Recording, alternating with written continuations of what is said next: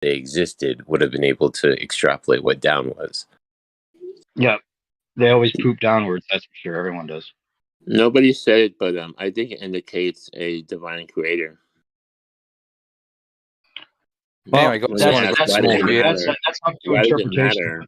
matter? Whatever the creator is. That's why it matters. I just want to say thanks, guys. I've got to grab another beer. I'll see you some other time. Have a good time. Have a good night. Yeah, Goddard's just bang on with that. I think the observation of the closed system is what leads us to start really leaning into the aspect of the creator. Well, that's a really hard thing to define for people. Even people that seem to agree probably disagree to a large extent about what the creator is. That's the only thing, And I don't think there was. I don't imagine that there was a beginning or an end. I think it seems like that doesn't make any sense because it's creating something out of nothing then, which goes against the first law of thermodynamics. So if I had to guess, I would think that everything that is here was always here as far as we can tell. I mean, as far as we should assume. How could we assume something came from nothing, just like the Big Bang says? Who came first, the chicken or the egg? Neither. I don't know. It's a paradox. That's the reason. It's unanswerable. That's what a paradox is. Well, I think the first fact is connecting on the aspect of that we are on a flat plane. The next, for me personally, again, is the observation of gas and the fact that gas operates in a closed system. And then when you get to the aspect of it being a closed system, you can look to scripture to see what was created on the second day. Because I don't think there's anything that's really claiming the creation of the roof. That's the interesting part. And we do have observation of things happening in the sky stuff, of things colliding with something above. It's all open to interpretation. I'm wary of anything that's a popular text, even the Bible. Not that I think there's not truths that we can be found, but I think it's been manipulated to a certain extent, for sure. We all know that. And a lot of it's parables and, first day, second day, third day. That seems, unbelievable, even if it's true.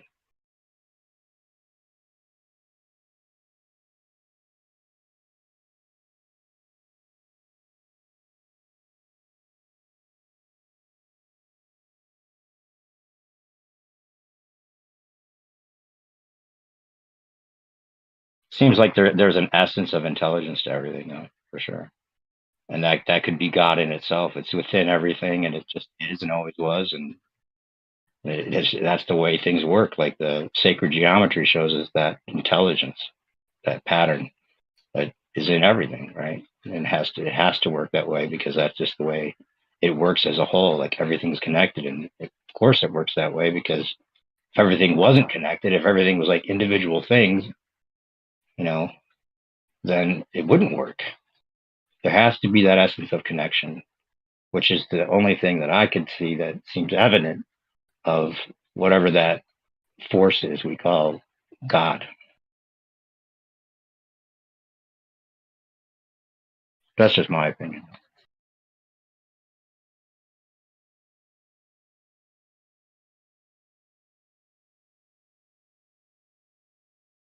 Sorry, did I kill the room with that?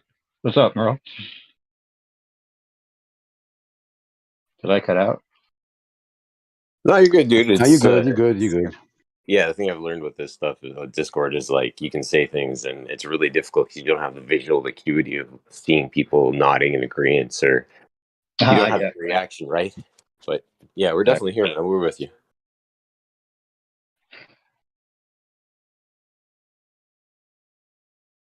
I just think that as far as like I think that they're actually probably going to use flat Earth against us, which sucks because, I mean, I think it's ironic that if flat Earth ever became popular, it would suck, because they'll make it into their interpretation of it and make a bunch of other lies to go with it. I think we should all be cautious of that.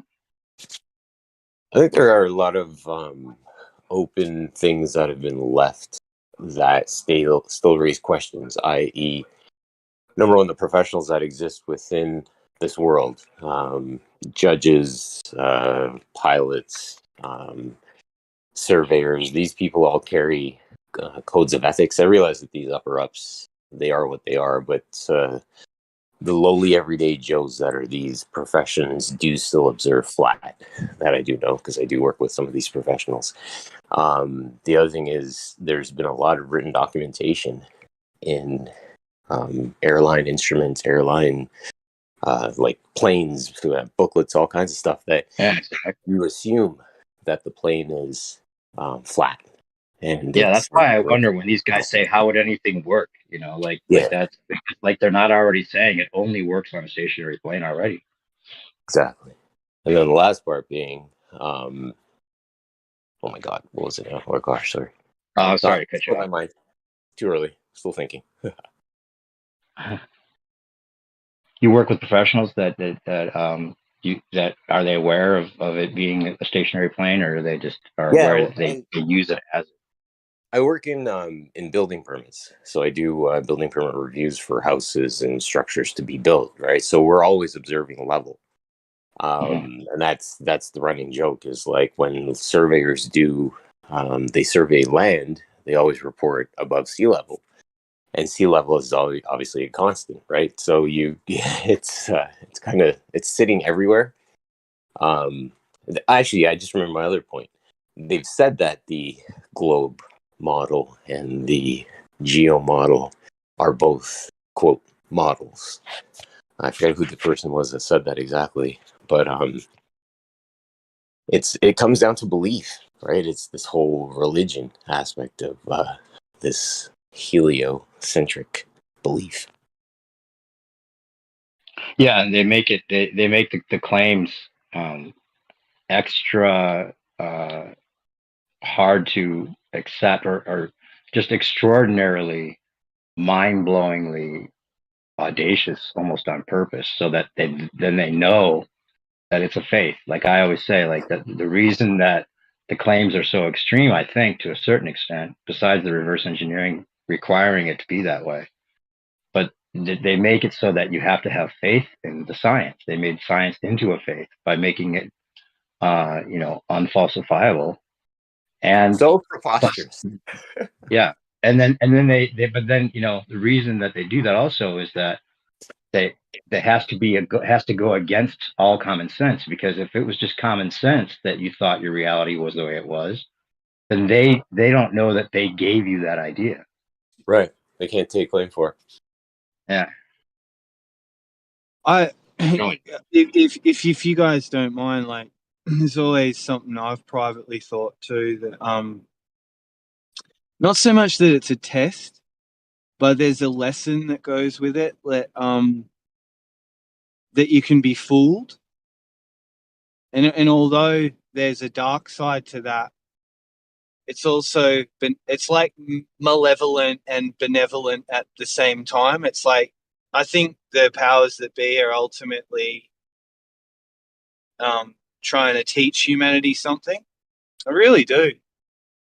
That's why I was sort of on board with Pete Shea always saying that we're part of a much grander story. We just don't realize the full parameters of what's even really going on yet, and why this has been revealed at this time, and why we're the ones who are discovering it, our generation, and the one that's the young generation, like the millennials. So it's a really interesting transition to watch unfold. Yeah, if you think about the materialism that led to this point, that we could be talking to each other on our phones seamlessly, right? Without that value in that materialism, this wouldn't be possible for us to discuss this thing about the reality that we share, So it's interesting that maybe if people were sitting around philosophizing like we are too much, we wouldn't have gotten to this point, Yeah. Like I feel fortunate, UP. There's a quiet kind of like, wow, it's all come together right when we're alive. Like my grandma, right? Like she's not here anymore. She didn't know. Like my dad, I don't know if he's gonna. There's something. It's so it's profound. That's the word that I think does it. There's something profound about it, It almost For sure. takes your breath away. There's almost like no words for it. It's almost like a feeling too, that it stops you in your tracks. You feel the enormity of it somehow, the significance. And I maintain they're faking space poorly on purpose to give a wink and a nod to the thinking man that knows better. You know, that like they're not doing it so perfectly that everyone's falling for it if you really look at it critically. And it's like their way of letting people know without spoiling the game. And maybe it's not a good thing if everyone knows, because I think a lot of people at this point couldn't handle it. Yeah. To be honest. Yeah. Yeah, it's so multifaceted and multi-layered.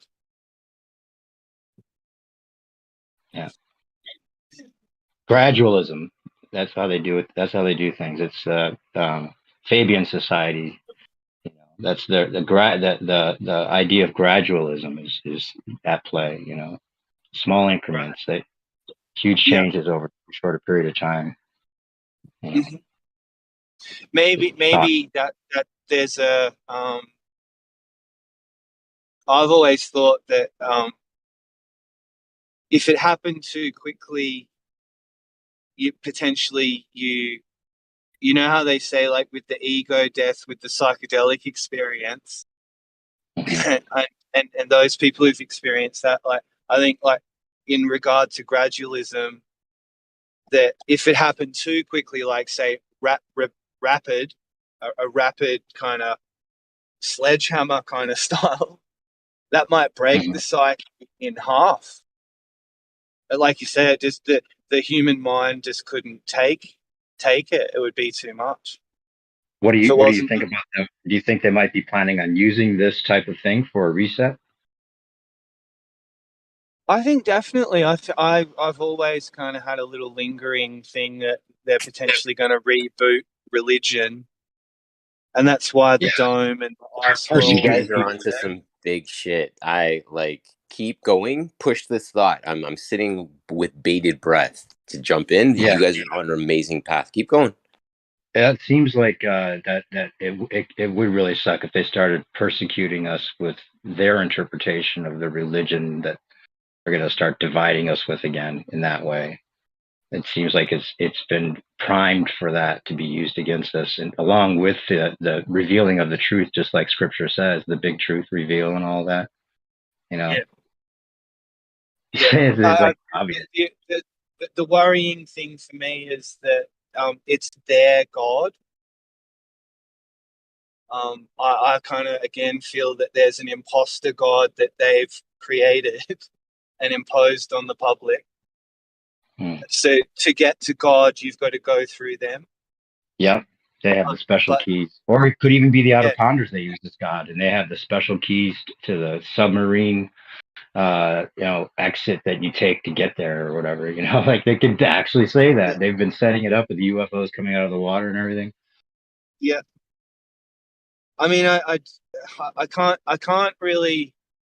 It's not that I'm afraid to make the claim, but I do at this stage in my life feel that there is something there, but I wouldn't want to go through an ideology or a book that was written by, people that apparently, were chosen by God to bestow that message, and, it was kind of channeled, or it's prophecy, and, they were the prophets, and I don't know, like, part of me wants to trust that, but there's another part of me that just a red flag goes up. I can't deny that there's this red flag that goes up as well.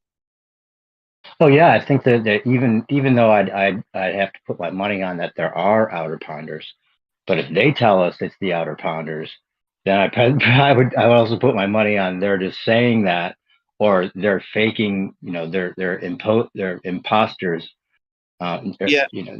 acting as outer ponders so they can say that this is where the UFOs came from the whole time, of course, and it explains that, and it's higher technology, and look at, they've got directed energy weapons, and you better do what the outer ponders say. Yeah. real-time gods to manipulate and use against us or for us. It could be both good and bad. There could be a hell outer pond. There could be a heaven outer pond. And if you're good, you go to one, or if you're bad, you go to the other. Or you could spend your life savings to just go to nowhere, and they just promise you that you're going to an outer pond. Or there could be just as much land as we know of in this very pond. That makes a lot of sense, that there's huge continents in this pond that we don't know about, that just like they change over, and they that's how they work, you know. Discover a new land, right? So I know it sounded crazy when I said it, but have you guys heard about this whole moon map reflection thing? Yeah. Cool. Yeah. And that's where like the idea of like there's additional lands out there that we just don't know about, because again, there's some land masses in the moon that we can't see here on like the real like our plane, which is an interesting thing because I have a whole nother idea of what the potentialities of that stuff could be. So the landform things is one thing, but what I wanted to chime in was you guys made an interesting observation and statement about the religion aspect of things.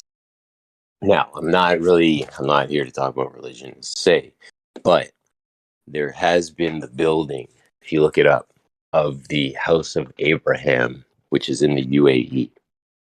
And this is where they propose you won't be able to worship. And again, I'm not here to talk about Jesus or God or anything like that, but the fact that you cannot worship Jesus at this, because they're building 3 buildings at this place.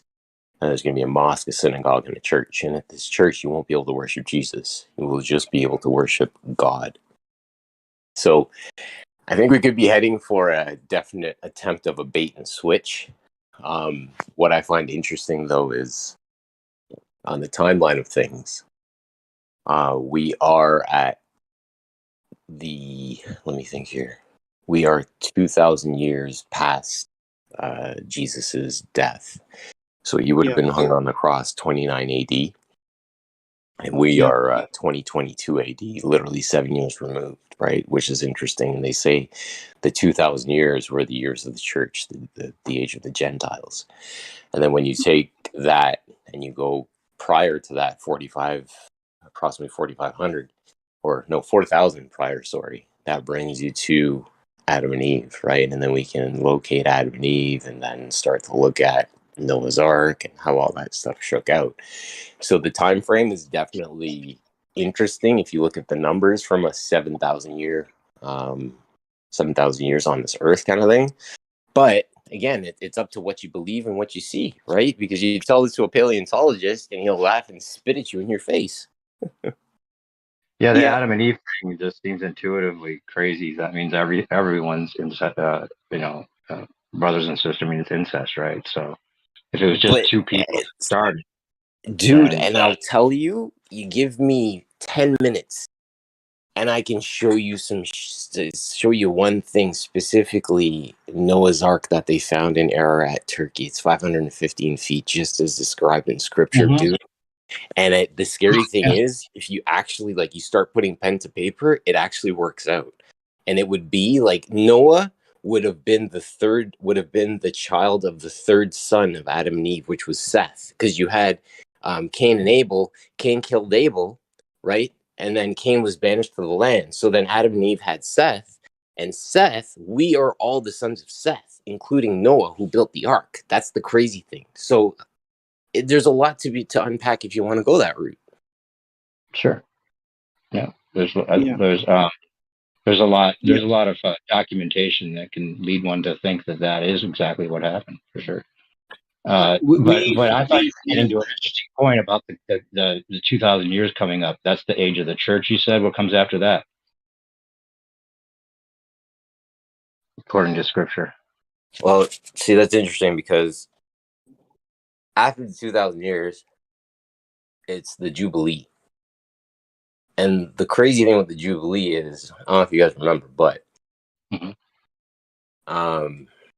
Lincoln, they called him a copperhead president, Abraham Lincoln, right?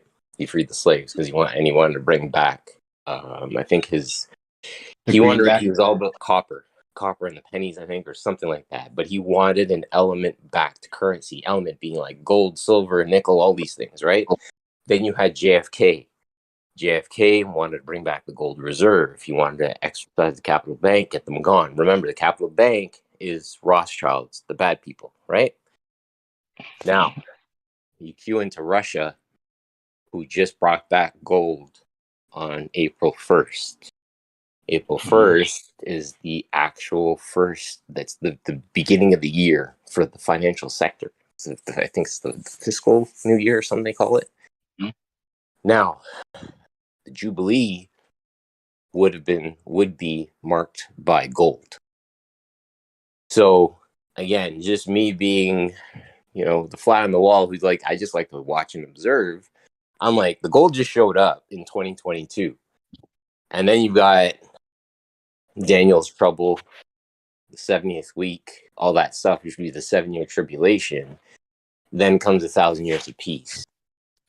And that's where you guys were talking about what could potentially happen, right? Dark night of the soul, ego death, mankind's like ego death, the revelation, the great awakening, like all these terms that we've been hearing about for the last 2-3 years all start to come hard and fast, right? You've got the RV, the revaluation you probably heard about, right? One world religion, all this bullshit. There's two things going on. There's a scare tactic by the bad guys, but the bad guys didn't win, right?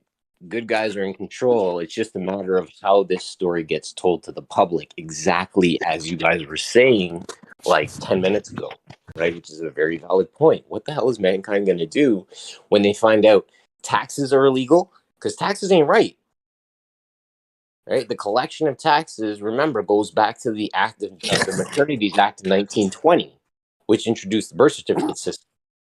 Right, and all that did was put all of America's people on the books to repay their debt, which would never get repaid, of course. But there's an interesting alternative to the way of looking at that. I'd recommend listening to Isa Mahalski. I'll send you some links.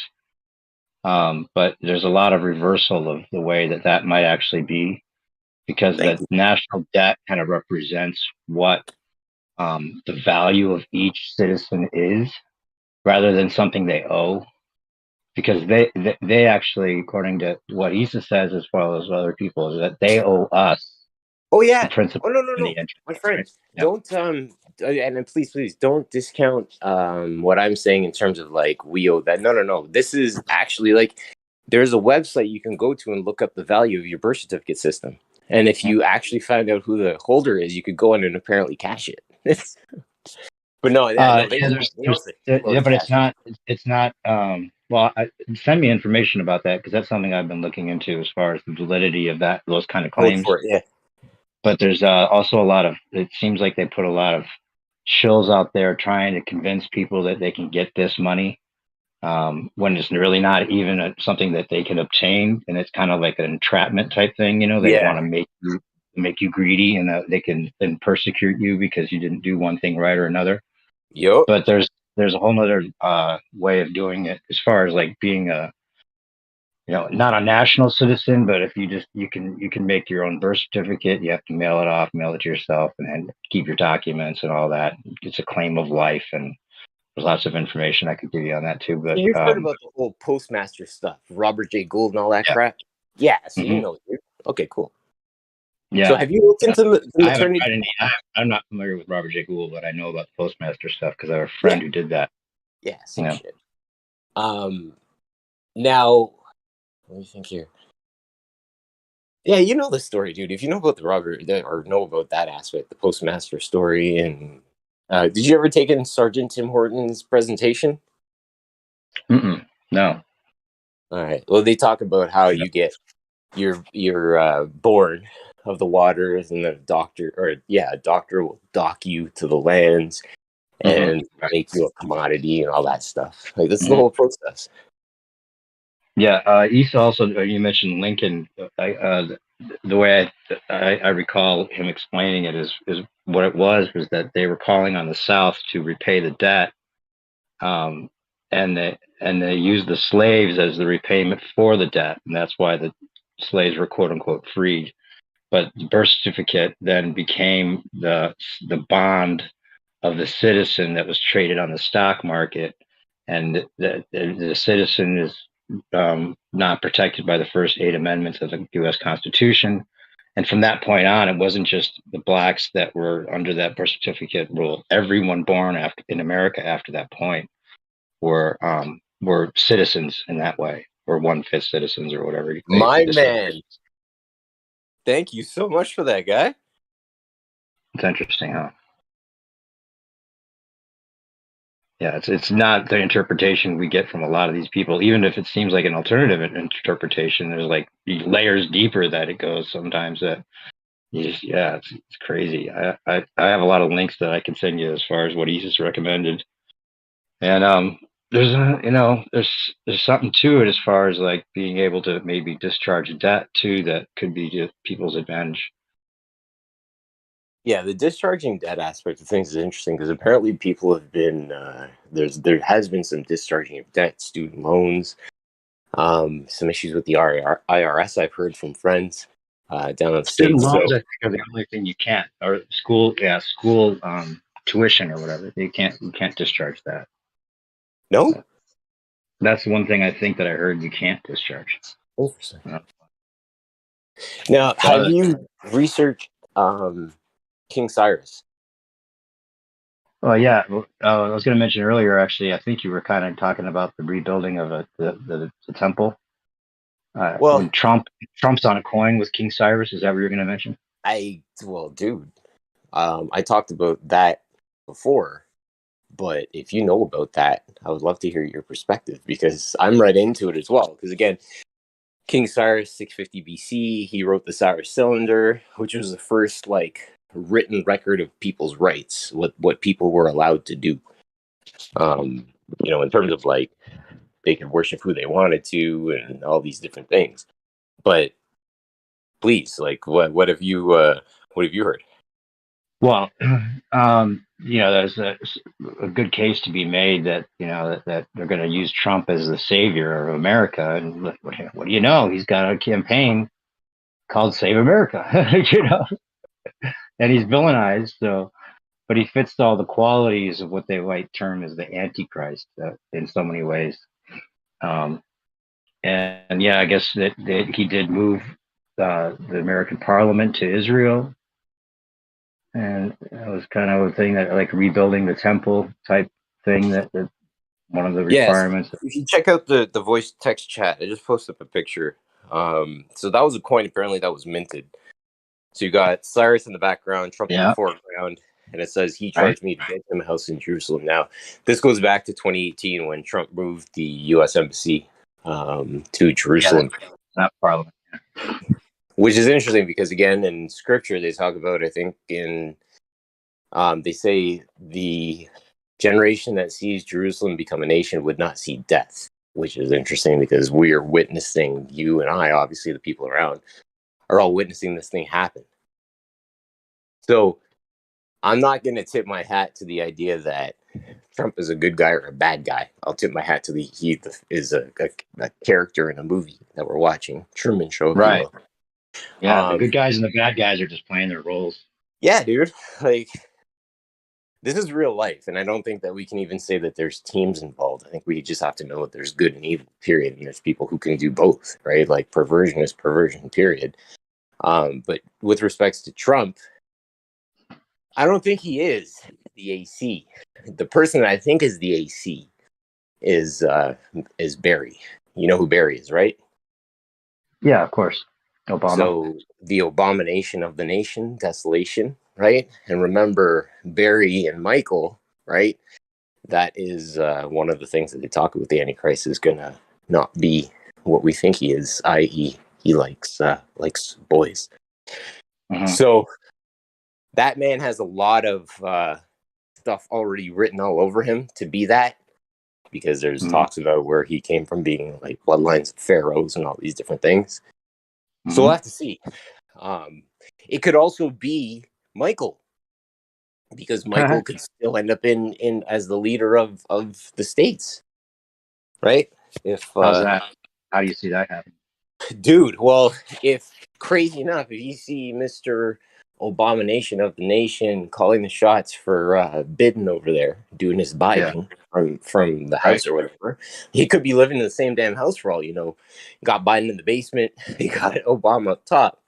But what I will say is the relationship between the three of them, including Kamala, is interesting. So in the 7-year term, in 7 years that's left, when's the next election that's due up?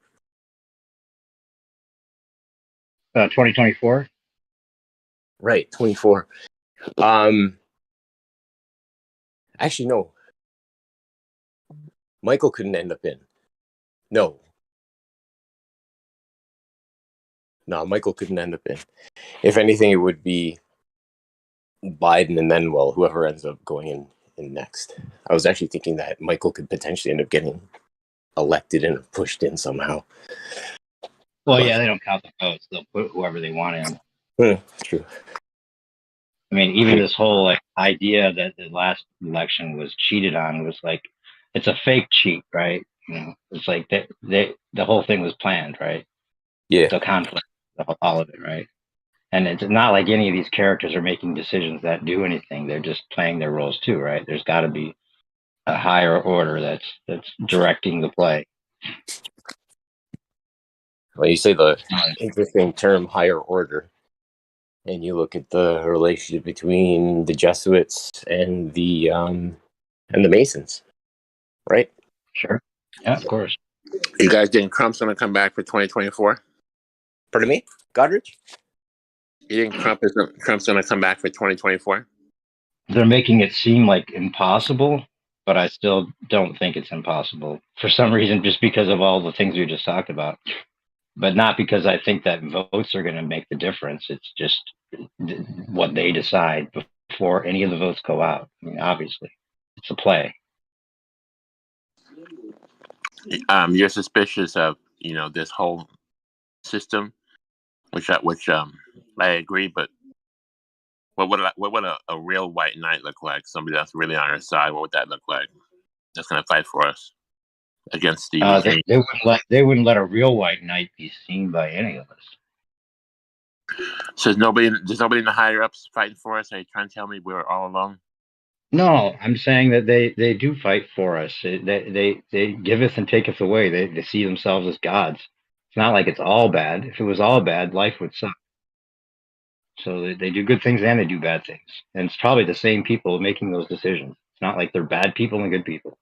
It's like there's people playing the roles that the people that do good and bad decide for them to play. Yeah, I think there's always going to be a hand or a head above that head that you think is the top. Like there's always going to be another top to that top. My thought of the White Knight, I'll be honest with you, as much as I'll talk about fairy tales and whatever. I'm telling you, man, JFK Jr. Yeah, I thought that he was going to be the dude that was going to be the White Knight that was going to, he's always been in hiding, waiting. But I don't know, brother. My only white knight that exists that I see every day when I open up my computer is Jesus himself, man. Because that dude, he rolled through here for 33 years. He talked to people, spread his love, and he did it without sin.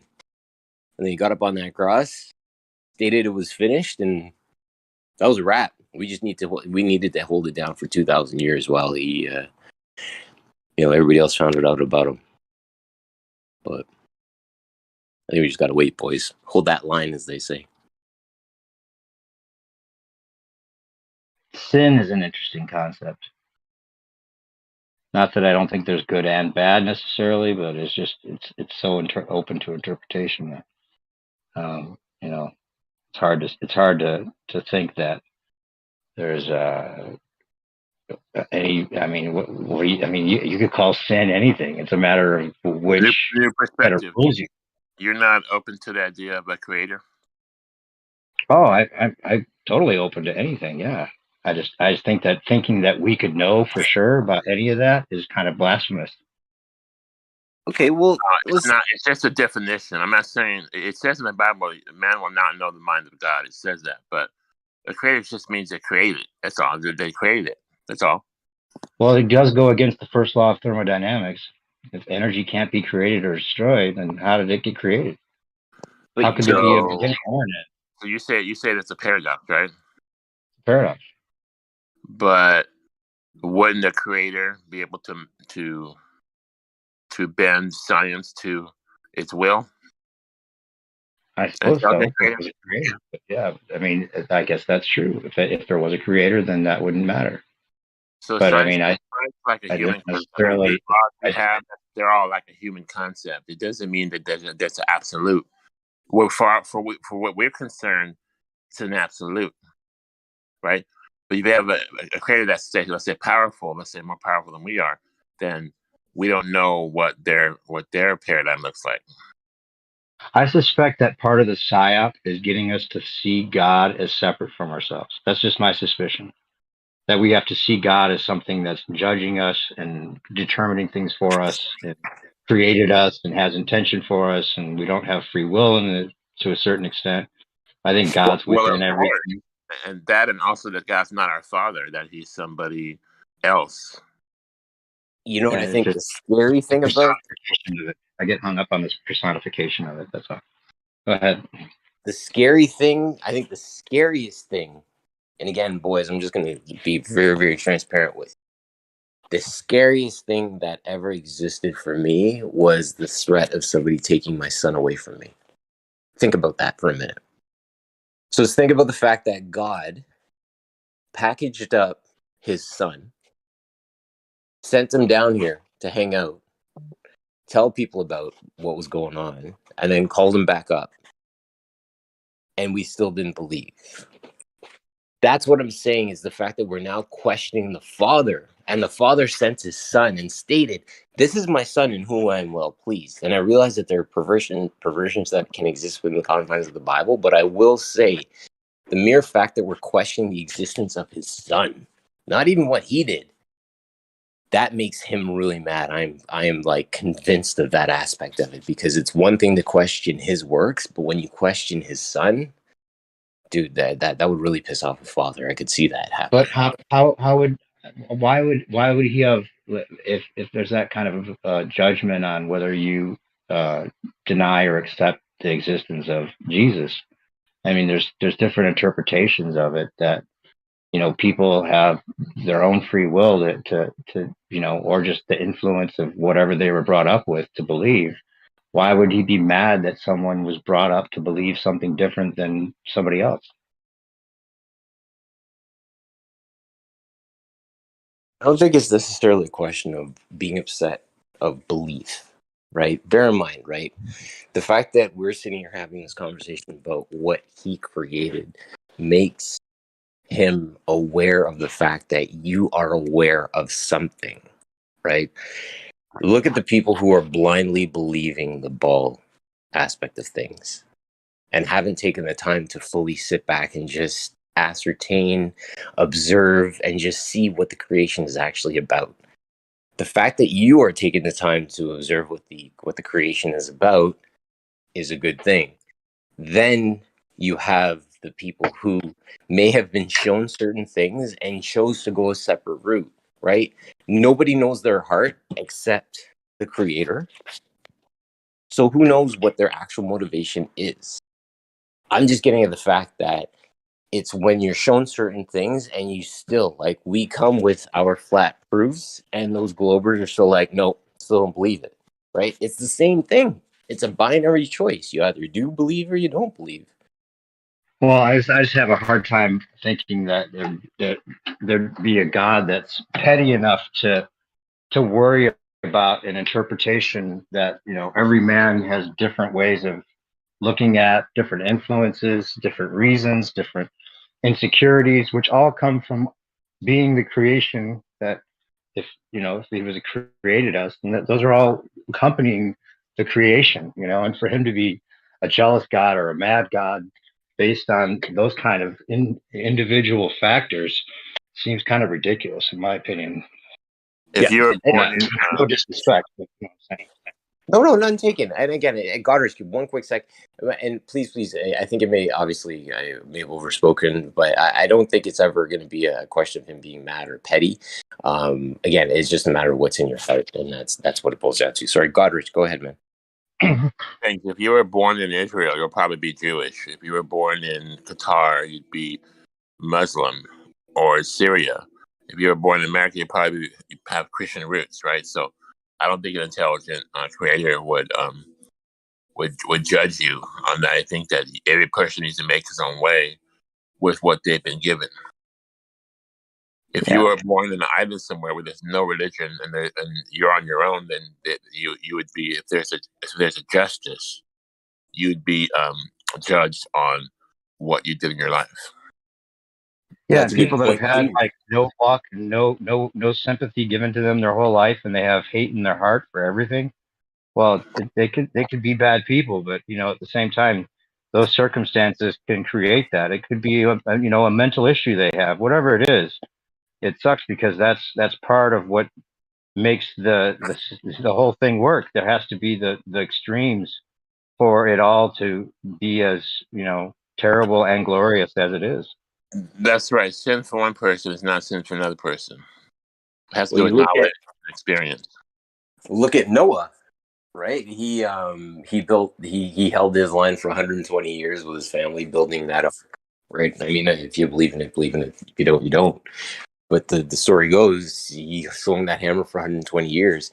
And then you look at his grandfather, generations removed, obviously being Enoch, and the fact that he was taken up by God to be his scribe and to scribe all the different things in the different places and realms that he was able to go to and visit and chat with the fallen angels and all these different things. He was chosen by God because he was a righteous man, right? He knew right from wrong on his insides without having to observe the 10 Commandments, which came well after the fact with Moses. So there's a lot to be said for having that good intention written on your heart and knowing right from wrong without having to read anything. Yeah, it does seem to be a natural instinct. I think that most people have, but without any commandments necessary. It seems instinctive. But at the same time, there's all these little nuances to it that we can justify. Like if killing's wrong, then we eat animals and we're killing the animals. So where do you draw the line? And there's lots of little lines that we cross that can be justified according to one person's ideals and another's. So it's just a difficult thing to make a cross the board end all be all to any of it.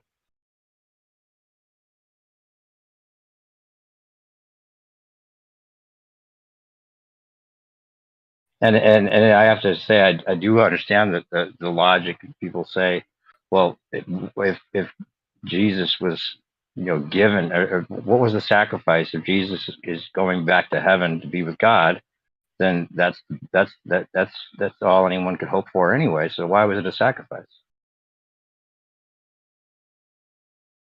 I never got that. You have to look at the relationship between the mercy seed, even before Jesus, the Ark of the Covenant, the mercy seed, and the relationship that it has had with sacrifice all throughout the ages, even back to the times of like Moses and the Egyptians and stuff, right up until Jesus was hung on the cross and his blood touched the very thing being the mercy seed. His blood was the last thing to touch that box here on earth. So, and that's why he said it is finished. Interesting. The mercy seed.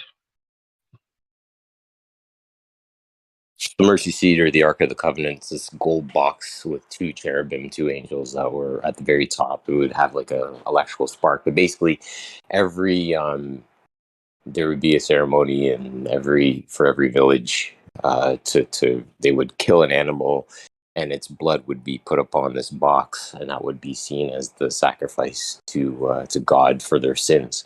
This goes back to when God went to the first and second born, Eve being Cain and Abel, and Cain tilled the land and he brought the fruits and vegetables as a sacrifice, and then Abel killed a calf and brought that as sacrifice. God accepted the calf, but he didn't accept the vegetables, fruit that Cain tilled from the land. So God accepted Abel's sacrifice. He did not accept Cain's sacrifice. Cain got pissed off, not killed Abel, and then God sent Cain out to the lands for his wrongdoing and said, whatever you create will not be fruitful or something like that. Further to that, my conspiracy theory on that is the Nephilim, the giants, came from Cain's lineage, Cain's sons, if you will. I think it was the daughters of actually, I don't know who the daughters were, but I think the sons came from Cain's lineage that became the Nephilim, the giants. They were the evil guys, right? Right. And the angels. What's your interpretation of the sacrifice? Like, why would that serve God to give a sacrifice, like a blood ritual? Why would God want that? Sin, to remove sin. Because basically, like, any sinning that was done within the village, right, would be put upon that calf, and then the calf would be slaughtered. And the blood would hit the mercy seat, and that would be seen as sacrifice to take away sin from the village. Is the whole aspect of sin, right? And it's interesting. You mentioned sin earlier in this chat. It all has to do with sin. With sin against God? I guess, I don't know, sin, wrongdoing, thoughts. I'm not sure, but you have to, again, the fallen angels, the ones that came to earth and mated with the daughters of men and created the, okay, sorry. Throw out that sons of Cain portion of the story I just told, because that's not right. I'm realizing it now as I tell this other part of the story. The daughters of men gave birth to the Nephilim, the giants. That's where they came from. Now, the fallen angels, when they came to earth, they were the ones that told the daughters of men about the secrets of heaven. So you have root cuttings, so things like marijuana, as an example, psychedelics, mushrooms, as another example. Those would be root cuttings. Cosmology, so cosmetics, obviously cosmology, reading of the stars, astrology, reading of the stars, telling of the weather patterns to be able to tell the earth, metal workings to make metals or to make weapons. Like, these were all the secrets of heaven that were told to the daughters of men by the angels, the fallen, and then came the Nephilim, the giants, and so on and so forth. Anyways, so sin, I have no idea where sin came from, but the original sin, the Nephilim, what they brought down, those I believe were the original sin. So whatever came from that and entered into the Ark of the Covenant, and whatever sin existed that needed to be removed with the sacrifices through the Ark of the Covenant, I have no idea. But at this point, I'm just obviously throwing balls against the wall to have a theory craft. Interesting.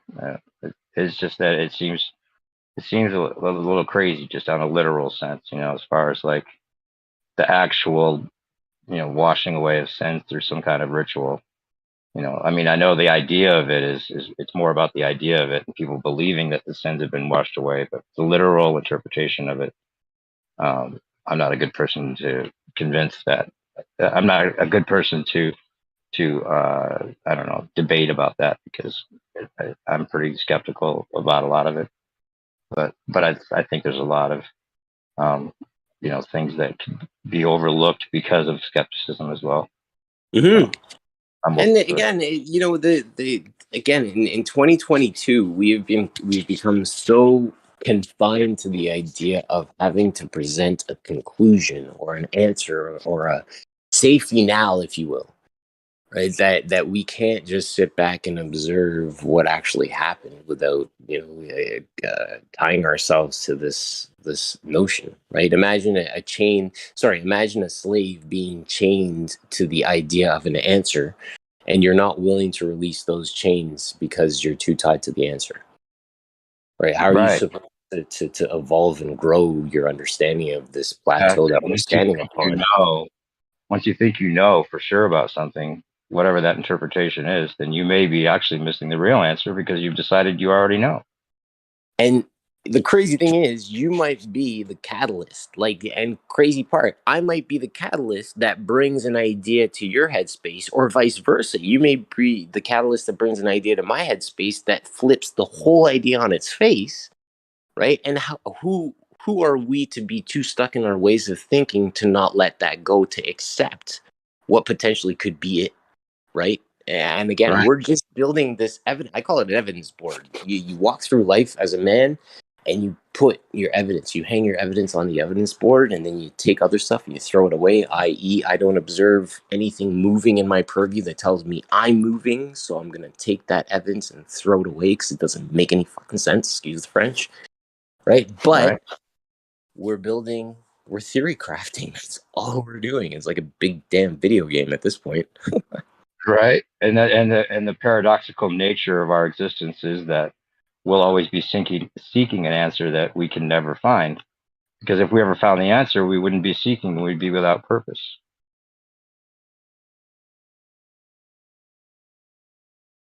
Talk about it. That was some big words right there, man. Well done.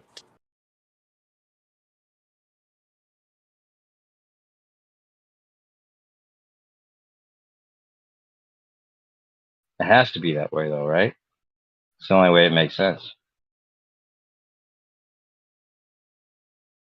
That's why the journey being more important than the destination is like the best philosophical quip you could have, right? Well, it's the I had someone said to me, you should be concerned about what people think of you, and I thought to myself, in what regard? On Discord?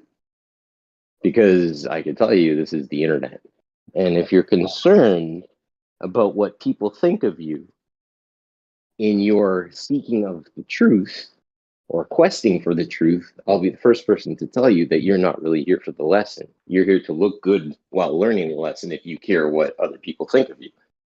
Because I'll tell you, sorry about the noise, I'm just getting ready to go to the gym. I'll tell you, the quest of knowledge, buddy, it's brought the coolest people on this earth to their knees, being humble, seeking the truth. Because if you ain't humble to seek the truth, it'll never find you. Yeah, I guess we have to be thankful for the globe deception because it's brought the coolest people on earth to talk to each other about it. Talk about it on this Friday morning, my guy. I'm just about to put on my damn Batman shirt, or should I put on my? I think I'll put on my Walter White shirt today. Breaking Bad. Let's go. Nice. Yeah, dude, for sure, man. And that's the thing. When you find, I was attempting to explain this to a Glober yesterday because I don't know if you've ever talked to Weasel. You ever talked to Weasel? No. Octane Weasel or some shit. Octane Weasel's over on he'll pop up on the 24/7 chat. But he's like, yeah, I've been around here longer than you have, and this and that. And he's like, I've got friends on here and whatever. And I said, you're still looking at this from a globe standpoint, right? You have to realize that the collection of friends underneath the truth is stronger than any friend that you can gather underneath what you believe to be one thing versus them believing something else. I'm telling you, man, you have those friends that believe one thing, right? Right? There you go. Couldn't have said it better myself. Anyways, I'm on mute. I'll be here. Just in and out. Thanks for the chat. Yeah, I've got to I'm going to bed. Great talking with you. Definitely send me info and I'll do the same, bro. All right, man. Pleasure. We'll chat. You too. Take care. Sleep well. You too.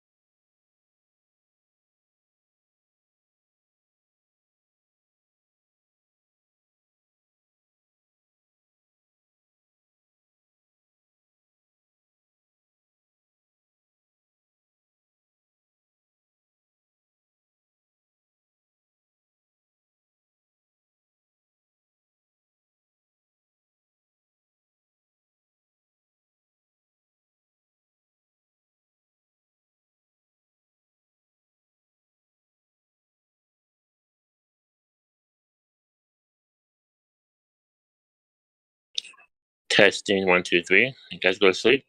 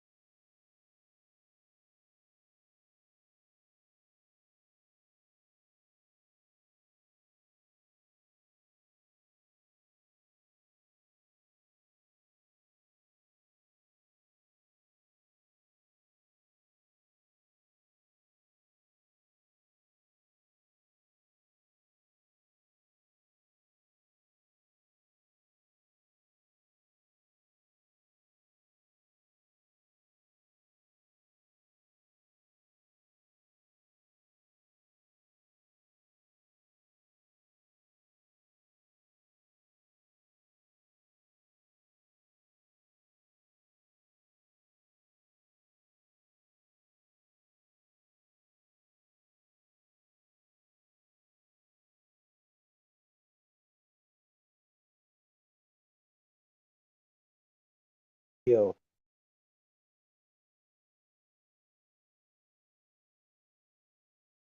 You there?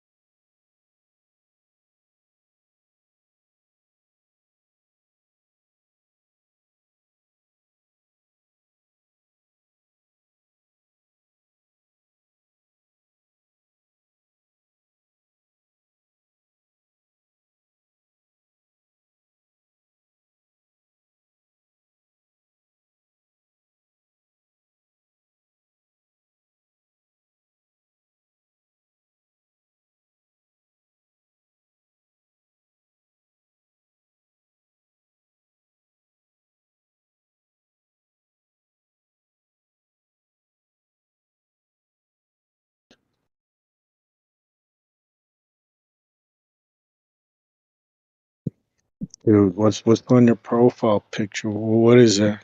So is that like a Megazord from Power Rangers or something?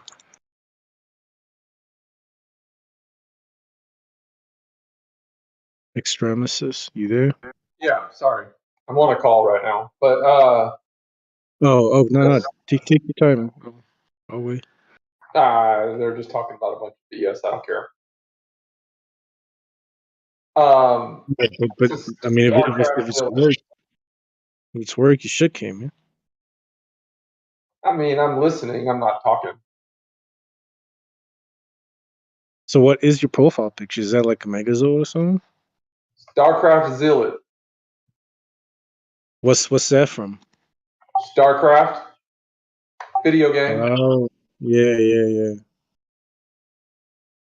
Okay. StarCraft still a thing?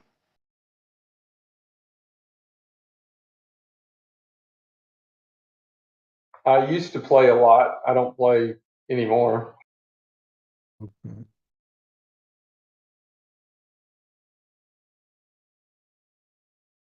But it's basically the same thing as Warcraft, right? Somewhat similar, yes. Yeah.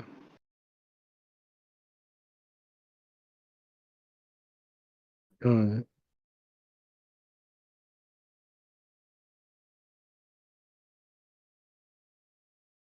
What are you doing in here alone, man? I'm on the call, so I figured I'd be in here and be less disturbed. Mm.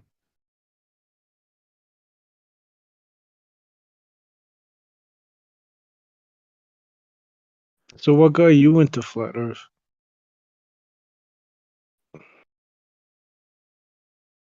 One of my friends is a moon landing denier.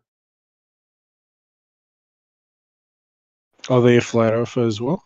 No, but that's Mm. kind of where it started because he's anti-government. Basically, the government can't do anything right. So NASA, politicians, any kind of government agency, he's like they're all messed up.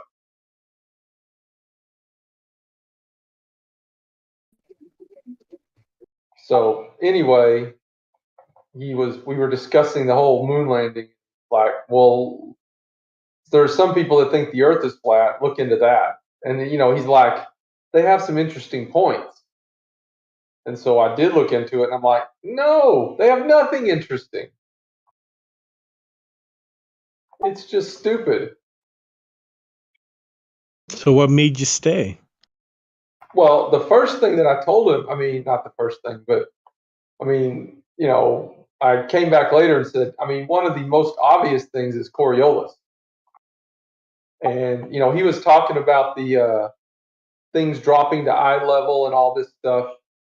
And I'm like, if you actually look closely, this whole dropping to eye level or whatever, or I should say rising to eye level, things don't do that. And the whole drop stuff proves a curve.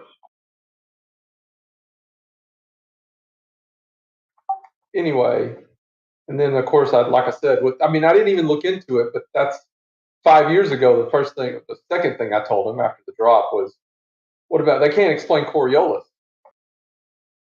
And then to my surprise, they don't even bother explaining it. They just outright deny it, which is ridiculous.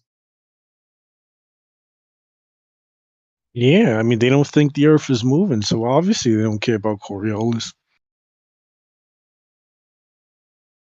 Anyway, as far as staying, I just kind of, I don't even remember who I started. I mean, it wasn't any of the, like, Mark Sargent or any of those guys. I think I actually started with some of the YouTube people, Nathan Oakley and Quantum Eraser, and then came to Discord. Nice, that's what's up.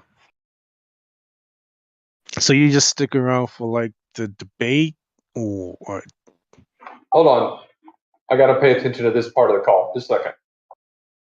All right, cool, man.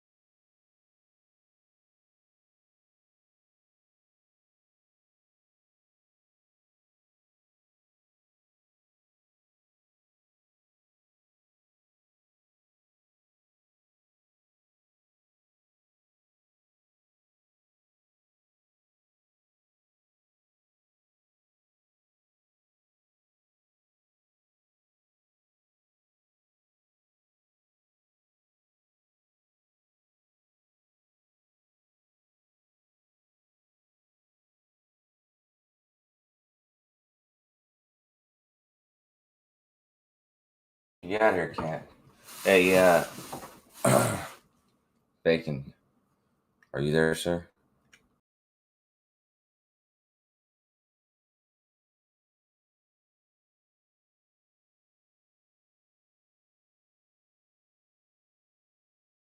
I'd ask you, Gio, but I tell you what, you're not gonna like this information.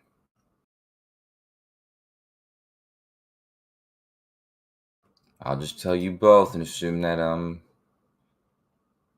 you can hear me. Did you know the Earth, our planet, the Earth, it's recorded its fastest ever day rotation since we started recording? Isn't that crazy?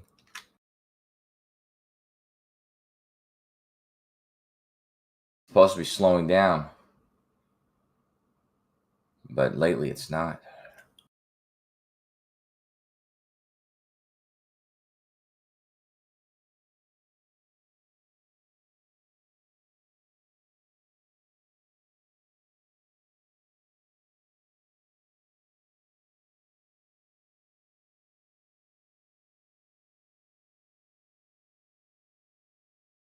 And you don't even want to know what they attribute that to. You're gonna hate this even worse. They attribute it, or at least the most likely hypothesis I've heard, is it's speeding up because of climate change.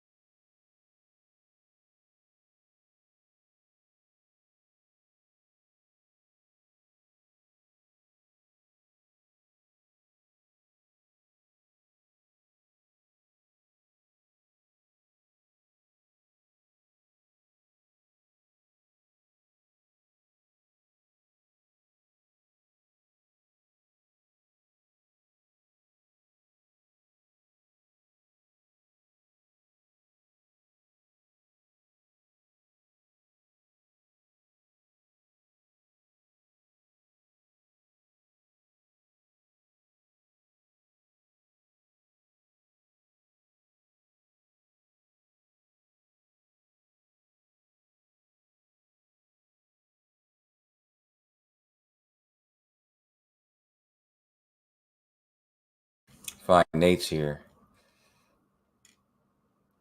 Nate, I have alarming news, man. What? Did you know, you might know this, Nate, you know a lot of useless information, but did you know that the Earth is recorded spinning its fastest, the fastest that it's ever been recorded spinning in the past couple days, past week or so, and then also in June? Yeah, apparently we had like the shortest day ever recently or something. Yeah, and that's after 2020, where I think 2020 was, it was the year was, the year was shorter, but it also had some of the shortest recorded days on that year as well. But this year we beat the record, or this couple days ago we beat the record. Yeah. It's interesting though, right? Because of because of the we're slowing down ultimately. Like we had 24 seconds since the 70s, and so it's like overall we're slowing down, but we're actually speeding up lately. It's crazy. That's interesting. I don't know how true the hypothesis is, but because it does fluctuate as like animals migrate and ice melts and stuff, and they're claiming that the speeding up is actually, well, they're not claiming this, but I'm saying this is the most likely hypothesis I've seen, that it's speeding up because of climate change. because of ice melting. That's interesting. Yeah. I mean, if it's true, it is interesting. Yeah, for sure. Why do you say if you don't believe it to be true? You said unlikely to be true. What'd you say? I said why do you say if it's true? You don't believe it to be true? No. I just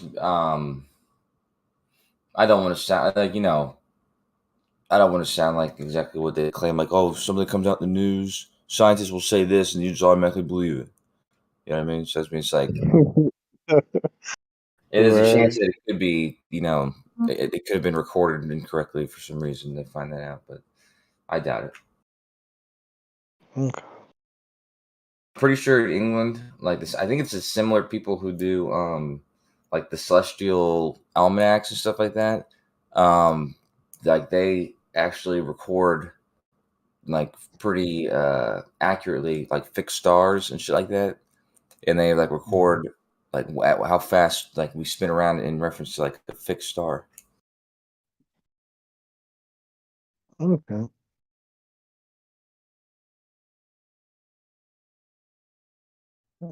Have you heard of this?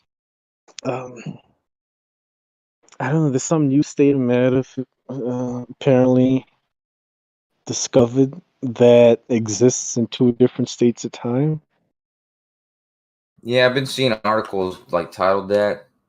I don't think I can't remember anything I've read like about it. I know that they were talking about using that possibly for quantum computing or something. Yeah, for quantum cryptography or something. Wow. Do you know anything like more about it or something like what they mean by that? Like the two states of time or something? It's just due to quantum. What is it called? Man, you're making me think, Coach. Let me see if I can find an article because, like I said, I don't think I've read. I remember seeing it a few times. I don't think I read into it too much. Let me see. I'm sorry, I'm super tired, bro. I've been staying up a Yeah, lot me too, lately. man. No kidding. What's been keeping you up? Well, I was trying to sneak. I was sneaking on here last night when my girlfriend was sleeping, so I was up late, 4 in the morning. No, I was up till 5 or something like that in the morning because then she woke up and got mad at me, and so I was in there talking to her for a little bit. All right. I'm like, not You and your girlfriend sounds like y'all serious, bro. Sounds like you finally met your match, man. Yeah, maybe. She just gets a little silly sometimes. So she has like, I have a curfew and stuff. You got a curfew? Yeah, I can't go to the store past 7 o'clock. It's just, shit like that. What? Does she have a curfew? Well, she doesn't need one because she's not going to do that. Kind of. I mean, sometimes she does do it, so I don't know. Jeez, bro. No, but that's good, man. Like, sounds like she got a leash on you, bro. That's really good, Coach. I'm happy for you, man. It's not good. Why isn't it good? Good, man. That's what you need, man. A girl that's gonna keep you at home, bro. Yeah, you're right about that. That was a good influence. Maybe not the curfew thing, but other stuff, yeah. Yeah. Hey, you missed yesterday. I mean, Chronic was finally showing his setup for this a spectroscope or a spectrograph. Oh, he was doing that yesterday? Yeah. Did he show his class or he's just showing the setup? He was just showing the setup and what he's going to do with his class. I mean, it wasn't really that exciting. I've done that stuff, but it was cool to see someone else doing. What kind of gases did he have? He just did it with helium, and I think he had helium and hydrogen. Okay. Yeah, He's wasting a lot of helium. Yeah, when he did it with the hydrogen, it worked just fine, and then when he tried with the helium, it started fucking up. Oh, really? Mm-hmm.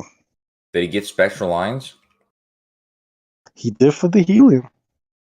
Well, I don't remember. Well, he tried with two different elements. One, he got the proper spectral emissions and lines. The other, I think some of the light was leaking. So, yeah, the lines weren't coming out clearly or something. Oh, And then the after hydrogen? that, yeah, I'm just not sure which gas it was that was fucking Yeah, up. it's probably hydrogen. Hydrogen is hard to store. Yeah, and then after that, he went to the club, man. Got him some bitches. Yeah, right. Dude, he told me a story one time where he was at an Xbox fucking Halo tournament, and some like cougars met. I guess they were at the hotel that they were at, and they were trying to party with them, and that he fucking, what did he say? He's like, he said they didn't go. I was like, what? He's like, yeah, they didn't go. I mean, we didn't go because we had a Halo tournament in the morning. I was like, are you fucking serious? Like these like hot hoogers, they wanted to have like an after party with you and the crew. You said fucking no. So he doesn't seem like the kind of guy that was club after doing the spectroscopy. But anyways, Moyak's in here, Mr. Matt's in here. I was gonna see if you heard about the Earth, the rotating faster. It's recorded faster than ever before. I heard that. That's right, Moyak. I didn't hear what you said, but that's right. I said I've heard about it. I don't know anything about the subject. You know, in 2020, it was recorded the fastest record times that year as well. But just a few days ago, the fastest recorded time. Also, June was like the fastest recorded month, something like that. But you know, it's supposed to be slowing down. But we got a lot of the speediest days. Well, conservation and momentum is the only thing that I heard. Is where they're talking about how it could be the polar ice caps melting, taking that. Yeah. But that's about the only thing. That's what I've seen too, and that sort of makes it seem like it's climate change, which is causing that. I mean, we're only talking about like 1.5 milliseconds. You know, it's like tiny amount. You know, That's it's actually minuscule. a lot. Because usually it changes by microseconds or something like that. Well, I mean, try and time out yourself like 1.5 milliseconds. You know, it's not. What I'm saying is just like we don't need to start panicking because the Earth's spinning really fast or much faster or any of that. You know. Well, I think because the trend is supposed to be slowing down. Mm. Well, so like, yeah, that's true. Yeah, so it's like if something's having a big influence on that not happening.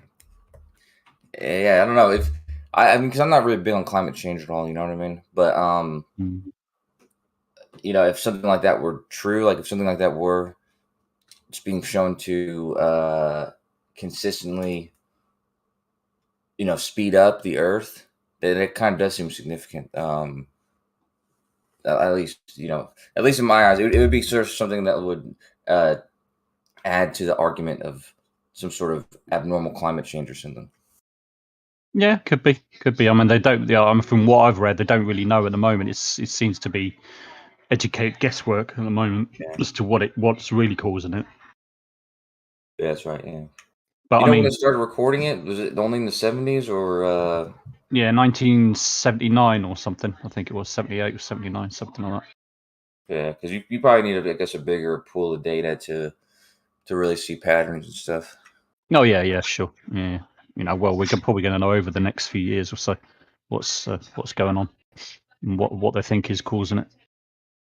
But you know, I don't think we need to panic at the moment. What do you think that they'll stop taking away seconds, or they'll start like adding seconds back? Or no, I'm sorry. They've been adding seconds, but you think they'll start taking away those seconds that they added? If it carries on, yeah, they would need to, wouldn't they? For the you know, to keep the clocks all synced, they would need to. That's what I heard when this was a thing in 2020 or whatever.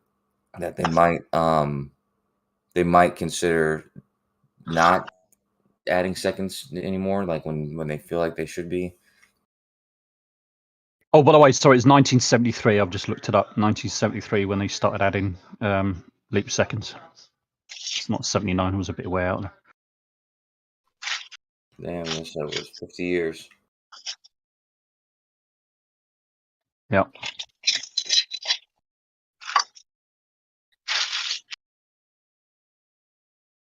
Do you guys believe in climate change or something? Something's happening. It definitely is warmer than when I was a kid. I mean, the climate's definitely changing. I mean, it's still really open debate exactly what's causing it, but I mean, looks like the culprit is human nature. It's human man-made. I mean, it's certainly pointing that direction, isn't it? But I'm definitely going to say, yeah, the climate is definitely changing for sure. Unnaturally so as well. Well, at least it looks like that way. Well, maybe that's because it's spinning a half a second or faster, man. Mm-hmm. Hey, what's up? Up? That's the opposite of down. What are you, a flat earther? Not yet. I'm in the process. Hey, Bacon. You're in the process of giving up your brain cells? Yes. Yeah, there's nothing I that don't says recommend that it. flat earthers have less brain cells, man. So I mean, Coach, the Sphinx paradox. Like, what's your final conclusion on that one? But what your fucking paradox? Your black hole sun? What's a black hole sun? What was it called? The faint young sun? Yeah, faint young sun paradox. Black hole sun. What's that? What's that about? Why do you call it a black hole sun? You tell him it's Nate's paradox, which I consider to not be a paradox at all. What is it, basically what the sun is? Then is that what you mean? No, it's the idea that when liquid water finally formed on Earth, the sun wasn't outputting enough heat to have melted, ice into liquid water. So we don't know where the liquid water came from at that time. So the sun wasn't burning enough. Its nuclear core wasn't burning enough helium to produce the heat needed to warm Earth to the temperatures needed to melt ice and create liquid water. So Why would that matter? Why would that matter? What matter? We were talking about a billion years ago. If if the planet was icy, so what? Well, about 4.5 billion. No, it's years just to be exact. it shows that there's a kink in our ideas as to how certain things happen. No, water would still be. It just wouldn't be in liquid form. What's the problem? Life formed 4 billion years ago, though, too. Oh, okay. Yeah, but the idea is the it's atmosphere because was 8 times denser. Yeah, but even then, the So greenhouse not- gas wouldn't have created temperatures hot enough for there to be liquid water. There's no known mechanism on Earth at the time to cause liquid water. Earth wasn't hot enough. Earth, the heat needed would have needed to come from the sun, but the sun wasn't producing enough heat either. Well, there's enough evidence to suggest that during Earth's early creation, it was extremely hot. It was extremely volcanic. There's enough evidence to support that. So it would have been very, very hot. Point, but at that point, it would be too hot for there to be liquid water. Right. Okay. Yeah. So Earth would have cooled down after it formed and it left its molten state. It would have cooled down, become a big rock, but then it's too cold, and all the water would have been ice. So now it's up to the sun to produce enough heat to turn that ice into liquid. But at that time, within our time scale, when we think liquid water started, the sun wasn't producing enough heat to create that liquid water. So we don't know how Earth So it's kind of like a reverse theory as to why reverse theory is that as to why the sun wasn't really hot at the beginning. Is that what you're saying? It wasn't hot enough, rather, sort of thing. Is that what you mean? So basically, the evidence that we see or you think we've seen on Earth.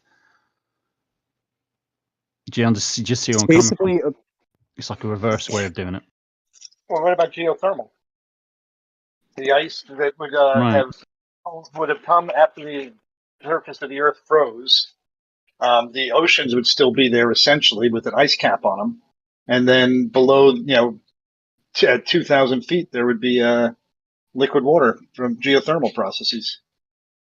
Yeah, there's no evidence for that, man. It's a nice idea. It's a good hypothesis, but we have no evidence and no modeling that's consistent with that idea. So to summarize the paradox, with the young sun's output at only 70% of its current output, early Earth would be expected to be completely frozen. But early Earth seems to have had liquid water and supported life, so we don't know how that's possible. Sorry, go ahead, Michael. I was going to say, that would be completely wrong because 1,000 feet down below the surface, or actually a couple miles below the surface, you'll see temperatures in the 400-degree range. Therefore, it would not be completely frozen, no matter how you sliced it.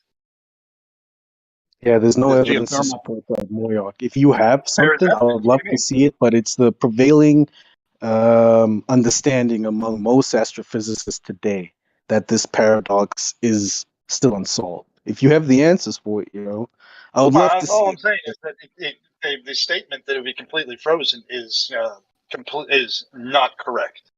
That makes no sense. Well, by expert expectations and modeling, it should have been frozen if the sun was only at 70% of its current output. Because the sun is not the source of the heat in that case. Can I just clarify something then? Sure. Because if the Earth was extremely hot, you agreed that it is extremely volcanic and all the rest of it. Okay, it was a big stroke. So you said the Earth cooled down. So what you're saying is it would have had to have cooled down rapidly enough to have gone from like you said, there was no liquid water. It would have happened then. Would have then been vapor, right, in the atmosphere. So then what would have had to have happened was over a very short period of time, it would have gone from really hot to extremely cold to freeze. I mean, to me, that doesn't really make much sense for that to happen. Yeah, but the sun to get hot enough to melt it. But I mean, you're talking about a very short period of time, though. That's the thing. I'm talking millions of years, bro. I don't know where you got the idea of talking. Millions of years, and like 400 million years. Yeah, but I mean, millions of years, or even 400 million years, when you're talking the Earth is 5 billion years old. Is not a particularly long period of time.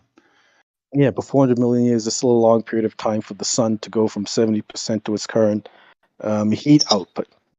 And none of the models we have, not a single one, can explain this paradox. If you guys, I'm hearing what you guys are saying, but your ideas have been thought about. These greenhouse effects, geothermal effects, and none of them can explain it. Well, there's I would agree that there's kind of an unexplained gap then, rather than a paradox. There's like a period of time where, well, what the fuck happened? How did it get from one state to another? And what happened during that period? I wouldn't say it's a paradox rather than just an unexplained period, which is difficult to assess, right? There's no certainties in any of it. It's a paradox because we don't have the answer. But sooner or later we'll figure out what happened, and it won't be a paradox. But knowing how stars are formed, right, and the stages that they actually go through, to suggest that the sun wasn't hot enough at one period or another makes no sense. Why not? Because that's not how stars are formed, and what actually happens. It doesn't go from that. It doesn't go from cold to hot to cold. It just doesn't go that way, does it? Yeah, but the Earth isn't a star. I don't understand. What does the sun? You were talking about the sun, though, aren't you? You were saying at some point or another the sun wasn't hot enough to, to melt the ice to have liquid water. That's what you're suggesting. Yeah. So explain how star formation doesn't add up with that. Walk us through star formation. Oh, bloody hell, I don't know. Hang on a minute. Wait a minute. Just let me look at some stuff up first. Hold on. Okay, man.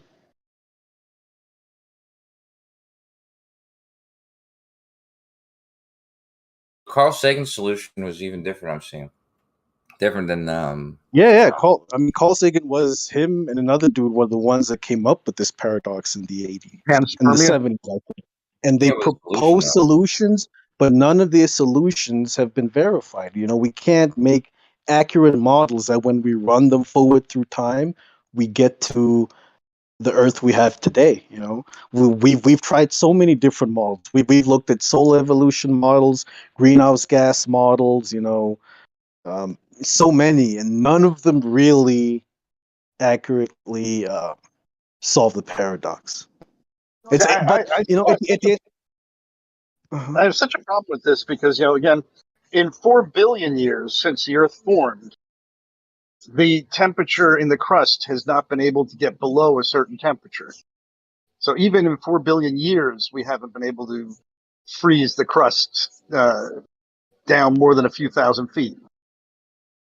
Not freeze, but get it below, let's call it the habitable zone as far as temperature goes. So I would say that in primordial ocean, you would have the first 3,000, 6,000, 8,000 feet of water frozen, but the oceans are 16,000 feet deep. So that would leave a quote-unquote habitable zone of 16,000, an additional 8,000 feet of water.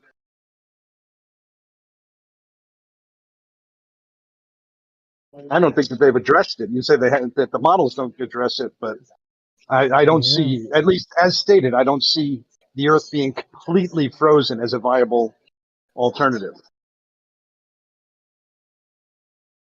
No, I'm not saying the Earth was frozen. We know at that period of time, Earth did have liquid water. We just don't know how that was possible because the prevailing theory and model says it was because of the sun.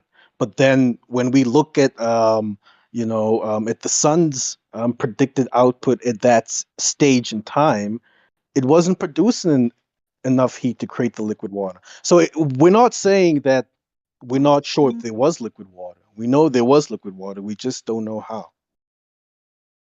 And I'm saying that and the same applies to Mars. This liquid water at that time. Even if there was no sun, there would still be liquid water on Earth at this date, as far as I'm concerned. Because geothermal, 3,000 feet down, you will have heat in that water. It'll be above 32 degrees. Yeah, all I'm saying, Moyok, is I get your idea and I get your thinking, but there's no evidence to support that. I don't think they're addressing it in their model. Well, what if we've got the shape of the Earth wrong? That solve it? Good one, Bacon. Well, there was there, like I said, was trying to say last night. Also, there were at least two, like entirely global glaciation periods that are hypothesized, but those are more recent than 4 billion years ago. But also that they some people call it snowball Earth and some people call it slush ball Earth because it, even though the top was covered with ice, there was probably still lower to the bottom, liquid water. I'd like to know how long it takes to freeze 16,000 feet of water. From near boiling to frozen, how long does it take to freeze 16,000 foot of water?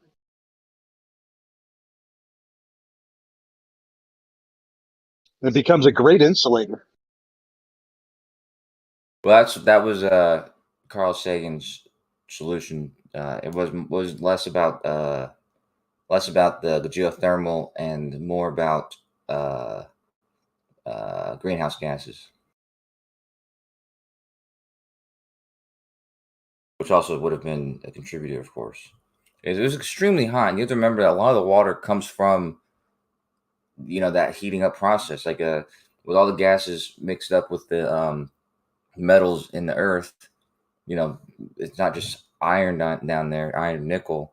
There's gas. There's a bunch of, you know, hydrogen and all this stuff. Basically, all the stuff that would eventually become buoyant and create, you know, turbulence and all that kind of stuff. Coming up in volcanoes and shit. So there's still water coming up in the form of steam through those processes, and then obviously becoming liquid. That's what I'm saying. Regardless of the temperature coming from the sun.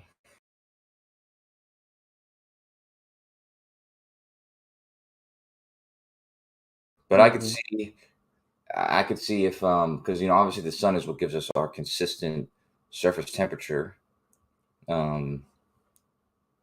It just must have. I mean, I could also see how the Earth's own the dynamics of it forming and stuff would have countered the less, you know, that they was getting 70% less, not 70% less, 70% of the energy that it's getting today from the sun. I'd like to ask these guys the questions, because of course I'm just hypothesizing. I'd like answers to them, because like I said, I can't think. Geothermal has to happen. Of course, CO2 levels and the actual atmospheric density was supposedly even 8 times greater in the dinosaur ages. What the hell was the density in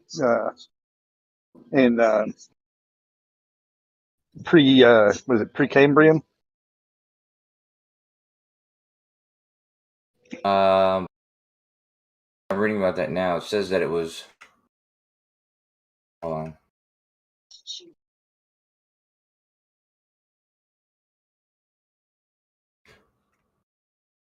It says, okay, it says that there was a 10 bar of CO2 suggested as the upper limit.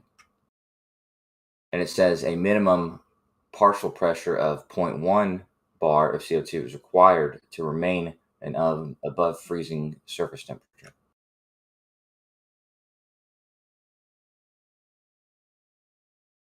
But that 10 bar is the upper limit, like I said. And that's 10 bar primarily made up of CO2, very little oxygen.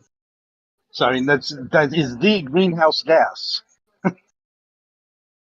Yeah, that methane, sulfur oxides, and stuff like that. But Yeah,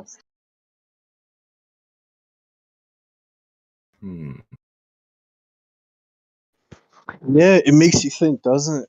It makes you think. And by the way, I'm not speaking with authority on any of this, mind you. I'm just trying to think. It's.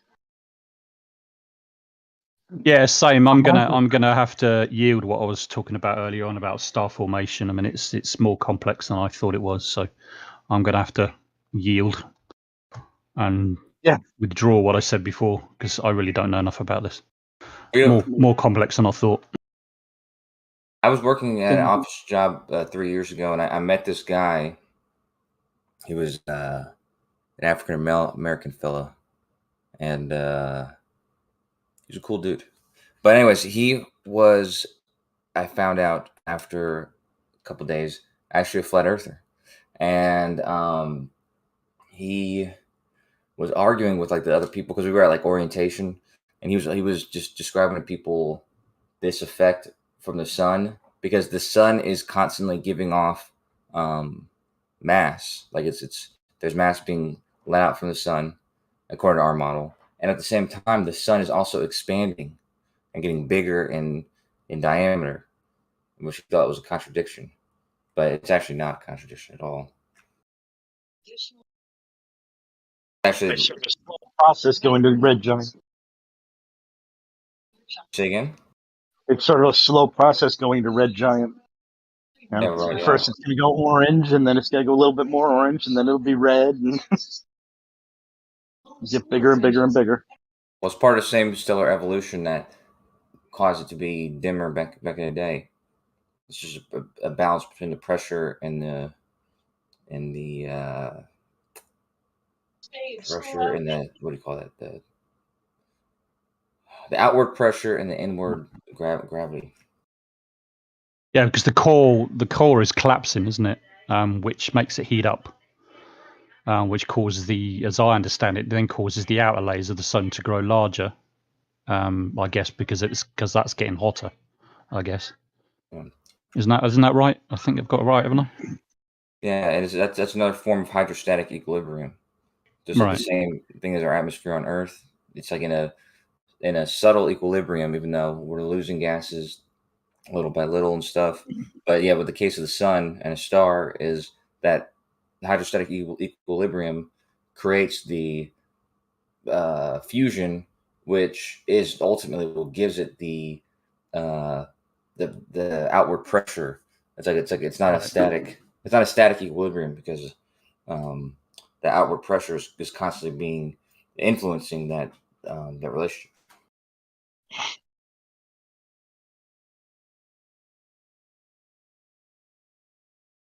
Stars are cool. No, they're hot. Yeah. Okay. Yeah, I just wish flat earthers were smart enough to use, stuff like this against you guys, man.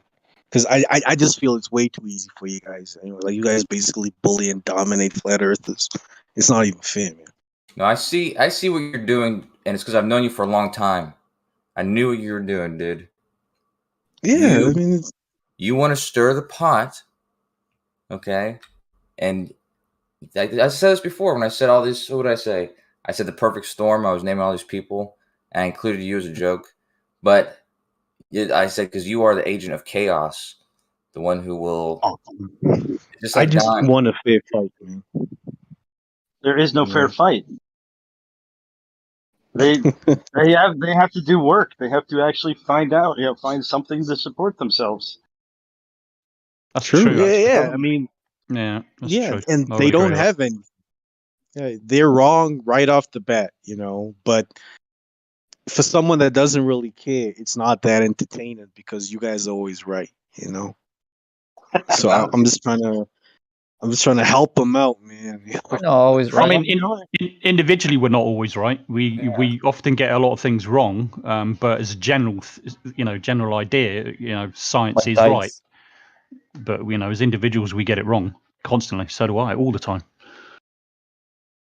Yeah, I can frequently find myself wrong because I'm not a math guy, so a lot of the stuff I deduce a lot of the stuff I say.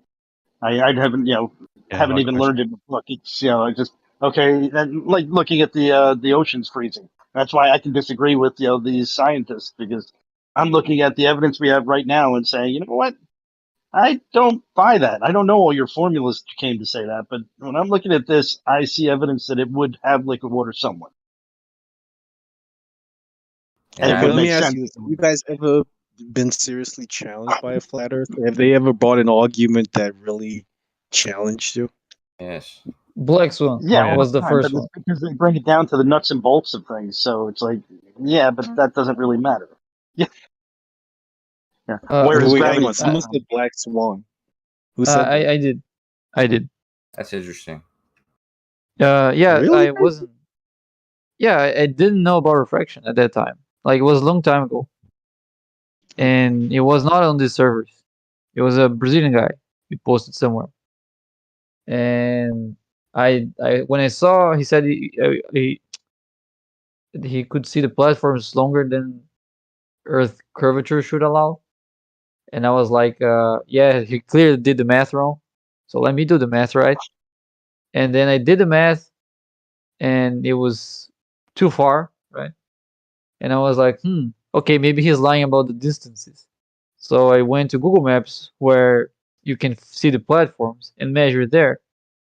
And the distances were right. And I was like, I don't have anything else then. So it took me a long time to realize that almost make you a flat earther. No, it wouldn't make me a flat earther. It wasn't enough. Like, there's just too much thing that you would have to that you have tons of evidence in one direction and one in the other direction. You probably got it wrong. I just didn't know what it was. Right. But I was very I wanted to find someone that couldn't answer me that, so I kept looking.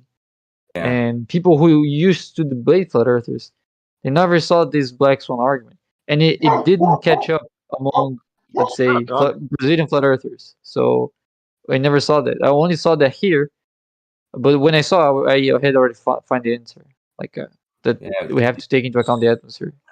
You know, if you don't take into account that, because bacon's a lot newer in the community than I guess a lot of us, been in here for years or whatever. But that's actually the same for me. Then not Black Swan was already understood because I had already had the same problem as bacon with refraction.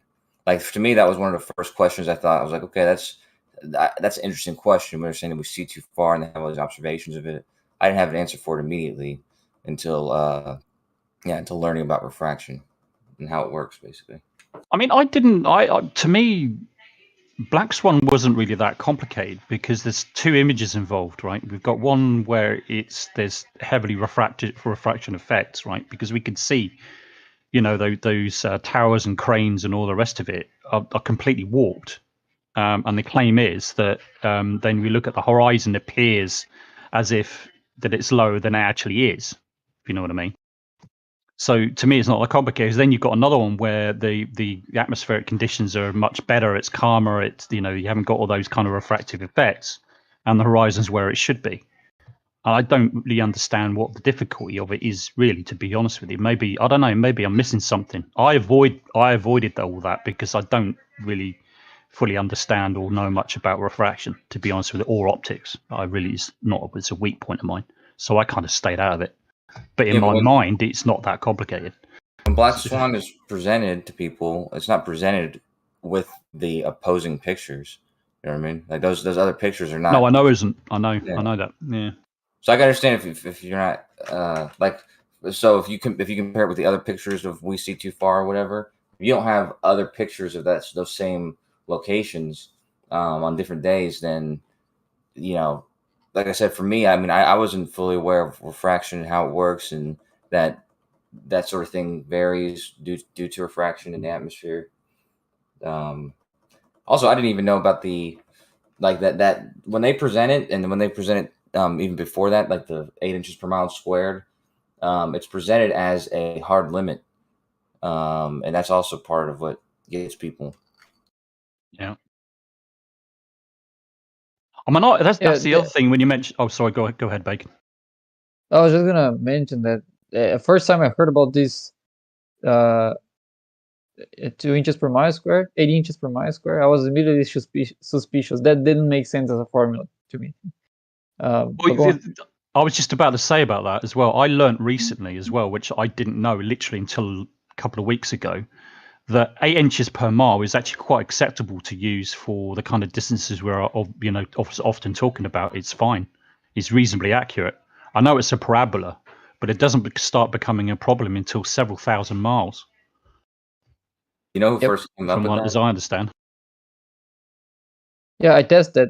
Like I made up 6 or 7 formulas, different formulas for drop.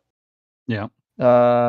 Because it's sort of ambiguous. I didn't know if the distance was like over the horizontal line. It was the distance over the surface. If the drop was perpendicular to the horizontal, if it was going like towards the center, making like a vertical line. So there are many different interpretations of drop, and for many miles, all of them give you the same answer. So it doesn't really matter. Yeah, exactly. That's what I learned recently. Because people were saying, "Oh no, you can't use 8 inches per mile squared because it's a parabola and all the rest of it." And for a long time, that's what I'd been saying to flat earthers. No, you can't use that. You can't use that. Well, it turns out, yeah, you can.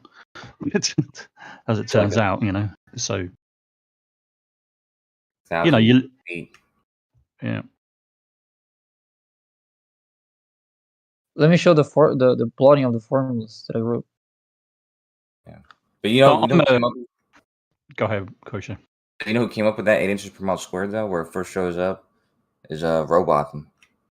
Oh, is it Robotham? Is it? All right, okay.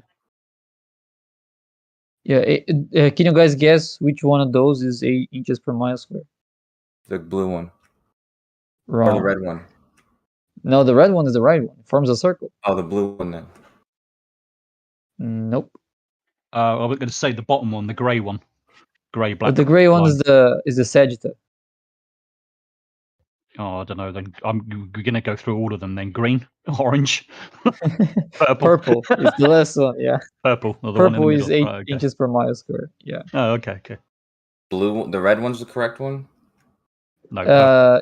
No, all of them are correct except for the purple one and the gray one, but they mean different things. Yeah, because they mean different things. For example, if you're measuring the distance at the horizontal line you're creating, then it's going to be either the red one or the green one. Those are the input of the distance comes from that straight horizontal line. But the blue and sorry? I mean the drop from horizontal, is that what you're talking about? No, how far the object is, let's say, how far from you. But if you can be measuring that distance at using your line of sight, so it's the distance of your line of sight, but it could also be the distance over the surface, which is a slightly different distance. And the distance over the surface is what gives you the orange and blue lines. The orange line measures just like 8 inches per mile square. It's a perpendicular to the horizontal. But the blue one measures the height of a plumb line, not a perpendicular line to the horizontal. Like they're slightly. Do you get what I mean? Kind of. I think a drawing is I going to clarify. Yeah. I'm going to make a easy drawing here. I think it's going to be a lot easier to understand. Actually, when you were flat earther at one point? Me? Who? Yeah. No, I got confused for a flat earther for a long time. All right. Really? That was when I first got in. I was arguing. I came in from 24/7, and I was on the fence over there because I wasn't arguing it. I was just talking to them about it, trying to learn. Trying to learn all the evidence and stuff.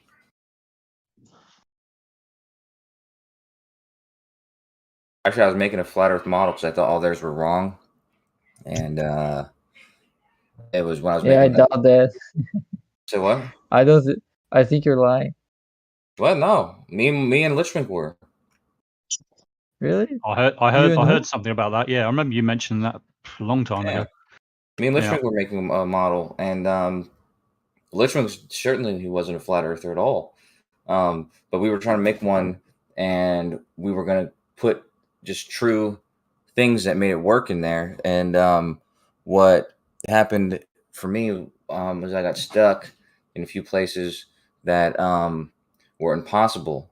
Were impossible. It's like you come across these things that there's no mechanism to make it possible. You know what I mean? Yeah, I think so. I looked into it very seriously at the start as well because I was saying, well, okay, well, there's all these different flat Earth maps. What do they mean? Did none of them actually work? So I got an opportunity, and I think it was something like I don't remember whose Discord it was. I think it might have been Red's Rhetoric, and there was a group of us in the voice chat, and I came up with a question. I said, well, I'm new to all this. I'm not really familiar with it. All these different maps and stuff like that. How do they actually work? And we literally went through a whole load of them, and right enough, it just didn't seem to work. And then we went into all kinds of different things, and like eclipses, solar eclipses, lunar eclipses, seasons, and how it all worked together. And I just suddenly realised that none of them actually work for everything. You might get one that works for one way, but doesn't work for something else, and it just went on and on and on and on. And it's just like, well, yeah, it clearly doesn't work. None of them do. And it's strange because I've noticed a pattern now that flat earthers are actually avoiding using actual flat Earth models or maps anymore to explain things. They don't seem to be approaching that anymore as much as I saw a few years ago. And it's kind of interesting. Chemo gives the argument. He and now a lot of people do now too, but like they make it seem like it's having a model is like they ridicule people. They ridicule the fact that we have a model, and are proud of the fact that they don't have a model. Yeah, Yeah, which is a different shift that I saw 3 or 4. Well, I mean, I've been sort of in and out of this community for the last 4.5 years ish, give or take. The first 9 months or so, I was dead quiet. I just appeared in chat once in a while, and that was about the height of it. But yeah, I've seen a shift for sure in the last 4 years. I sent on. If you guys are curious, I sent on the live stream text what each line, which of those 4 lines mean. Yeah, I was just looking at that. Yeah. Why would that blue? Oh, the blue line is something erected in the distance, and yeah, enriches your horizontal. The height of something as it is in the distance. Yeah. Yeah, and the distance your input distance is over the surface instead of at the horizontal line. Yeah. So you have 2 options for distance: the horizontal line and the surface. And you also have 2 options for drop, which is one that goes towards the downward direction, whatever it is, or it's just perpendicular to your initially established horizontal. But what's different from the orange line and the red line? The orange line is a line that is going to reach the surface. One second. Oh, it looks like it reaches a parabola. Yeah, no, the orange line, the input distance is over the surface, but the drop is measured from a perpendicular to your horizontal. Yeah, that looks like both the orange and the red line. No, because the red line, the distance is measured at the horizontal, not at the surface. Oh, so one is measured from the surface to the horizontal, one is measured from the horizontal to the surface? I don't get it. Like that. So, for example, if you say 8 inches per mile squared, like how many miles you're talking about could be at the surface where the drop intersects, or at the horizontal where the drop intersects, like that drop line. So the red one, you just walk that amount distance over your horizontal, and then you go, you just turn 90 degrees and go straight to the earth. And in the orange one, you walk the same distance over the surface, but then you just go straight back to your horizontal. I'm not sure how to explain that, but anyway, that doesn't sound like it's very useful. It's just like it's one of the interpretations. Yeah, it's interesting that you went through that, because it definitely is a question though, like what exactly that is speaking about. Right. So, for example, if you want to know, sorry. Go ahead, man. Okay, so if you want to know how big of a stick you need to use to be able to make it appear on someone's horizontal, given that you're walking a certain distance over the surface, that would be the yellow line, because you are going to walk a certain distance over the surface, then you're going to try to put the tip of your stick at the horizontal of that initial point. So that's what the orange function is giving you. But if you're going to just rise it straight up, then it would be the blue line, because the blue line is the one that you measure the distance over the surface, and then you raise it like a line that is plumb to you until it reaches the original horizontal. That makes sense, yeah.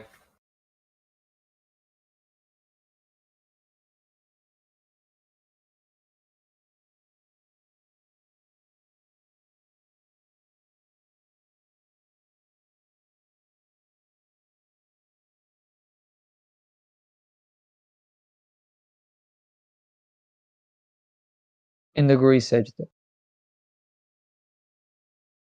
it's about 1/4 of 8 inches per mile square. So if you want to quickly calculate a sagitta, you can just do 8 inches per mile square and divide by 4.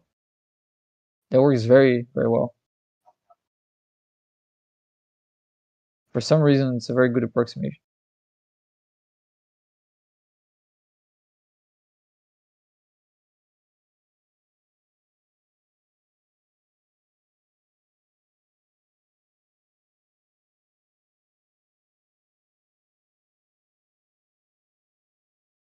Give me 2 minutes. My girlfriend's about to come home. Yeah.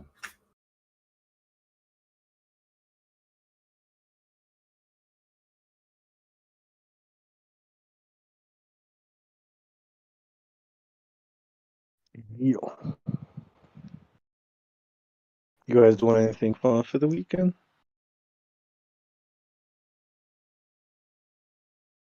If you what? You doing anything fun for the weekend? I have nothing planned. I hope there will be futsal. Because I miss There'll playing. be what? Playing Futsal. What's that? It's like inside soccer. I don't know how I describe that. Yeah, you Brazilian. You must be good at soccer, huh? No, I suck at it. But most of my friends suck as well. So it's kind of still fun to play. Well, yeah, I wanted to ask you, man, because like a lot of flat earthers keep talking about how many flat earthers there are in Brazil and whatnot. Have you ever encountered flat earthers in Brazil, like face to face? Like, Well, are they common? not face to face. No. There are some Facebook groups where there are like hundreds of thousands of people, but most of them aren't flat earthers. They're there to mock flat earthers, and so many of them don't know the flat earthers are like a real thing. A lot of them think it's just people playing them. But face to face, I never found a flat earther here.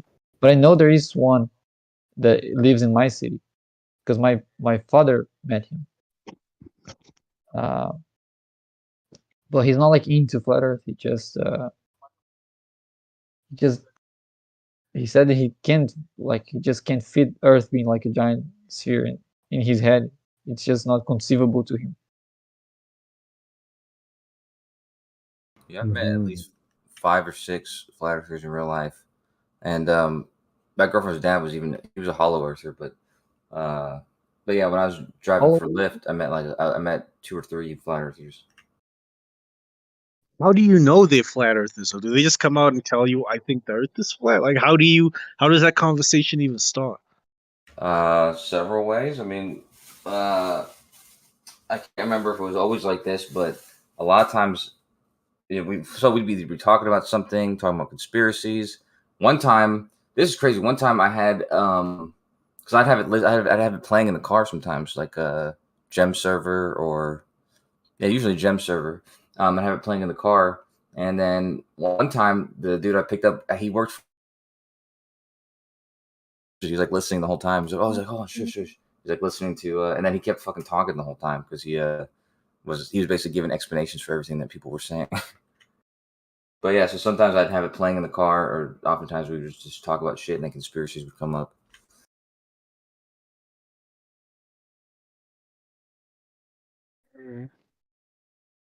But yeah, there was one person who was an ex-flat earther, and then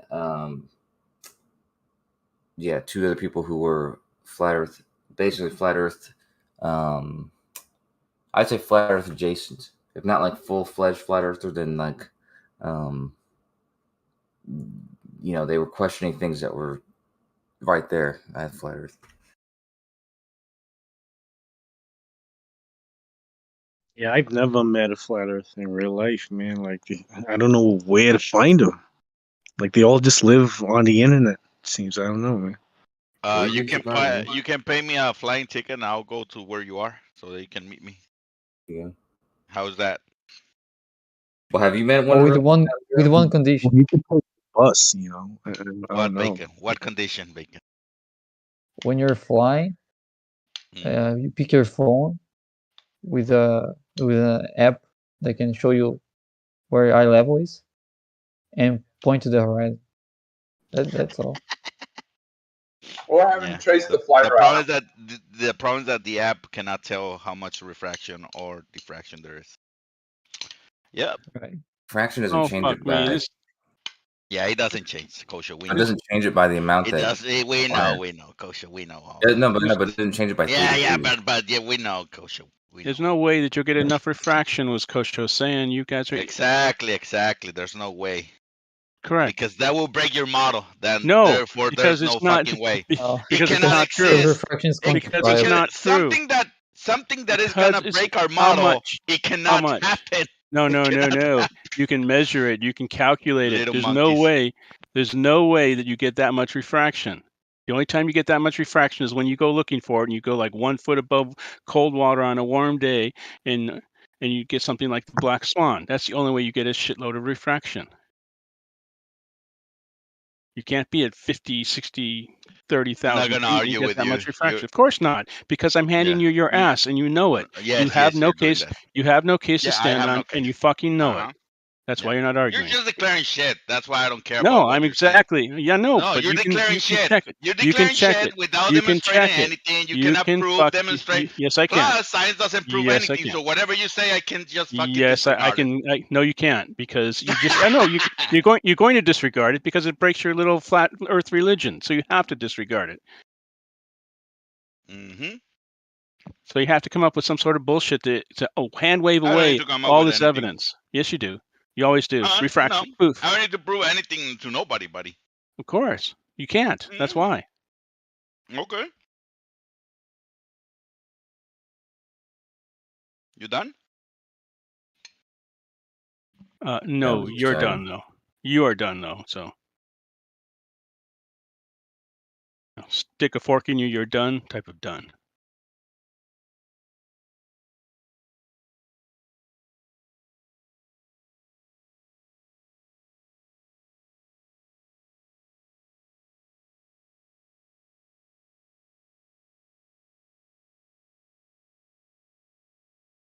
Yeah, I was gonna say, man, you could take the bus, bro. I don't know why you gotta play for a flight. You know, there's nothing wrong with the bus. Depends on where he lives, man. And he's a truck driver, if I remember correctly. So I don't know why you don't just stop on your way. Sound Zero. Yeah. Excuse me. You are the one interested in meeting a flat earther, not me. Right? So if you want it to happen, it's up to you, buddy, not to me. You got a point. Why am I gonna spend any fucking money? Yeah, I mean, I'm not too interested in meeting a flat earther. It's just, it surprises me that people have met flat earthers in real life. You know, like I was just curious as to how does that go about happening. Oh, download the Flat Earth app from David. Do not do And, that. There's a flat earth app? Yeah. Yeah, you can dude. see all the flat earthers all over the place. Yeah. And Nate's out of the loop completely, so.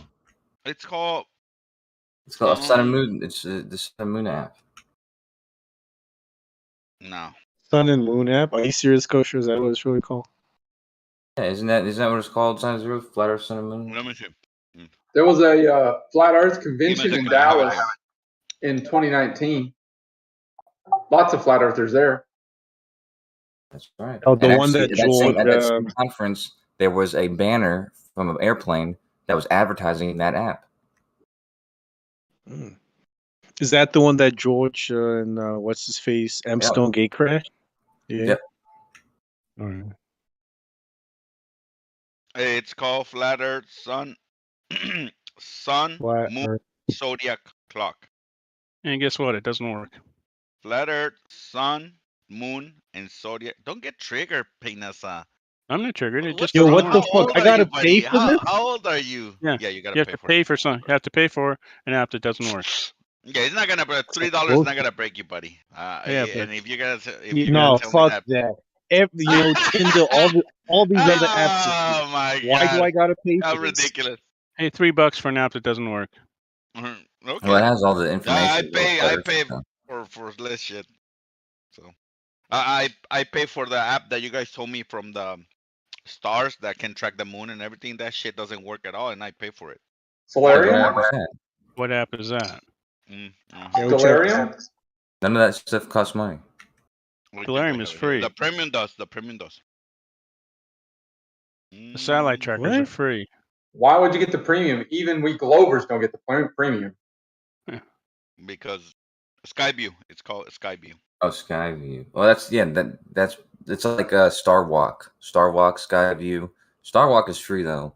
I think Skyview is too. I think just the premium, which doesn't Well, that wasn't the Yeah. point. I'm saying, I mean, $3 ain't gonna stop me from like checking out the app unless you're a broke ass fucker. Then yeah. Yeah, pay Isn't $3 it for an app subscription that doesn't based? work. What was that? I thought there was a subscription. Hmm? I thought it was For subscription Skype, based. it's been so long since the last time I opened it. Let me check. Yo, they even got merchandise on this app. You can buy flat Earth like snow globe models, shirts, mugs. On the Crypto Flat Earth? consultants, flat Earth crypto consultants. What the fuck? Yeah. It has a Do lot you of have an information, Apple? bro. It's worth it. Well, the point was that you wanted to see how many flat earthers there is. At least on this app, the people that has the app, you can see Mhm. them. Plus the ones that don't Okay. have it. So Okay. It's a free version of Okay. Skyview. Why'd you pay? is it now? I remember It paying for says. that shit. Let me look at the comments. It Let me was look like at the 5 review. years ago, paying us or something. Okay. How do I do that? And I paid because it wasn't giving me accurate readings. And somebody said, well, I guess you have the free one. Just get the premium. So there I go like a fucking idiot. I don't And know it's the this same one. shit. I've never used this one. This one, the moon is in one place and I'm seeing it on another different place. The sun, the same thing. The bullshit.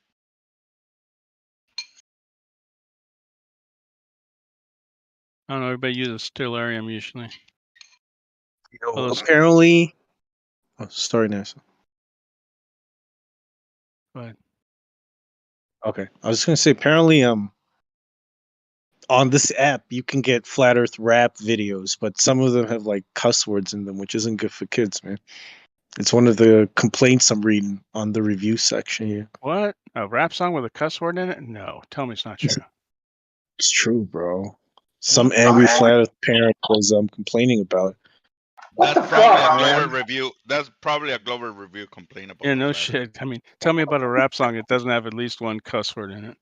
That's what I'm saying. They're ridiculous. Complain about that shit. Right? Like, why complain about that? That's a rap song. It's a rap song. It doesn't use the N word or at least a couple of MFers or something. You know, it's not a rap song. Yeah. Oh, here's a review that proves NASA show right. Someone said, since I downloaded the app, I cannot do anything. I click on icons and it gives me a message, fail, try sometime later. Well, no, I'm not saying that it I don't doesn't know. function. I What don't it have does that is problem. you get it doesn't point to where the sun and the moon are. Oh. That's the funny part. I mean, it might function, but it doesn't work. Does that make a difference, or should I say it the other way around?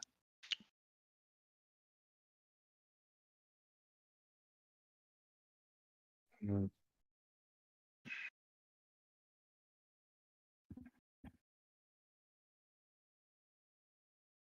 Yeah, interesting. I never knew about this app, man. But I ain't paying $3 for shit. I don't like to pay for apps. I'm cheap. Yeah, same. Although I might pay some money for one of those Oh, good, man. one of those good cool things that has, like even though you don't, I have a cheap phone so I can't use like the accelerometer part and stuff. Mm. How does that work when gravity is not a thing? Well, gravity is a thing though. That's why your screen can flip when you turn your phone. Yeah. Well, how do you think it works? I don't know nothing, Painasa. Exactly.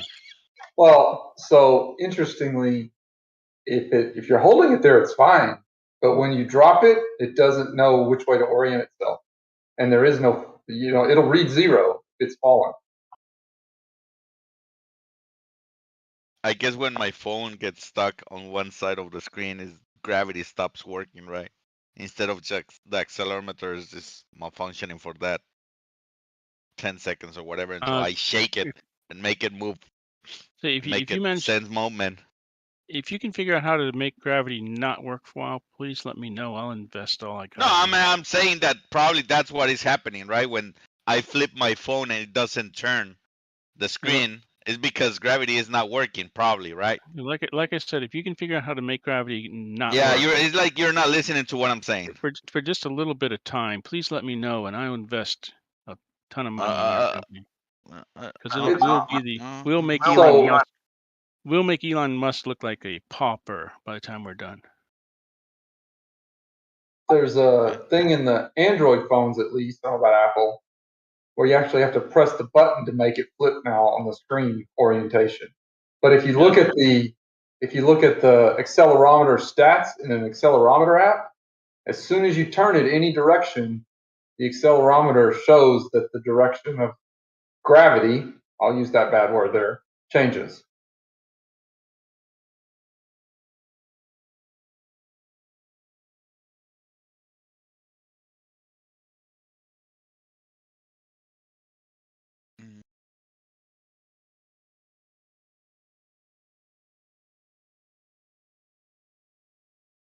What I don't have on my phone is I don't have a barometer, so I can't do the look at your altitude change as you go up in an elevator thing.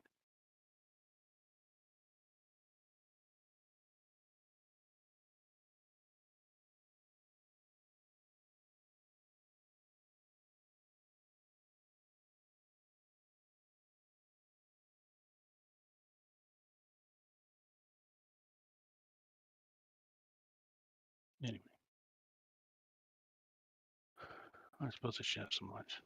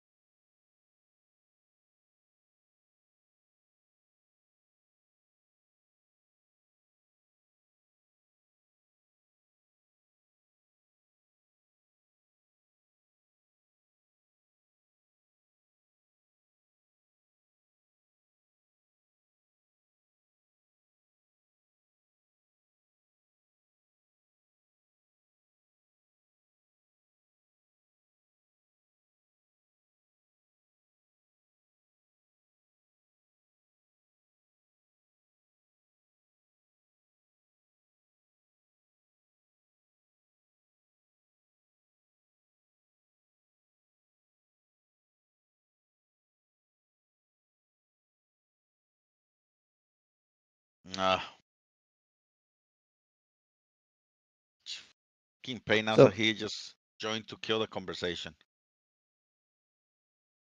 Well, he already left. We can get it back. Nah, bacon. Why not? Just join to see what you guys are up to. He is kind of hard to have a conversation with, yes. You know what I'm Every up Glover to? is hard to have a conversation. Hey, No, I I don't think resent so. that. Well, And that's not true either. it is pretty true. And this, when we're talking about this subject, right? Let me clarify. We may be talking about like different subjects or things, and may be doable. there are lots of Globers that you can have. I mean, Kosho will have a conversation with almost everybody.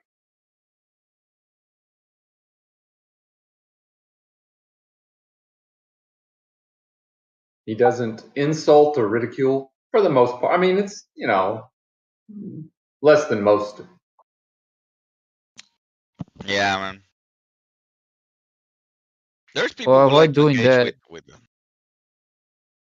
Go ahead, Bacon. Sorry, go on. No, go on.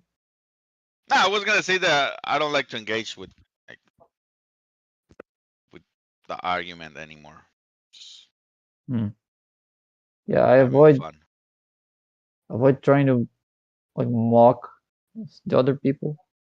But when they come in with a certain arrogance, I sometimes forget to avoid that.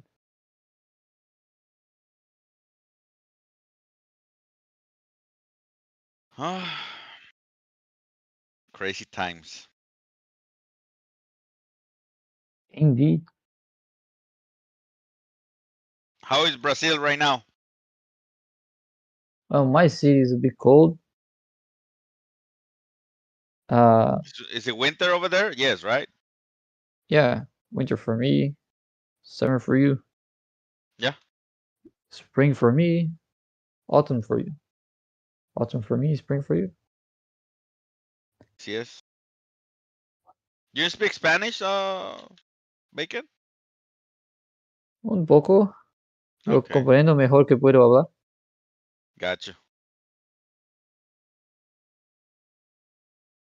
Do you speak Portuguese? Nah, I understand a couple bad words, but that's it. Yeah, I don't think so. It's easier for a Brazilian to understand Spanish than a Spanish speaker to understand Portuguese. Yeah, if you speak It's a lot easier. Portuguese fast and like fast, I can get a couple words, and based on those words, sometimes I can make up the sentence what they're saying, right? But it doesn't mean I understand exactly what they're saying.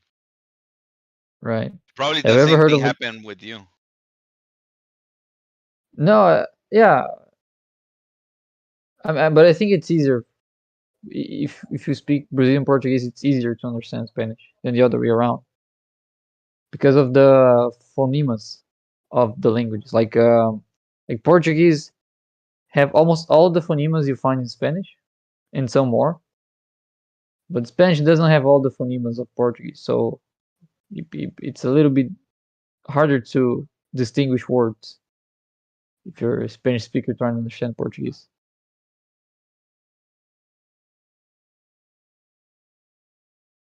Have you ever heard of Galego? Galingo? Galego. No. It's a language. It's spoken in Spain and some other countries. It's very similar to Spanish, but it sounds like it's mixed up with Portuguese. I think we both can understand Galego very well.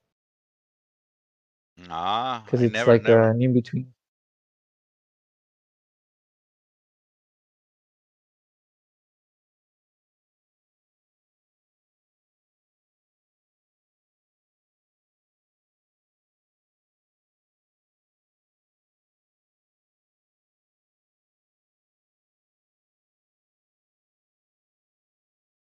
So Bacon, you haven't moved at all from your beliefs?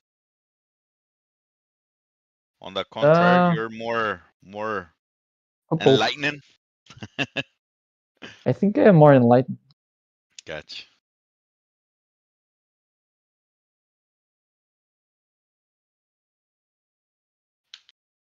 Think you're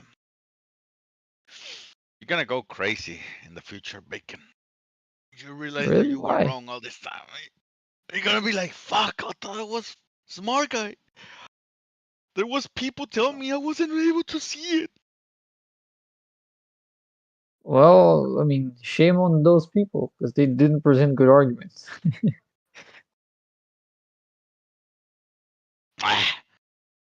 They present good arguments all the time, Bacon. You know this. It's just that they don't fit what the dogma that you have ingrained in you. So therefore, you cannot see Silent, it. I see the same way, but mirrored, right? So No, that's because that's also how I see you guys. Bacon. The problem is that you gotta remember that we all believe what you believe, right? So yeah, we but you were didn't know able what we to know. do the transition. Yeah, we do. We did. No, I did at that's least. no, I don't think so, Simon. For example, I don't think you understand. I don't think you understand high school physics. We had discussions on centrifugal force, stuff like that, and I'm pretty sure you don't understand that very well. So Gotcha. I'm not surprised that you did the transition. I think you misunderstand a lot of physics, and I think yeah. I'm not saying that's therefore you're wrong. No, you're free to believe that. I'm not gonna challenge that. I mean, how am I gonna challenge your prejudgment of what I know and I don't know? I cannot do that. So, sure. Oh, you can demonstrate that you know. Shit, you're gonna demonstrate shit that I don't know. Wow. Okay. Go ahead. No, I'm saying you can demonstrate that you understand something. I have explained. I've been in 8 years on this conversation, probably 8, 9, going 9, and I have explained exactly to Sanic and other people who understand better than you, their own fucking dogma, and then challenge it, and yet they don't care. So I'm not gonna do it with you or anybody. At this point in my life, I don't care if you change your mind or not. I just don't care. Well, I'm also not here. But I'm also not here expecting to convince anyone. I don't think I'm gonna convince anyone. That's not why I'm here. Why are you here then? Well, for one thing, it's fun. Okay. Another thing is that I learn a lot. I learned a lot of stuff because of these discussions. And I also enjoy learning. A lot, buddy. I don't think you have learned anything. You just reaffirm your Of course beliefs. I did. That's what you. No. I learned celestial navigation, for example. If you give me a sextant, a clock, and an almanac, I can figure out where I am, regardless of where I am on Earth. Just by measuring some star angles, doing a couple math, I can pinpoint where I am. That's a very nice thing. I didn't know how to do that before. When you say stuff like this, I wish I had a lot of fucking money, so I can say, okay, Bacon, I'm gonna put you on a boat, I guess, put you to sleep, like anesthesia or something. Yeah, so you're that gonna you don't know put where me I'm in taking somewhere you, that I don't know where I am. put you in the middle of fucking nowhere, and then give you those things that you want, and see if you were able. But since yeah, either you or I can do it, I mean, it's just sports. No, it's not just words. I can demonstrate to you. I cannot. How you gonna demonstrate that? With words? Yeah, if you let me, stop interrupting for a second. Let me just get to the end of the sentence. Oh, I was how about to about tell you you answer exactly my question, that. Bacon? I was going to do exactly that, and then you interrupted me. Hold on. If you just let me go, you're gonna get your answer. Bacon. You wanna go? I know what you wanna do. Just keep going with words. But I'm no, asking I'm trying to answer your question. I'm gonna demonstrate you. I'm saying with you have action. You have to stop speaking for me to answer your question. Right, thank you. So I can describe you the method that I use step by step. Descriptions. I'm not done yet. I don't care about description. Okay, I'm silent. Bacon, you're not doing. You're just doing whatever you want. I'm asking you. He's going to waste your time, Bacon. That's what he's telling you. You're wasting your time describing. Sorry? He's telling you you're wasting your time describing the method. So don't bother describing the method. Exactly. Yeah, but I'm still gonna get there. I'm still gonna get where we can use that in practice. But he doesn't give me 3 words because he doesn't like the first 2. No, because I don't care. I know. If you don't care about anything, why are you asking me questions? No, I ask you for a specific. Demonstrate with action. Real life thing. I don't care about your I can do diagrams. That. I don't care about. I can do that, Simon. Yeah, you can say that. I can do that, Simon. You can say that. Yeah, let me explain how I can do that. Shut up and let me answer your question. Let me give you what you're asking me for. This Here's the conversation problem, is over, Bacon. Bacon. You can. What he wants, Bacon, is You declared it's over. You didn't even give me 1 second to respond to you. Yeah, no, and I don't care about explanations. Right. I don't know why you don't get that through your head. Right, Bacon. You're Because doing it wrong. I'm not just gonna That's what give he you an wants. explanation. If you shut up for 1 second, I'm gonna Keeps get the going. answer. Well, What you he say wants, that, Bacon. then I start speaking, then you interrupt me again. Because I What's don't the care point? who you're talking to, Bacon. To me or to whom? To you. You're asking I for don't something. care about your explanation. Why you're asking me then? I didn't ask you for explanations. He wants Bacon. Well, you're asking me to. You're both asking me on how the to do wrong that in page. practice. I began the answer with an explanation, and then I would give you how to get the Oh practice. my God, you're dense, Bacon. What the hell?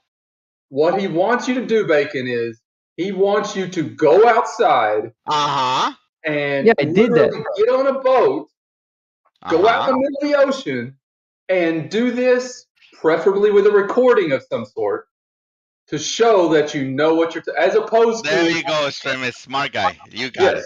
But he doesn't want you to just describe doing that. That's not what I was going to do. That's not what I was going to do. I wouldn't just describe. I'm going to tell him how this can be done in practice. No. Without having to go to the middle of the ocean. But he doesn't want to listen to that. It's been actually done, Bacon. do it, not describe how it's done. He wants you to actually do it and show, preferably with a video, how it's done. That's the hoop he wants you to go through. I already understand what you're saying. You already said that. How many times are you going to repeat that experiences? I'm just But saying. the thing is, if you want, demonstration, if you want demonstration that this works in practice, I'm going to give him demonstration that this works in practice. I'm not going to go to the middle of the ocean, but I can give you demonstration that it works in practice. But that's the point.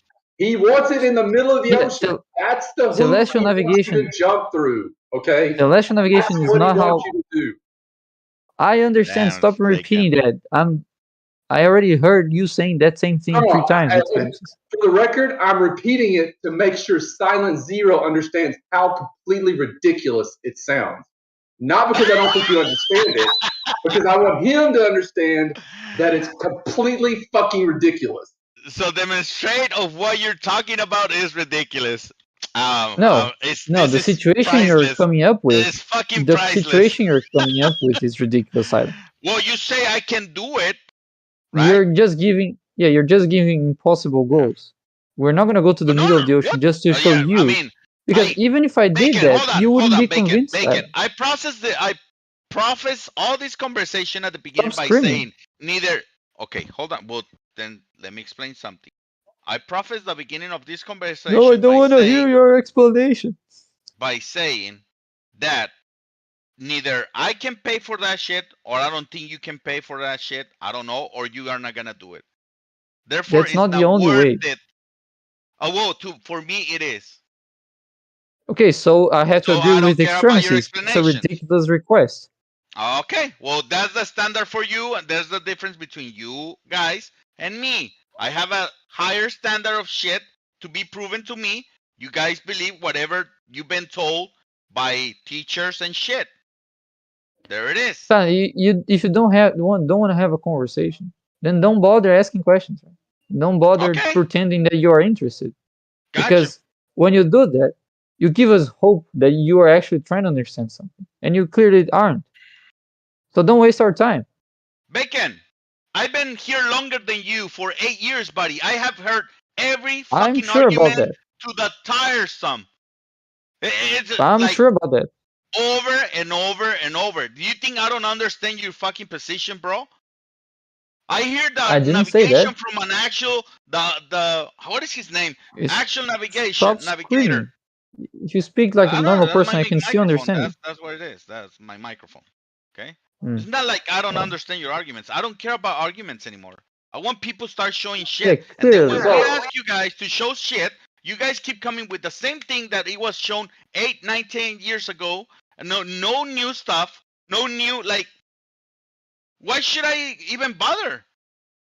Just like just to be clear, if we were to describe it and then actually go do it, and the description and the actual demonstration both match what we say should match, would you change your mind? Sure. Okay. Yeah. We're going to hold you to that because at some point somebody might actually do this. But okay. Well, it's been 8 years, buddy, and nobody has done it yet. So I don't think neither you extremists or Bacon is gonna do it. You're just here in the chat. I did in my backyard. I just didn't do it in the middle of the ocean. Work. Okay. So. Yeah, I did in my backyard. I didn't do it in the middle of the ocean. Yeah, in your backyard. Just to be clear, it has to. One of your requirements is it has to be on the ocean, or can it be on land somewhere, like out in the country? In the ocean. So that's the only way it works. It cannot be done on land. No, I want to see you in the middle of the ocean without no, because in the middle of the land you can have like things that you can recognize. Right, I want landmarks. in the middle of the ocean where you're actually lost. You grab your little thing and you look at the stars, and then you say, "Oh, I'm going this way." That's why I was trying to answer you about the method. So you're going to realize that's irrelevant, because the process that we use to get our position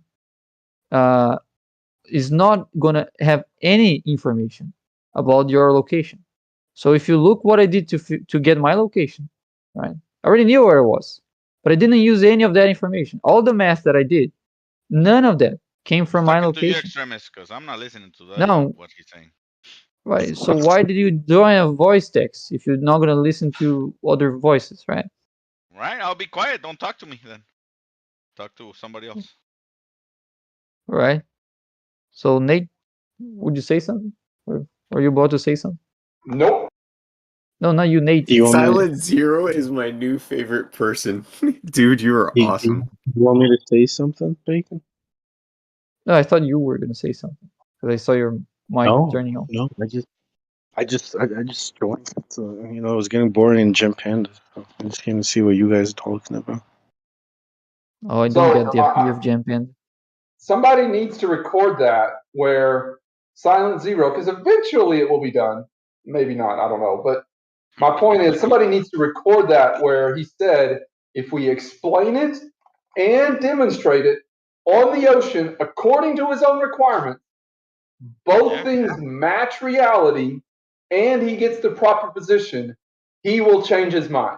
Yeah, one man. You're gonna congratulations. You've convinced one man. Right? You still haven't convinced the rest of us, nor have you observed gas yet. Not done yet, because then that's why what I'm gonna gonna do, I'm gonna grab my flat earth thinking, and I'm gonna do the same shit as you did, and I'm gonna end up in the same place. So, okay, just to clarify. You can already do that.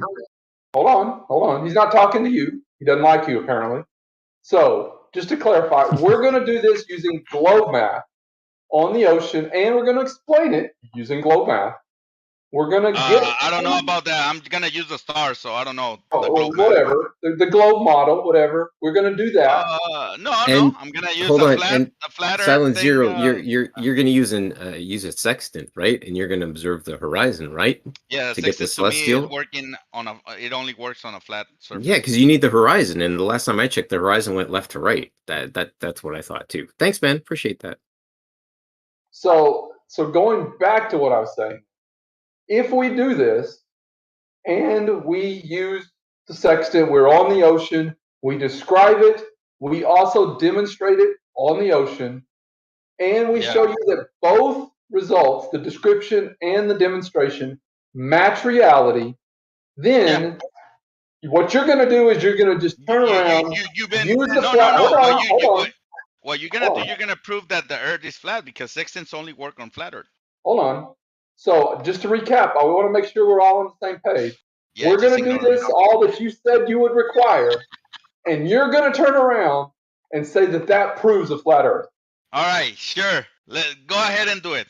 Okay, I just want to make sure we're all on the same page. Listen, record me, put it on YouTube, and then go ahead and fucking do it. Just man, I'm willing to change my mind just so that somebody actually do something. 8 fucking years, you keep bringing shit from 20 years ago. No new stuff. So sure, I'll change my mind. Now be fucking quiet and go do it. Ain't gonna happen. So I want to point out, I'm not doing this. Bacon, I'm not doing it. Just want to point that out. oh, Bacon ain't doing it either. I'll be That's how doing it. confident I am that I can request this shit from you guys. I do have a question. I would be doing it. I do have a question because, as Bacon pointed out, why does you mentioned landmarks and it shows you where you are. Oh no, all you're gonna doing, do the same as Bacon now. Hold on. Silence. Let me please finish my question. Okay.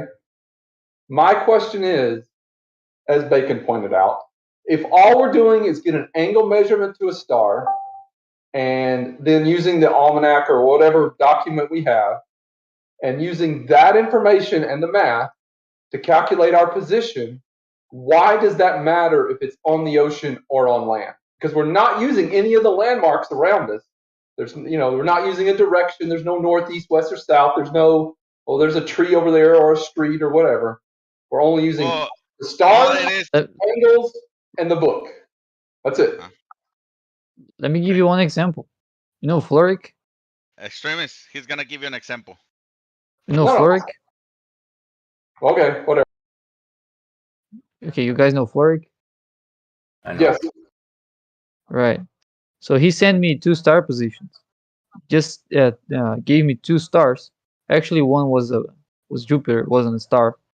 But he gave me the elevation angle of Jupiter and of Capella, right? 2 celestial bodies. And he gave me the time of the measurements. Those were the only information that he gave me. Just that. That information, I told him where he was, right? Using only that. I had no extra information on where he was, except for what he gave me. And I answered him back with his location. And he said the location was correct, right? So it doesn't matter if I'm there doing that or if I'm here doing that.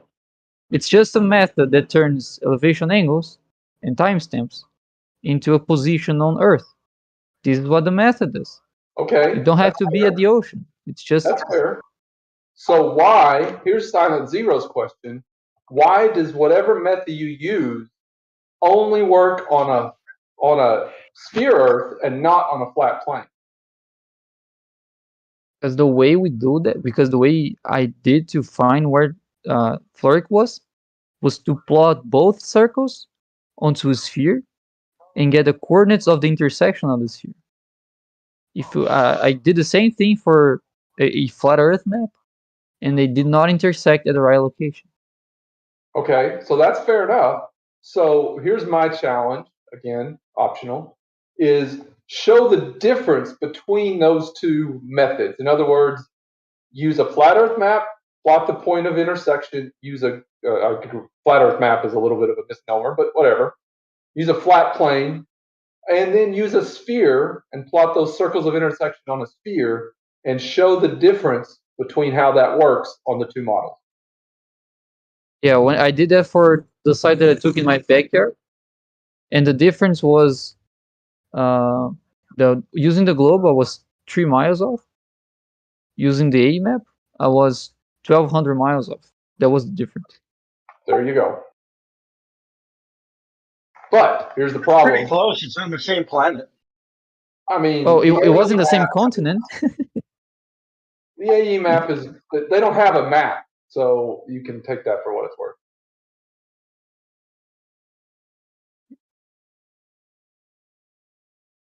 Who doesn't have a map? Well, that got you right there. Whoa, Flat Earth. Who doesn't have a map? Flat Earth. Bruh. We have a map that gets loaded. He has his map. We have a map that gets loaded into navigation for airplanes. Yes, oh, show that map. Pardon me? That's a globe. Can we see that map? That's a crap load of spherical assumptions. Second. So I'm not even. Does that map has all the continents? Is that map different from the sphere Earth map?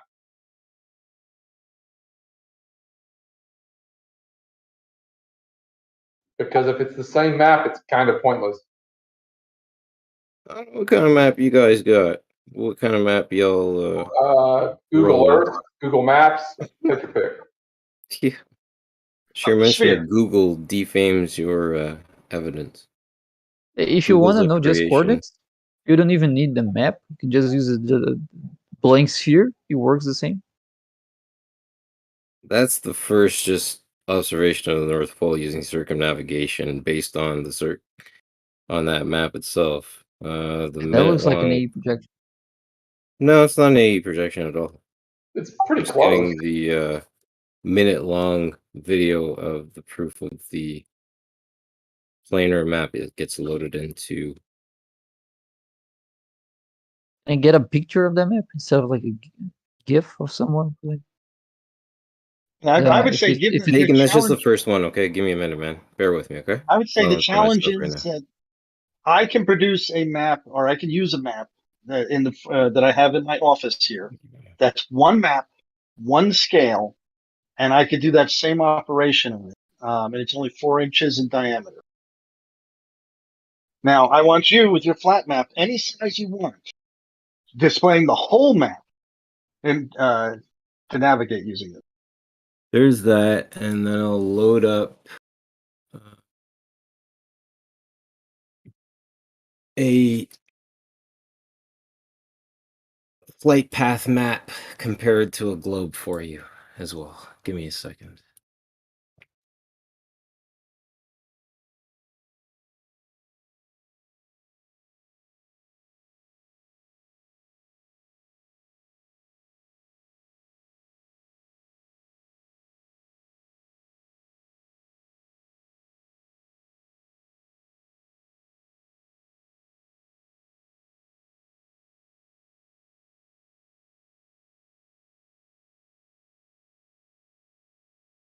And here's a flight path comparison for a globe versus a planar map.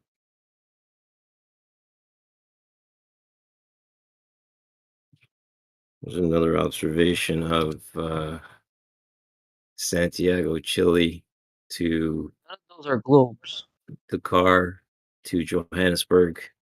Please don't You're argue with comparing. relation. Please don't argue with relation to the projection of what you think is a projection. You're of the map, comparing the actual what it is. Look at the flight. different projections. Look at the flight paths, my friend. The flight. Yeah, paths. well, we've seen that like a million Look times. at the flight paths, and you are projecting that on a comparison to the different planes. You're taking a planar view and you're stretching it across a globe. I'll show you that right here in the next. No, Bacon, quiet. Okay, I'm the one that quiet. Bacon, quiet. I'm showing the evidence right now. Okay.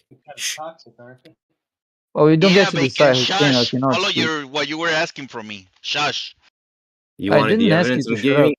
Bacon, man, stop. I've been here all damn week and you just talk down everything. You're speaking for 2 minutes. You don't get to decide who can. Silence here, bro. Come on. You don't get to decide who can or cannot speak, right? So if you want to post something and you don't want people to answer you, then don't bother posting them in the first place. There's a big difference between somebody showing you evidence and you talking it down every single second. And that's what you do.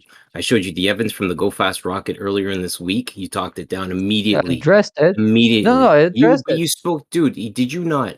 I think it was either Monday or Tuesday I was in here, right? And you, I said it, I showed pictures, and you immediately talked it down. And you said you couldn't even entertain it because I think you were driving or something. Dude, this is what you do. No, I didn't say you talk down everybody wrong. Because your mathematics stop don't making work personal attacks and let me respond to you. Who made personal attacks? Who made personal attacks? You're saying this is what I do, and now you're talking about me instead of talking about what you're presenting as evidence. Personal attacks at you, my guy. I said. Well, you're still misrepresenting. You talk down things as soon as people present them, right? I'm presenting the evidence that I show. I'm gonna say what I said. This is recorded. You can just go back to the live stream and just hear what I said at that day. And what I said was, I could make a better evaluation of that when I wasn't busy because I was working. I didn't say that was wrong. I said, well, unless I see a proper evaluation of that video doesn't mean a lot to me yet. That's all I said. And what I did yesterday was exactly that, a proper evaluation. I sent you the data I found, and it properly addressed what you thought was evidence against the globe. Because if you pick the time of the launch, and the positions of sun and moon, they are actually compatible with the observation of the rocket. So I didn't just talk you down. I didn't hand wave dismiss it. I said, well, when I have time, I'm going to take a better look at it, and I did that, and I came back with an answer. And my answer to your answer was this. No, my answer to your answer was that. Yeah, and then I had questions about it because the guy of this video says that the moon should be over Australia, which actually doesn't match the time of the video. No, I told you. And he doesn't. I checked, no. I checked the Farmer's Almanac. I told you, based on the Farmer's Almanac on that date, it was at 90% luminosity above Australia, man. I told you that. Not at that time. Bruh. Not at that time. Let's. For what UTC time did you use for the position of the moon? It was 10 a.m. The rocket was launched at 10 a.m. in the morning. I came back and I showed you in the chat, dude. This is disappointing. Where does it say it was 10 a.m.? Because the video I found says it was 7:30 a.m. The sun was very close to the horizon. It doesn't make sense. It was that. It was already 10 a.m. Yeah, I know that the moon was there at 10 a.m., but I don't think the video was at 10 a.m. Where is the information that you get? Where did you get the information from the time of the launch? And when I told you that information yesterday, you said, I appreciate that. And you didn't say anything else. Yeah, because I literally was getting the time of launch for you. I came back. There's a screenshot right there at 10 a.m. local time. That's what it shows. I posted this in the chat in the discussion yesterday.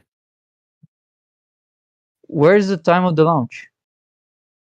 Third picture up, posted it at 59 past the hour, just the prior hour, a minute ago. That is not the time of the launch. That's for the moon. I'm asking what time the rocket was being launched. And the video that's I found says it was 7:30 a.m. And if you pick the position of the moon for 7:30 a.m. and the position of the sun for 7:30 a.m., they match pretty nicely. It's at where they are supposed to be. Moon is above Australia, 90% luminosity. Check the Farmer's Almanac. But that's 3 hours. That gives you enough of a range. The phase of the moon gives you enough of a range to look at that, especially I'm giving you the date. That's 3 hours later. 45 degrees later.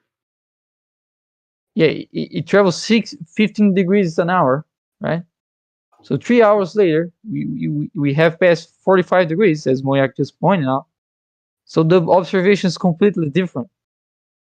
You're using a data for the wrong time, and you're not even putting dip into account, because at the elevation of the rocket, which was 73 miles, you have 10 degrees of dip, almost 11 degrees of dip, right? And I'm not seeing you taking account, putting that into anywhere. I'm not seeing you using that information for anything.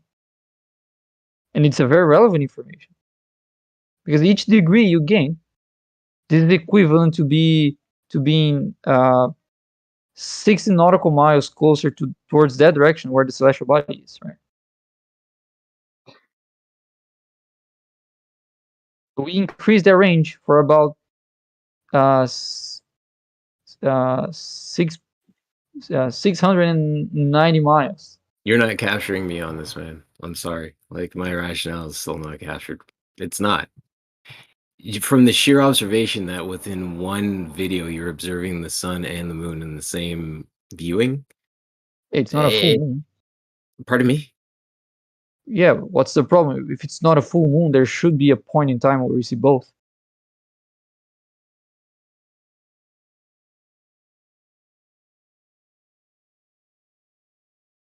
The calendar doesn't say it's a full moon. You can see that it's not a full moon. So of course you should be able to see both moon and sun at some point. 90% luminosity. No, it's not 99%. 99% is indistinguishable. 90%, and that's what I'm saying to you, right? 90%, 9/10 full is literally indistinguishable, and that looks like a pretty good circle to me when I look at that picture. Yeah, but being 90%, don't put them in opposite sides, so you should be able to see them both at the same time. Mainly if you're 73 miles high.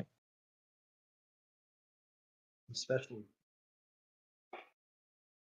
I showed you the ranges on the maps in which they should be visible, and you're just picking from the wrong time, and you're not even showing me when you get the time of the launch in the first place. You know, any of you guys watch the Elon Musk interview with the Nelk boys? I'm not interested in Elon Musk. It's that apparently he's building a starship that will be able to start a base on the moon, and they're launching it soon. Yeah, it's called Starship. News? Yeah, Fucking that's old news, dude. That's been developing for Jesus several years at the Christ. moment, Christ. Jump in my throat in the middle of my sentence, all five of you. Good job. No wonder there's nobody. It was only fucking 2 of us, here. dude. So don't, you know. Yeah, that's the point. Yeah, the number of people, not the action, was the point of what I said. Okay, carry on then. Yeah, he said it was like double. The starship was like double the times any other starship that ever went up or something, and that they're gonna send like 10 people at a time to 100 people at a time. He was saying that like one of his starships that he's developing is meant so that it can just land on the moon and they can just set up a base right there from that starship, and they don't need any more starships, just one starship. No. Bing bang. Yeah, bro, watch it. No, boys. No. It's a 3-hour interview. I just watched it last night. Dude, I know a fair bit about it. It's not just one starship and there's a base. No, sorry, that's incorrect. It's not that big. Watch the interview, bro. He was saying listen, dude, this is my stuff. Dude, I know about Starship. You're wrong. It's not one. It's not just one starship and there's a base. It's going to take. Can I finish what I'm saying? Can I finish what I'm saying? It's actually going to take several. It will take several launches to set up a star base. You can't just set up a base just with one starship. It's just not going to happen. The payload's not that big, dude. It really isn't. No, bro. This is what Elon Musk said on the interview. He said no, but he didn't just say one. No, I'm sorry, but he didn't. Yeah. You didn't watch it, so I'm telling you right now. He I said that they're going to. Probably have watched it. I've watched it. No, sorry, dude. You're wrong. It's not going to take one, and then there's a base. You definitely haven't watched the interview because it premiered last night, and you haven't watched it yet. Send us the link then. Send us the link then. Okay, all right. Send us the link. What is just payload right now? 400 tons. Oh, God damn it! Just look up. Go on YouTube. Look up Nelk NELK. Nelk interview Elon Musk. It's a 3-hour interview, and they're basically asking him dumb questions for like most of the time. But when he starts talking about the space, I was fucking tuned in, and he was saying they're gonna get to a point where they can take one spaceship, land it on the moon, and have a lunar base with one spaceship. That's not what he said about Mars. He was saying that they're gonna send multiple spaceships to Mars, but he was saying that in the future they're gonna get to the point where he's gonna be able to send one ship. In the future. You didn't say that at the start, though. You didn't say that at the start. Yeah, because you jump down my fucking asshole every time I say 3 words. Like, goddamn.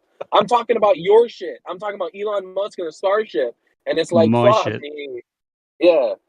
You said it was yours, right? You said so. You changed it because you didn't say that at the start, and then now you're all of a sudden you're saying sometime in the future. He said that, like, you know, you just kind of changed your story a little bit. Well, because I'm trying to fucking talk to you. I'm not trying to debate, dude. I'm just here. I'm just trying to correct you. That's all. Yeah. Okay. Well, yeah. It's interesting. I mean, those guys that are interviewing are not the most, so they ask him a lot of funny, like, would you debate AOC and shit? But like, I don't know. It's funny. Interesting. Well, interesting what is there significant about this that Elon Musk ends up making a rocket that big? So what? I don't understand why that's interesting. Information. He said there's never been something. He said his next one. So he has basically he has his main thing that he's working on right now, which is his spaceship that's like twice the size as any other spaceship that's been up. But then he goes in and talks about 400 tons. The payload would be about 400 tons. But he talks a lot about like very theoretical, like, yeah, we're gonna go to the moon, like we need to do it in like the next 20 years, like. And then he talks about like AI. I don't know. It was just interesting. I feel like you guys would have caught it. Am I right, though, that the payload would be about 400 tons? Excuse me? Am I right that the payload is supposed to be about 400 tons? You just watched it. Man, I can't remember the number. It's It was a fine detail. Yeah, I can't remember that, but it was when I was fucking tuned in, man. I was very interested. But 400 tons isn't that much when you're talking about setting up a permanent base. It's You not can put somebody on there for a couple of months with that, but the current iteration of Starship, or this version as it stands at the moment, is going to be somewhere between 100 to 150 tons, not quite as big as that. Maybe like future ones, perhaps they might look at even bigger ones, but yeah, 100 to 150 tons, which is massive. It's a little bit smaller than the Saturn V payload. That was 100 something. No, but it's payload capacity. That's what we're talking about, not the weight of the actual vehicle itself. Well, I thought that was the payload of the lunar lander and No. So this is actual just shit that you're bringing along. Yeah. So payload capacity of 100 to 150 tons, which is classified as super heavy lift. Super heavy lift. Now, he says he's trying to make it reusable too. That big fucking thing. Yeah, it will be. It'll be 100% reusable. So you've got the booster stage and the orbital stage will both be reusable. Can you imagine getting to the moon, landing, putting your lander foot down, and actually sinking in the sand on one side and falling over? Oh fuck, we're screwed. Hey, that's a big problem with a big tall thing like that. Yeah, but it's not going to sink in. There might be a little soft spot somewhere on the moon. They didn't hypothesize that a long time ago, but then they realized it was. They did, but that craft was really wide. So I mean, like, if you're doing something that's 3 times as tall as it is wide, or it's almost like 6 or 7 times as wide, tall as it is wide. That's really tippy. Okay, well, sorry, go ahead. So do you guys think in your humble global opinion, do you guys think that we'll actually go to Mars? Because this was one of the big things was Mr. Elon Musk was saying that basically there's either World War III or going to Mars is going to happen first, and then he was talking about it a lot, that basically this might be a limited time opportunity, and if they don't do it now, World War III could happen, and then humanity might just fall back into the Stone Age, some shit like that. I don't know. The interview was so interesting. You might be right, but just real quick, just because you kind of came in the middle of something, so I'm just gonna close. There's a Bacon and the other guy talking about the moon and sun, right? Something like that. Yeah, there was a conversation happening. Like the mid conversation, but just to put a bookend on that and continue this one, I was just gonna say Bacon, other guy. I had done this at some point.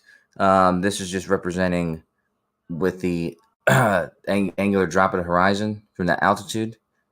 This is basically showing so that black line below, this would be invisible if you were on the surface, and all that white line is everything that's basically visible, which leads up to where the moon is. So, if it maybe on the surface that would be not visible, but from that height you have a giant range of more more space that you can see. So I don't see the problems.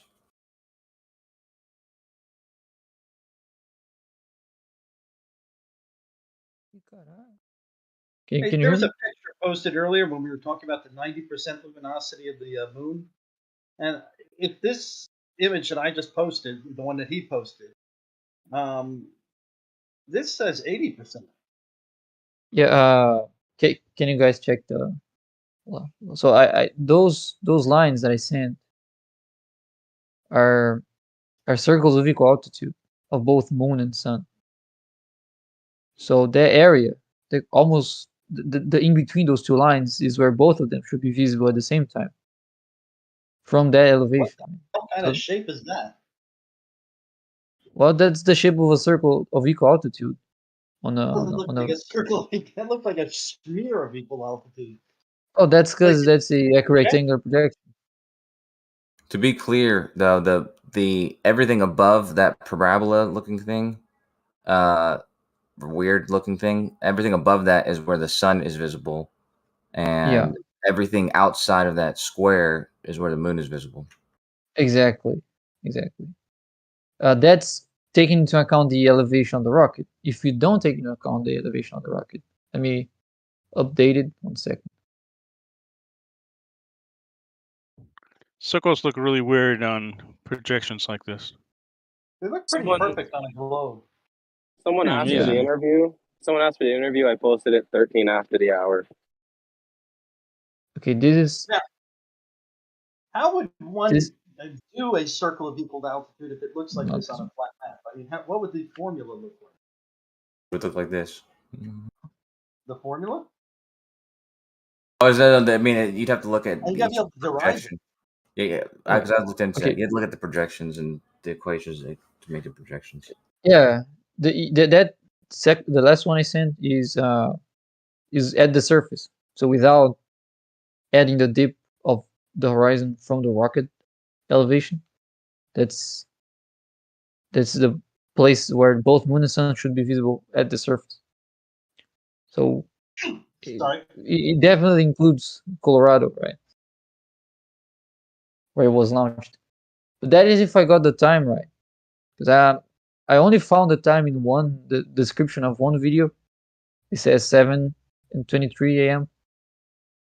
It doesn't even say if it's local time. I assume it's local time. Was this the Go Fast rocket? Yeah, from 2014. I've never been able to find the launch time on that one, I think. Did what? I think I had trouble figuring out what the launch time on that one was. I remember we talking about it one time, and I remember somebody saying 11 o'clock, but 7 o'clock, 11 o'clock, there's a difference. No, I mean, look at the shadows. The sun isn't that high. Like, shadows are very long. Sun must be close to the horizon. It can't be too close to solar node. Find the footage.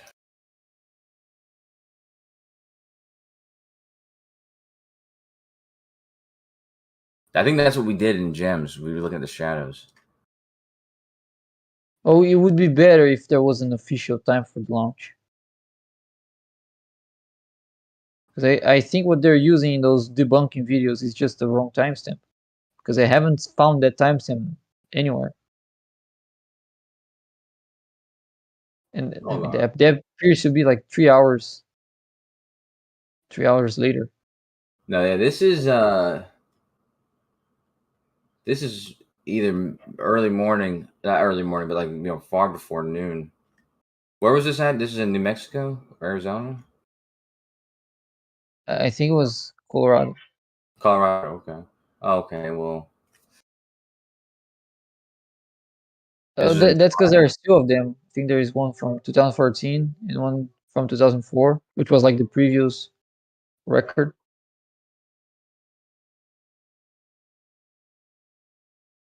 It's weird you can't find a time with something like this. Yeah. They're probably trying to hide it from us. Yeah, it was the thing. I mean, I've got a website that lists like all the major launches from the different private companies mostly, and all the big ones and all the different space agencies. But that particular one was just a small private launch, so there doesn't seem to be a lot of detail about it. So I'll try and find the time as well. Yeah, it was. Yeah, it was cool. It was called Space Shot, I think they called it, and but I can't seem to find the time. Just the date, but no time. You know what else was interesting was Mr. Elon said that in the future he will be able to get people to Mars for $100,000 per person. That I won't believe for a second, man. Yeah, I think that's a tall order. To be honest, there's a bit of a joke. A lot of weird promises. If you're going to go there for, let's say, 3 months, you're going to need 3 months. You're going to need 100 pounds of food at least. I don't know how much you need a lot of oxygen, but you're going to need 100 pounds of oxygen. No, you need more, because the fuel is 70% oxygen in a rocket, right? I think when you're in space. I think when he said that, he was kind of really just looking at the kind of like the bare essentials, basically how much it would actually cost to launch. In other words, like the fuel and all the rest of it, like the bare essentials, rather than everything else included within it. But yeah, I would agree. I think that's a tall freaking order. Yeah, he was saying basically, he was saying like like the more people you can get on a ship, the less it costs. So yes, like per person. Yeah, so basically saying like if you have a at the ship, cost of a 747 to fly across the ocean, economies of it costs scale, right? millions of dollars, Yeah. but actually per passenger it costs thousands. yeah, that's what he was saying. He was saying like 10 million. Oh, sorry. Yeah. Go ahead. No, go ahead. It's all right. It wasn't important. He was saying something about like 10, like if you have 100 people on the ship and it costs 10 million to round trip it or whatever, and then it's only 100,000 per person. Yeah, but I mean, like a lot of it was very theoretical and stuff. But yeah, he was saying like he's a bit of a boaster. marketer, eh? Yeah. Yeah, he's a bit of a boaster. He likes to say, "Here's the best thing that I've heard in all the numbers that I've seen. This is our target that we're striving for. So that's what we're going to get." What is also based. Sorry, go. What he's also basing it on as well, what he wants to do is, as it stands at the moment, manufacturing rockets is a difficult thing to do, right? So you need to look at a process where you can actually manufacture these starships in large numbers for as least amount of cost as possible, right? Like I mentioned in a moment, just to economies of scale.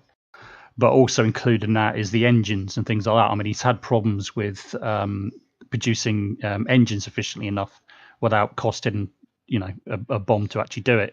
It almost sent SpaceX under because of that. But he's resolved it.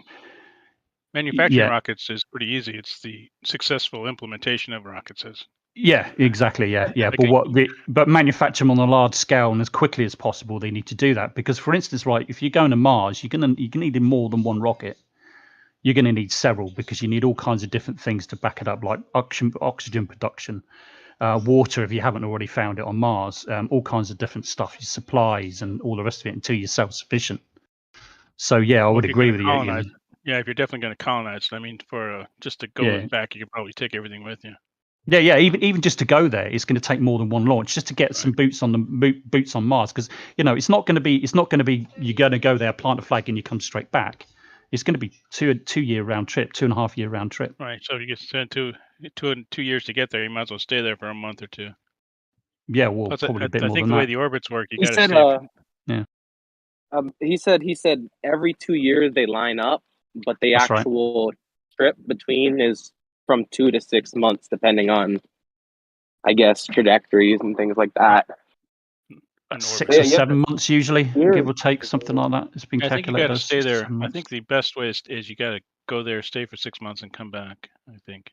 Yeah, pretty much. Yeah, because like you said, when they actually the closest approach from Mars and Earth, and stuff like that is if you do it any other time, you could do it potentially, but it's going to be very, very inefficient and much, much longer. So you're going to do it when you got the closest approach. So that happens every 2 years or so. So if you launch, say, 3 months before that kind of closest approach, so then you intersect with Mars, so you get there. So that's going to be 7 months, 6 to 7 months from what I've been told. So that's 6 to 7 months. So you're going to have to wait another, year and 9 months before you can really, maybe a year and a half before you can really come back again. Whoops. He said the good news is that there's a lot of water and dry ice, which apparently the carbon can be used to warm up stuff as well.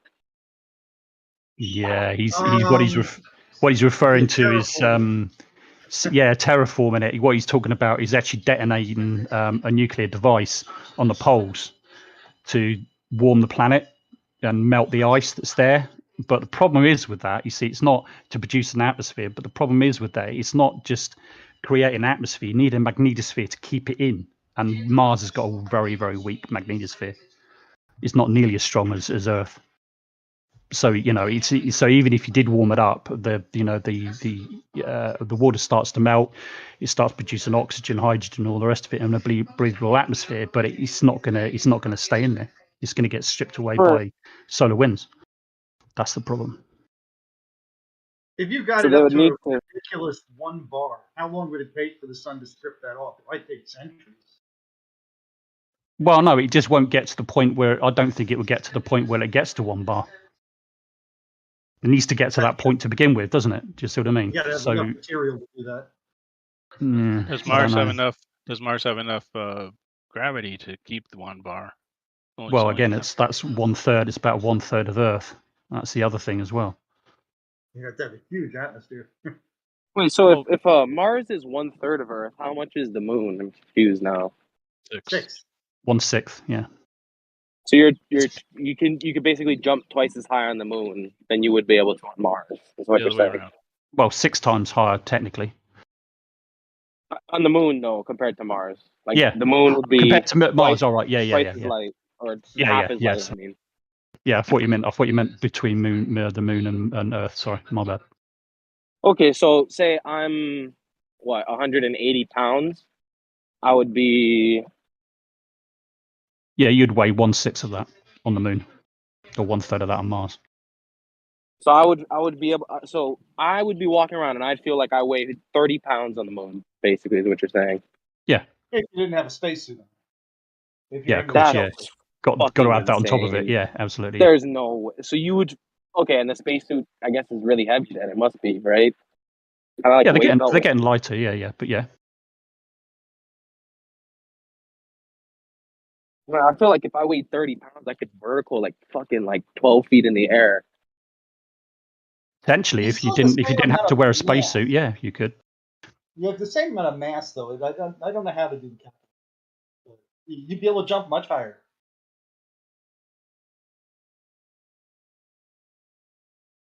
Would it be as simple as just saying you could jump 3 times or 6 times?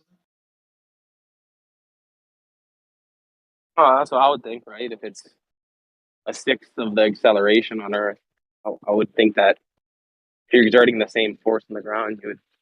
I don't know, man. I'm not gonna bust out the fucking kinetic fucking equations. No, me neither.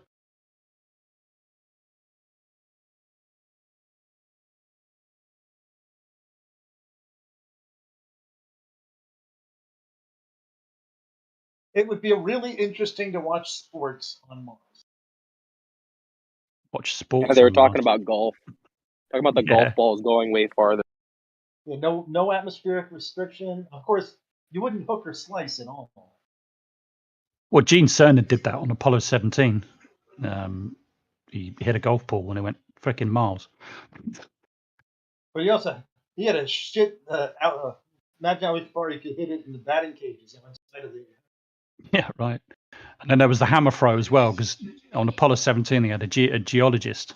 So apparently, I mean, I don't know this for sure, but it's a common thing when geologists, if they go to a site they've been excavating, and when they finish, they throw the hammer. Apparently, so that's what he did on the moon, and he threw that pretty far too. Hammer.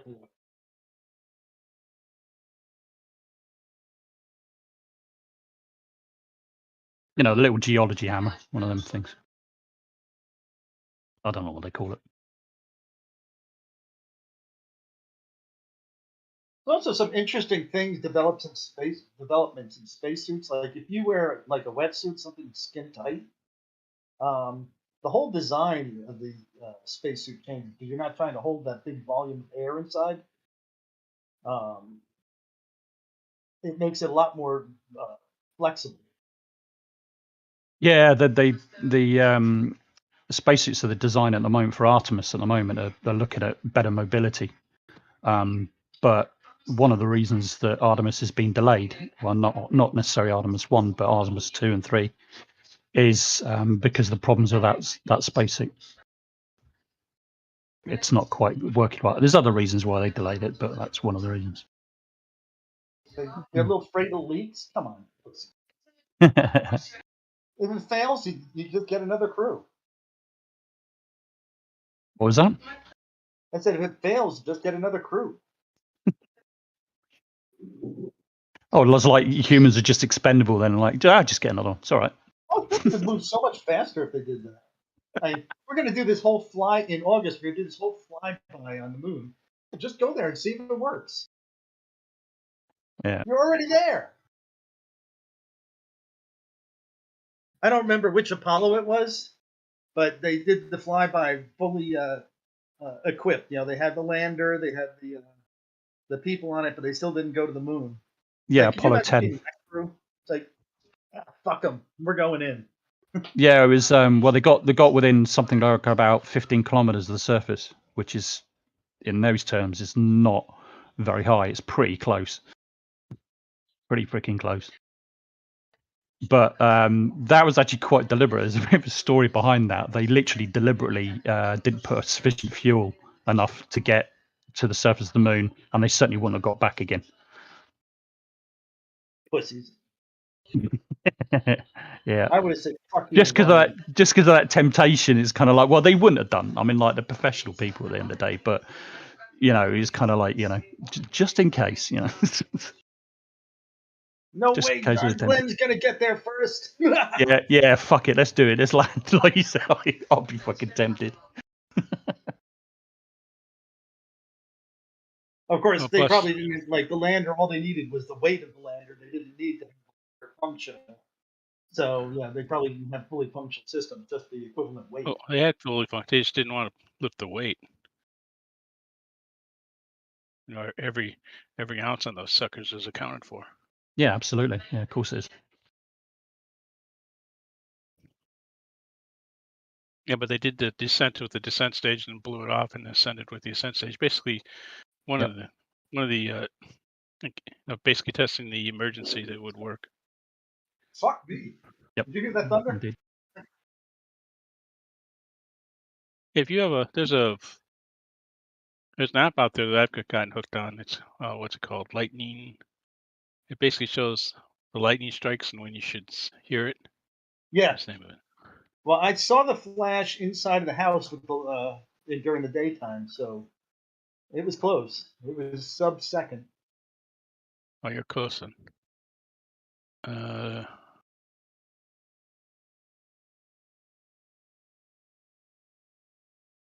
Lightningmaps.org. I've been playing with it during the last couple thunderstorms. Let's see. If I can look at lightningmax.org, I'd say that one was less than 500 feet. Did you hear the double boom? Double boom. Yeah, if you get one really, really close, it actually goes boom, boom. That's right. Yeah, it does. I didn't notice that. I had one within 15 feet of me. And I didn't notice that, but that was so fucking loud. I couldn't tell you what happened. I had a big one across the street. I was looking at when I was on the porch one day, and it just hit the chimney across the street and went boom, boom. Jeez. Yeah, I wasn't paying that much attention. I was too busy cleaning out my underwear. Yeah. I was about 14. I was a Boy Scout, and we went to this camp. It was actually on the edge of a military helicopter field. The first camp there. So anyway, we kind of joined up with this other group, and they put up this wooden flagpole, right? I did have some metal in it for to put in the flag up and all the rest of it. So anyway, a thunderstorm that night, fucking absolutely hammered down, really loud thunderstorm, and right next to us, you heard this massive bang. But nobody knew anything about it until the morning. Got up in the morning, and this wooden flagpole, I'm not kidding you, directly down the center, one side of it had completely been vaporized, and there was just like half a pole along its length left. Bizarre. And it was just all charred just on down that one side. Literally, it's almost like somebody got a splitting axe and just went right down the middle of it, and that was what was left. So strange, really weird. And the metal attachments at the top of it were just not there. They were gone, vanished. Are you guys just circle jerking? Sorta. Yeah, just a bit. Because I mean, dude, where's all the F ears? Where's all the what? Oh, F ears. Where are all the white women at? I tell you this much, dude. Sorry, you guys continue. I don't mean to interrupt. No, you're good. No, it was a bit of a circle jerk. You're right. Well, I'm doing something stupid anyways. I was just looking at I'll show you actually. I'll give you a representation of it because I'm doing the Go Fast rocket thing. I was actually hold on. I'm actually trying to figure out what time it was. Let me see if you can determine it from this picture. Okay, hold on. Did you try searching under Space Shot 2014? Because that's what the launch was actually called. That was the name of it. Okay, no, I didn't look at like an actual record, but based on the footage, I'll show you this. Based on just footage alone, this is what I've come up with well, it's not. I didn't come up with anything, but it's God damn it! Where's my pictures at? Do you ever save pictures and you don't know where where is it? I know the other guy was looking into it. He said that the sun was quite low in the sky, from what I heard. Well, look, I found this. This is I tilted this. I was trying to tilt the image to make it so it's more of a right angle. But see, there's a guy in there where you can see it. Because I'm trying to get his height to shadow length ratio. Yeah. But I mean, I think this is fair enough to say this is about 11 o'clock. No. So what was its location then? Where was it? It was Nevada. Nevada, which is about my latitude, maybe 32 north, and this is in July, so the sun's about 20 degrees north, so it's about 12 at local solar noon. It should have been 12. Should have been 78 degrees in the sky. So I guess no. I don't know. Yeah, I mean, going by the shadows, it could have been about 10 or 11 o'clock. Okay, let me show you one more. Oh, I thought I took it. I personally don't think that's early in the morning, but it's not. It's still morning. I think it's pretty sure it's morning, but I don't know for sure. I have some footage from earlier before that as well. So hold on. I don't mean to take away from.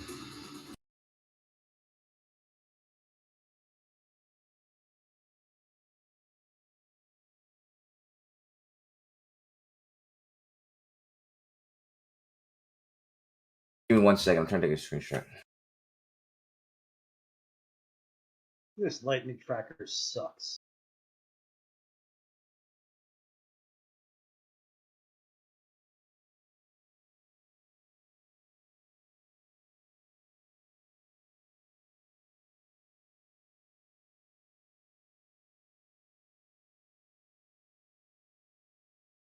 I don't know how long before the first one.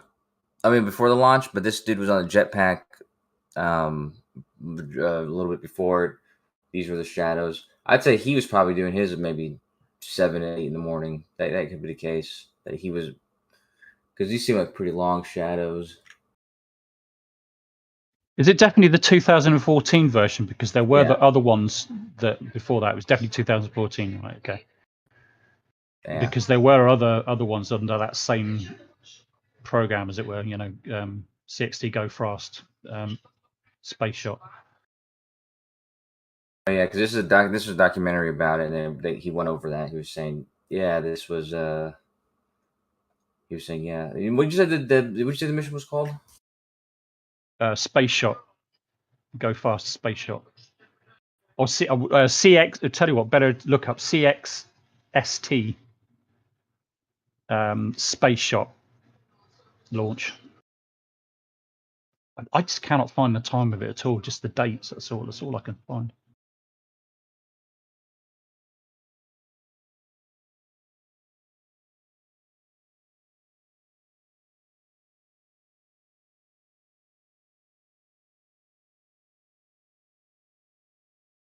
Well, it's from Smithsonian, so I'm trying to see if maybe I have more about it.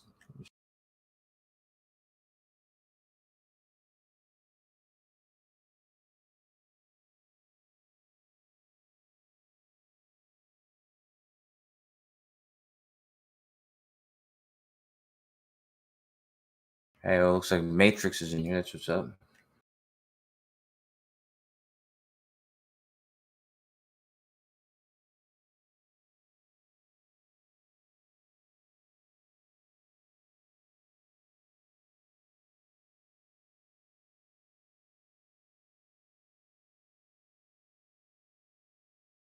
Who was that guy who was in here talking about the go fast and the moon? Bacon. No, but who's the other guy? Oh, I don't know. Wasn't it Matrix? No. That was Kiwi something. Oh yeah. He was really convinced that was just a complete debunk of the globe, but of course not. I came at the tail end of that. Was he saying it was all faked, or what? Well, it was the other day that he brought it up. He said because of this shot, I'll post it here. It says because of this shot of the moon.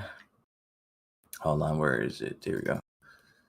Because this shot here, yeah, the moon at that time was over Australia. This was in Nevada.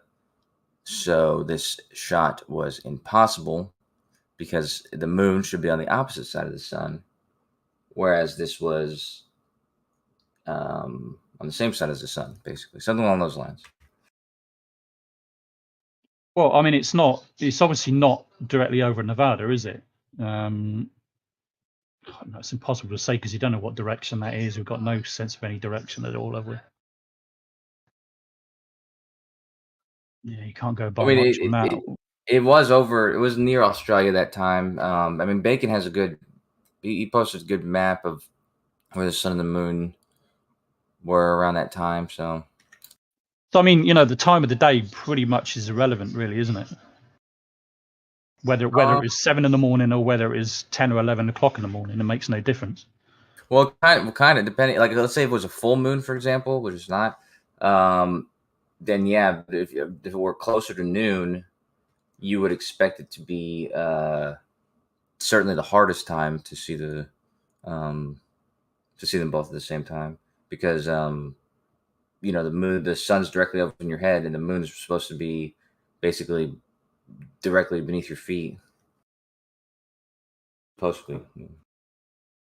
Well, to resolve that, I mean, we can just go by any applications online, including Stellarium, as to what moon phase it was from the perspective of Nevada, right?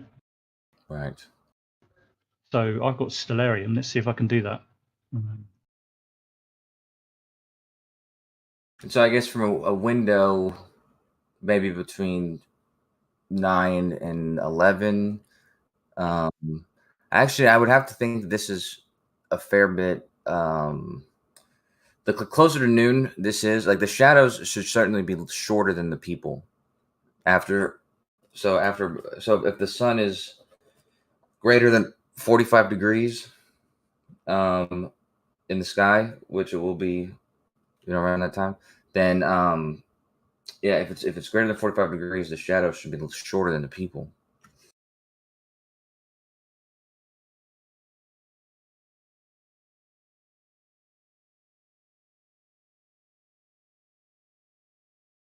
Do we have like a nearby town or as to where it was exactly in Nevada? Anything like that? Is there any information on that? Nevada's kind of a big state too, huh? I think it was Go Fast Nevada. Go Fast Nevada. Let me see. Let me watch this again. Let me see if it's in there.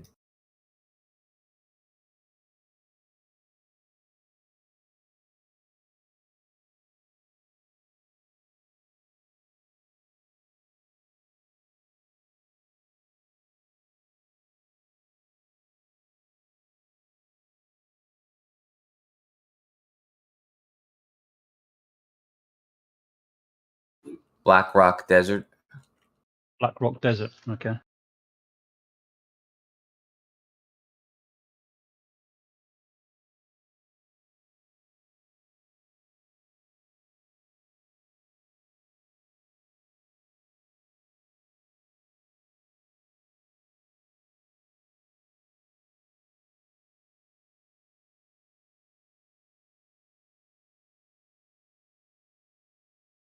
Man, the East Coast, looking at this lightning traffic, the East Coast of the United States is just totally electric right now.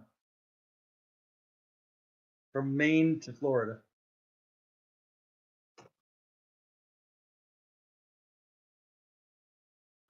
Yeah, I'm gonna have to find the. The gravity must be intense. I feel heavier. All this electricity.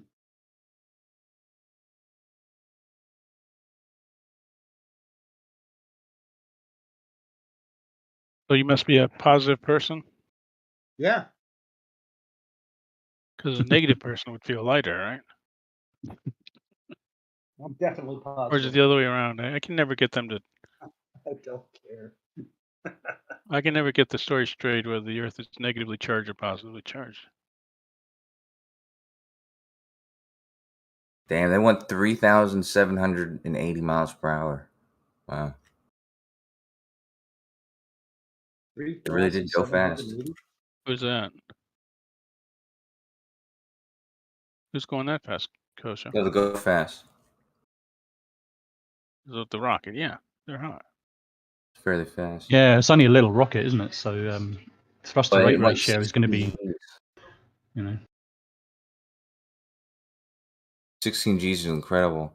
You know that's how supposedly Mad Mike died, huh?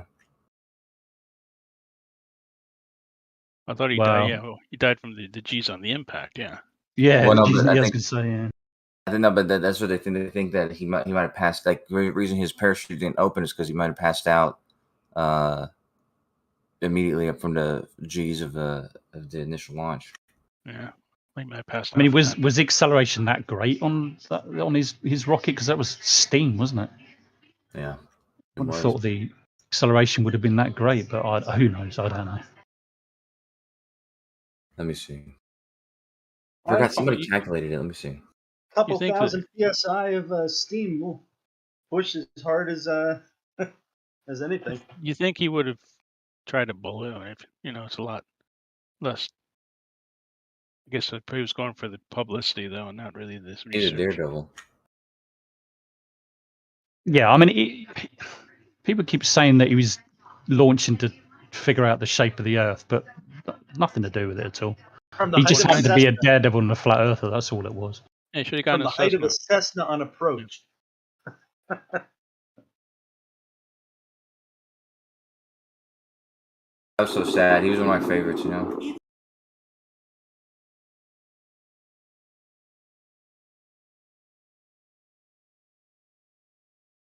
I wonder why he used that. Why he used the steam. Because it's a way of making a rocket with the homebrew system. Yeah, but I mean, why not just, do like what Go Fast is doing? Solid rocket. Mm. Because then you got to get licensing for explosives and stuff. Here you just need a big boiler, an electric heating element. Make it sound so easy. Oh, wait a minute. I forgot that the parachute opened up at the beginning, but also there was multiple parachutes on there, so.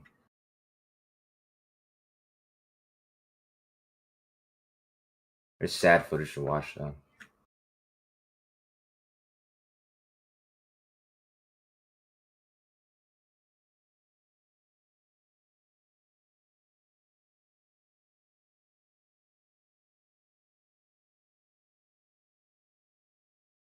Oh, shit, man.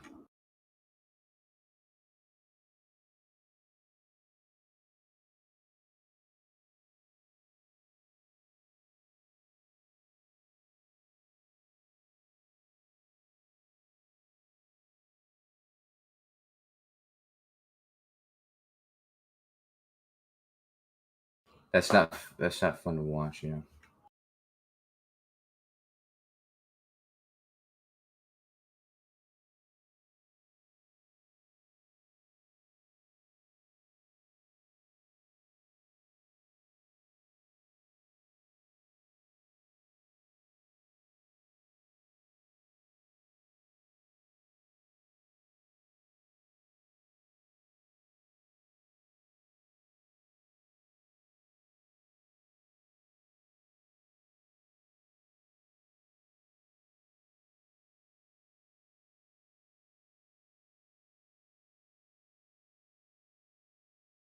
Nothing against the guy, but damn, that was a dumb thing to do.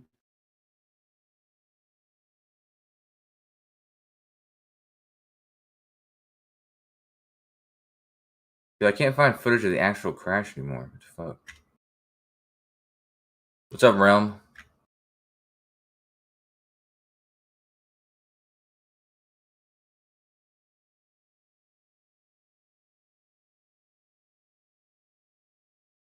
I like some of his previous launches, like when he was coming in, this ratty ass parachute that he was using.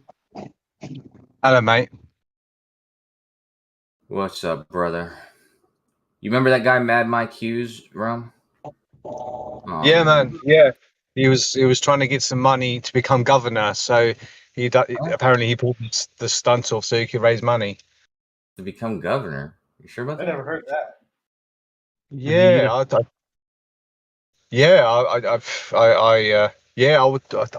I was just like you guys. I looked up into what he was doing, and I remember the day that he was going to do his launch, and then he cancelled due to whatever conditions. And yeah, something was saying that he was trying to become governor of that area or something like that, and he was trying to raise money. Governor. I know of it the doesn't. area. Yeah, yeah, man. What about him? Yeah, it sucks that he passed away. You know, I think we need more guys like that. We always need, as a human race, we need guys like Mad Mike Hughes. We need people to win the Darwin Award. And we need guys to go above and beyond what other people think is like what you guys are saying right now. It's like it's fairly stupid. It's unnecessary risk, but it's people who make these risks that charter forward, right? Well, you know, they say you just, you know, they say you might be from the South if at least one person in your family's last words were, "Hey, hold my beer, watch this." There you go. I wouldn't say that he did anything to further mankind. I mean, no, definitely not. He did not. His motorcycle over a cliff. Yeah, him personally, he did not do that. I'm saying this sentiment and this sort of mentality, you have to have people who are willing to do that. You know, because like think about like the first person before anybody, like what's his name? What's the guy's name? Picard, right? People who go to the top of, you know, as high as you can possibly go in a balloon or as deep as you can in the ocean. Before anybody does that the first time, do you know how fucking crazy that is to think about doing? Like nobody. Yeah, but, these guys, a lot of these guys, you know, they took, you know, baby steps. They didn't like, hey, I don't know, well, here, hold my beer and let's try to launch myself with a steam-powered rocket. You know, there's dumb and then there's like dumb. Does that make sense? Yeah, of course. But you know, know, talking about Marianas Trench. Marianas Trench, but also the balloon that you went up and shit. Yeah. Yeah, but all of that was on the heels of other people doing lots of stuff. So it was like they were trying to further things. Mad Mike wasn't trying to further it. Well, it doesn't matter. Whoever it doesn't matter. The highest balloonist, because a lot of those guys, a lot of the early balloonists, they didn't know anything about lack of, you know, what the air was like up there and what, you know, what to expect as far as weather. Remember, that's why a lot of them were going up there in the first place, was to, you know, find information out. Yeah, but the guy, he was wearing this, you know, he knew enough to wear a pressure suit. He had oxygen. He knew a lot of things. You know, it's like this guy. There was a guy years ago that Jaeger dropped a bunch of weather balloons onto his lawn chair and launched himself up. Oh, you know, talking about the priest from Brazil? No, that's not. This was before the priest from Brazil. This guy actually lived. This is the first guy that did it. Oh, well, what was this guy's name? He did a bunch. Yeah, well, but the only reason he lived is because, well, he's a lot of shit he didn't know. He's lucky he didn't fucking kill himself. He didn't, you know, he's out there in t-shirts and, you know, shorts and a t-shirt because it's like 100 degrees in Los Angeles. He launches himself up to like 18,000 feet. And, yeah. He's like, and his control was he's going to have a BB gun. He was going to shoot holes in the balloon. The problem is that weather balloons are made to take damage like that. They're not made to pop, right? Oh yeah, right. Look at this dude though. Hold on. Guy. He's a fucking real dude. This guy's crazy, dude. Okay? He went higher than Felix Baumgartner, by the way. And but he did die. He did die. Lawn Chair Larry. Here's the guy. You know that Brazilian guy, he died too because he went up way too high and ended up going out to sea and then got eaten up by sharks. Yeah, the priest guy, right? Yeah. That was sad too. But yeah, this Nick guy, he was a daredevil as well. He used to go, you know, what's that called when you rock climb without a rope or whatever? He used to do that with free climbing. He used to do that with his brother. He would hijack hot air balloons and stuff like that. But anyways, he went up in the balloon and he was a smoker. He was smoking right before he went up. And they think that because he was kind of so dumb, like he was a daredevil, like when he got up to before he jumped out, they think that he took off his mask for a second, possibly, and obviously that's not a good idea, and he might have fucking got fucked up at that point. But yeah, he didn't open his chute. His chute opened automatically, so he never jumped out of the fucking the thing he was in, which is just basically like a styrofoam fucking cardboard box, and he never jumped out of it because he passed out. But the thing started falling because the balloon popped. But they had a parachute on it, so it opened up automatically, and he landed on the ground, and he was like brain dead, probably from the nitrogen poisoning. Is there any way that we could have conquered the skies way before the 1800s and mapped the world by the skies? So, well, I mean, the early pioneers have actually, I mean, before powered flight, don't forget there was balloonists, and the French were the first to do that. That was the 18th century. I don't know when that goes back to. The Civil War was the first to really use balloons for any real purpose. Yeah, but they were doing and the 1700s. The pioneers and stuff, but still, those were the first dudes. But who would have done it before that? Then, Ron. The first recorded that we know of hot air balloon was 19th December 1783. Yeah, unless you want to count Icarus and Daedalus. Yeah, well, yeah, we don't know any, but that's at least recorded. Okay, I'm gonna go watch verified. I'm gonna go watch Mr. Sensible. Hey, mapping from the sky would be very challenging. What's Mr. Sensible doing? He's gonna dismantle Mitchell. I hope. Oh, is he? I hope so. When's he doing that? Is it live? 5 minutes from now. Let me post the link. All right. Appreciate it. But Ron, what was some of you said before the balloons? Now, what was the possible ways that they could mapping the whole Earth from balloons or something, from mastering the sky. Wait, is Realm still here? Realm disappeared. You guys scared him off, man. You guys again with the circle jerking back and forth. Realm was getting there, dude. That's so good. You can't just rely on us to do that kind of thing, Kosho, you know. Well, he ran off because, maybe actually he went to watch the Mr. Sensible thing. If we were doing a circle jerk, you were part of it as well. Yeah, I was. I was maybe a little bit part of it. But I was trying to get Realm to, bring up this thing. But I mean, I agree with you guys though about the balloonist. I'm actually extremely into balloons. I want to be a balloon pilot.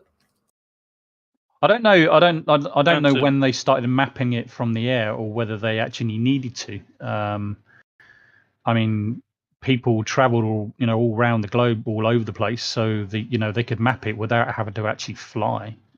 As far as I'm concerned. Yeah, I think the main advantage was militarily and that kind of thing, like being able to see further and then share that information. Yeah, yeah, that's like your short range kind of battlefield kind of mapping or whatever observation. Well, the first airplanes were sent up just for observation. That's right. They started dropping. They took mortars with them and hand grenades and started dropping them, and then start putting machine guns on the wings. Considering the airplane was only 4 years old, and when the First World War broke out, they did some amazing stuff. And when they first started shooting each other, it was with pistols and rifles from the air until somebody put a machine gun on an airplane. Yeah, they put on the wings first, and then. Oh, and then the wings first did it. Oh, okay. Yeah, because they had to try to clear the prop, and then the first couple times they put it through the prop, they shot the prop off, and they had to figure out how to do the interrupting gear bullshit. And Mr. Silent Zero, did you hear about the Earth and spinning faster than ever? I heard that. Yeah, 1.5 milliseconds. Something like that. 1.5 milliseconds per year. Yeah, something really ridiculous. Something like that. No, that single day was 1.5 milliseconds less than. Oh, was it a day? Was it? Oh, okay. Yeah, just that single day. Yeah, 1.5 milliseconds. It's like, I enjoyed my extra 1.5 millisecond that day with a little bit of extra sunshine. You know, I took time off work. Like, and took an extra 1.5 millisecond off of work. That's 500 milliseconds a year, man. It's not. See that's not a It's different every single day. So I remember in 2020, wasn't that the slow? It was the. I don't think it was. I think on record, like the entire year added up. I forget if the entire year was faster or if it was just it had the recorded fastest days. But now the recorded fastest day was a couple days ago. But like I said, the year added up. I don't think that it's altogether faster. Right. That would require that you go around the sun faster. That's a shield. Mr. Sensible One, did you say he was going to debunk Mitchell, did you say? Yes. He already did one, did he, yesterday? Yeah, I know he's doing another one today. Oh, is he? Which channel is he doing it? Because he's got two, isn't he? Because he's not on his main one. Oh, he's on YouTube here. Did I post it? Huh? There's the Baldy Cats channel. Oh, the Baldy Watch Cats channel, was it? Oh, okay. Yeah, Baldy. He changed Baldy Sensible Cats. He's calling himself now. I'm not. I think that Baldy Cats is kind of, conspiracy cats is kind of going off in another direction. Which is too bad. Yeah, I like he's him a lot. sticking with something. Yeah, if you've got the link, I can't even find that fucking channel. If you've Here, got I the just link, that'll posted be it handy. again. Where did you post it? Debate. Oh, am I in the wrong channel? I think you might I'm be. in the right one. Livestream 1, bitch. Yeah, am I on Livestream 1? Am I in the right place? Debate Yeah, chat box? Livestream 1 text. Livestream 1 text. You were in Gem server if you saw the debate chat box. Oh, I'm in the wrong one. Yeah, that's I'm why I watching couldn't the see chat it. in the wrong one. Okay, that's why I'm not posting. Because I was saying earlier, because I could have sworn you said you posted it. I'm like, where? Sorry, I was in. Yeah, I'm. You're good. Watching the chat over there because this one's kind of dead. You wasted all my scrolling time. Sorry. I'm like doing 5 things at once. Here we go. Masturbating, Oh, you watching starting? female I'll porn. take it. Oh, there you go. Thank you. I don't think I'm even subscribed to that channel. I don't think. Oh, it's a premiere.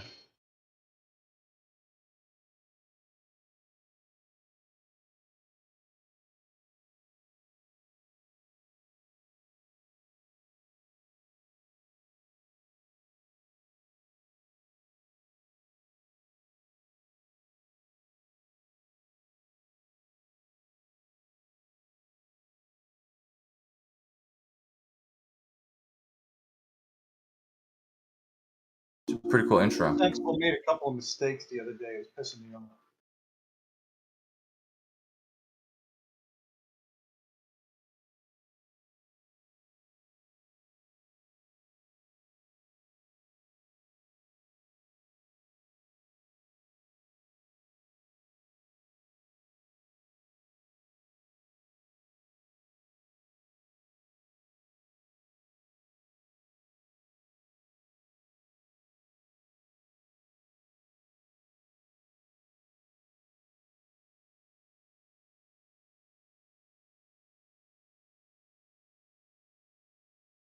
It's a pretty good intro, but it's fairly long.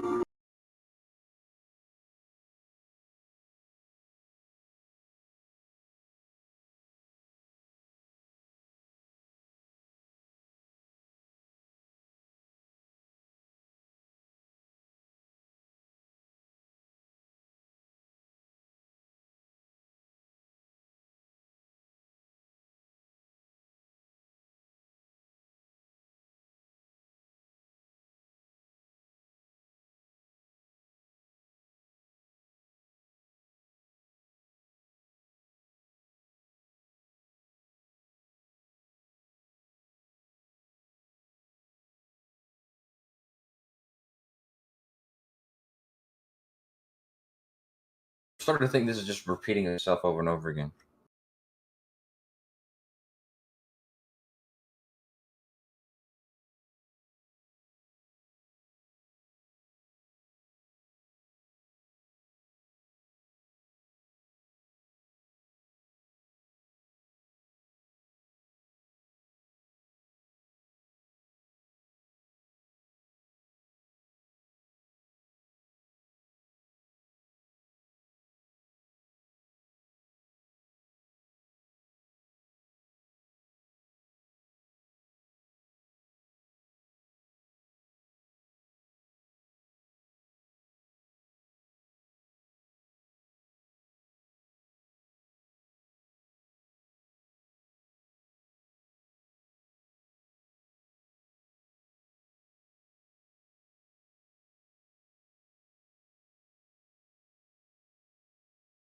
asked me to pay $150 Australian dollars to make a video. I think we need to know the backstory. A midget from Australia recently released this video. Foucault's pendulum proves Earth is stationary. Well, I did a live stream last night. Don't forget to check it out. Make sure you subscribe to my live streaming channel. And in that stream, I addressed Mitch's video. The video has this description. Does the Foucault pendulum completely demonstrate the rotation of the Earth? The globe model claims we are standing on a rotating Earth, which causes a Foucault pendulum to change direction and deviate over time. Also used to demonstrate the Coriolis effect, as Earth is claimed to rotate on the pendulum. But as we find out, in reality, the Foucault pendulum does not deviate, proving the Earth is in fact stationary. We would never observe the Earth-based Coriolis. Now, in my live stream, I felt I dealt with Mitch's video extremely fairly. Here are the main points. Mitch filmed the video at a place called Science Space, which I assume is a time to instantly. Here is the rather small, but here is the Foucault pendulum question. Mitch points out that due to Sydney's anatomy, according to the globe, then over a period of 1, 2, 3, 4 hours, the pendulum should precess by 34 degrees. He shows the pendulum 4 times at various points, showing that this pendulum has not moved. His final clip shows the pendulum currently at 1:50 p.m. having not left. Now in the stream, I quite recently came up with several possible explanations. Firstly, is this an actual working Foucault pendulum? Just not look at the vision model, just to point out to this what the equipment looks like. Secondly, I pointed out that perhaps the equipment is broken. Is there an issue with the mounting of the line? I also pointed out that possibly there was an issue with the pendulum mechanism. And lastly, I pointed out that this video is not continuous. It had several cuts, and that some of relation of line. I made clear that I was not doing so because I have no evidence to show that either way. I suggested that I go back and film the entire 4 hours uncut, just to rule out any argument. After the stream, there's been a lot of talk about this. One of my subscribers sent me this link. This is a screen capture from Google Maps. So, look. What these dominoes have been knocked over. But I then decided, why not content? Right. So, talk to you about your time space. That's is working Foucault pendulum, or is it just an example of just to show children how one of these would work, knock down pegs and dominoes? Has it got an electromagnetic mechanism just to actually without actually disturbing dominoes that appear to say science space or something? I'd appreciate a reply and explanation. Well, unfortunately, I haven't heard back from science space at this point. I was pleasantly surprised to find I had an email. Mitch, I hear you had a problem with my pendulum video. Can you elaborate? Won't be watching your video unless you pay me. And then I replied, hi Mitch.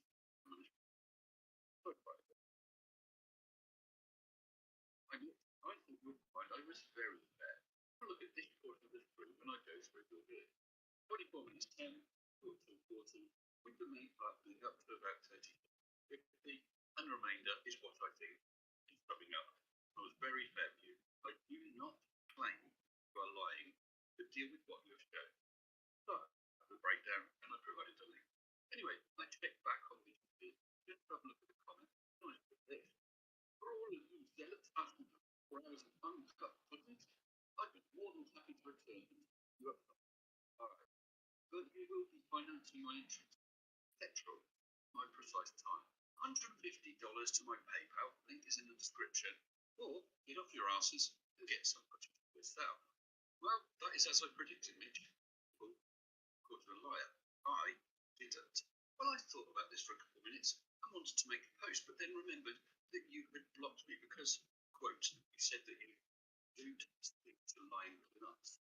But I'm a clever boy, so I decided to log into my new Mr. Bold and Sensible account, and I made this posting. Mitch, I know you blocked me on my other account, so I'll post a single polite post and then wander off again. I might do my offer to cover the cost.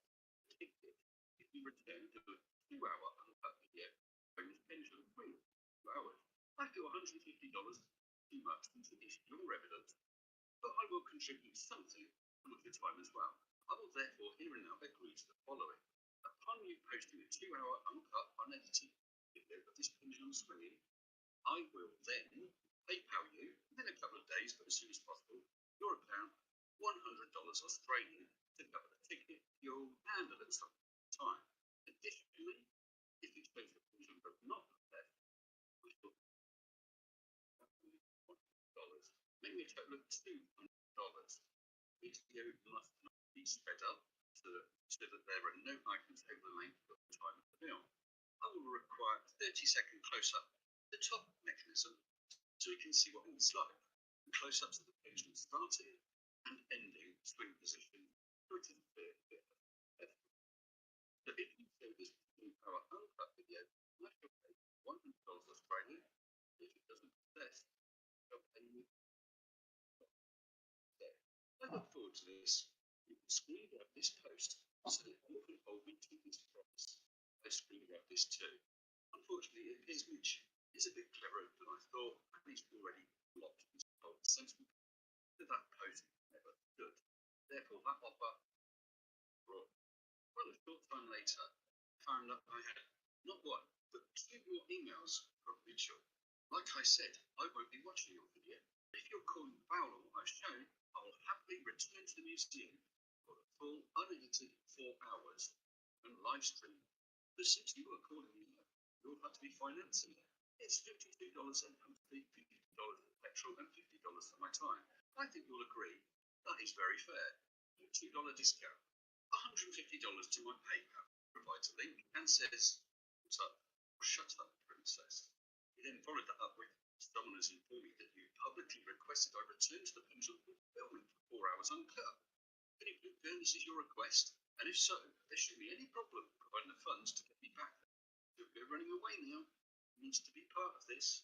So Mitch, you're asking for $150 Australian to cover a ticket, fuel, and your time. Fuel that focal pendulum for 4 hours uncut, and you upload that video to run 4 hours real time. Okay. Is the link in your email? Okay. Our contract is $150 Australian. I'm not going to make it monthly.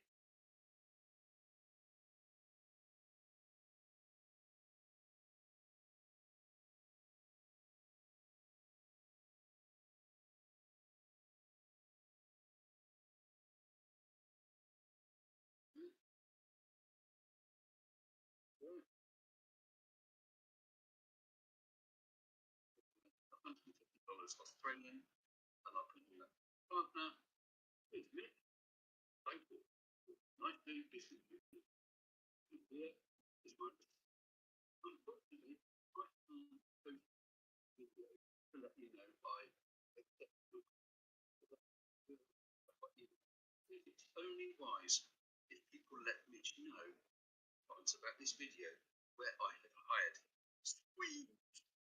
So let's have a quick recap. Upload a video as agreed, as I have hired your hours to do. The money. Professional? Not. I give you £1 a month. Yes, or the full refund. Nobody is going to let me forget about this. The options now are 1. You refuse to do it. You're going to be a nothing below it.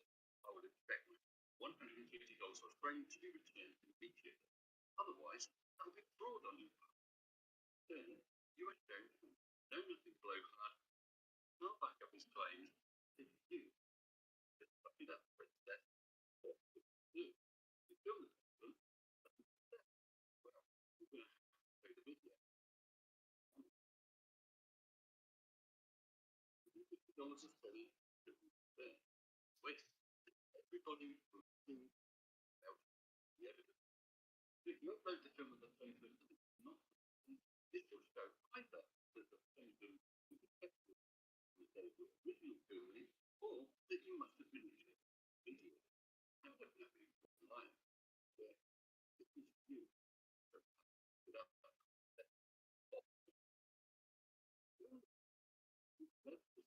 And you upload that film. Well, you get the cash. You would have earned it.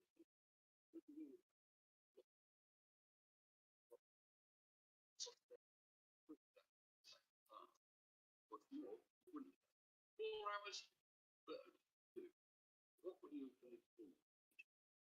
The earth doesn't rotate. No, you would have spent one pendulum for an unknown reason doesn't possess. And that would be something that needs to be looked into. Why? You certainly haven't busted me, as I never claimed that you were lying. And I'd only raised some sensible questions that need to be looked into. You will have earned your money by working your ass off for 4 hours instead of 2. Thanks. So Mitch, you have my money. Contract is agreed. Get to it, boy. Chop chop. Oh, and just to rub a little salt into the wound, I lose nothing. If you do the video and upload it, it will not cost me a penny, as I will claim it against tax as a legitimate business expense. After all, I will have hired your ass later in order to create some content. Thank you. And if you don't, I get my money returned to me. Thanks again. Because we wouldn't want you labelled as a scammer. Towards the now, would we, Mitch? So you wouldn't get the money if you don't like that video. The phrase that comes to mind is chop chop, do it.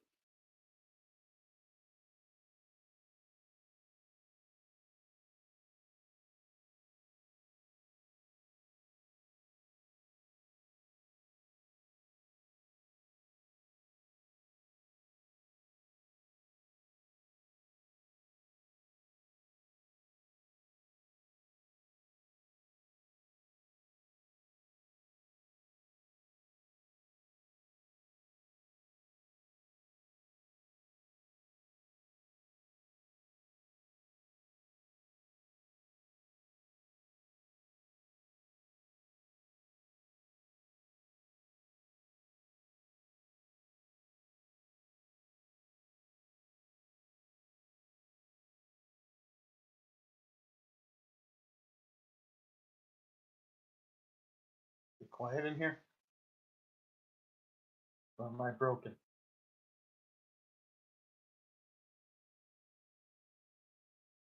Check, check.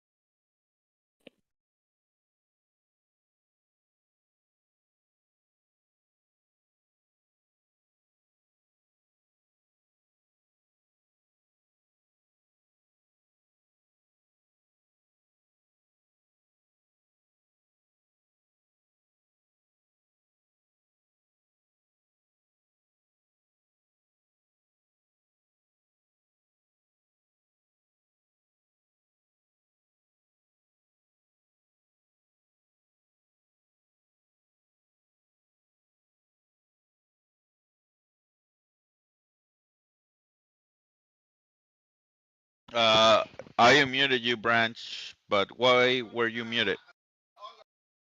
For being Branch. Honestly, man, I was trying to get the conversation going again. I don't know So I'm why. not gonna get in trouble for unmuting you? I don't think so. I think you're good right now. Alright.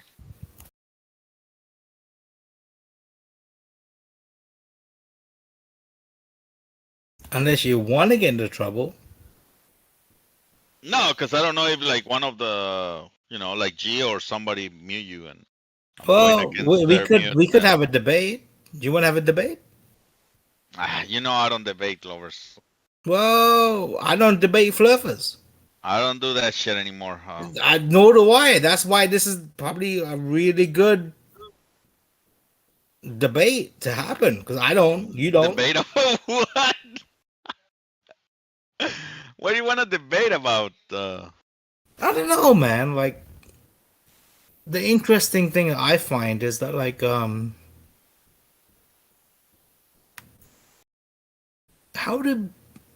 do you think about God, bro? Me? Oh, God is it's a matter of fate, buddy. Because, like, we don't talk about how. I don't mean to say that you live in a place that's not just the consensus of how God feels. Like, it's interesting why you feel about God this way. Which way do I feel about God? Sounds to me like I believe in God? Yeah. Yeah, I do believe in God. You know I what the mean- word believe means? I don't believe in God. It's okay.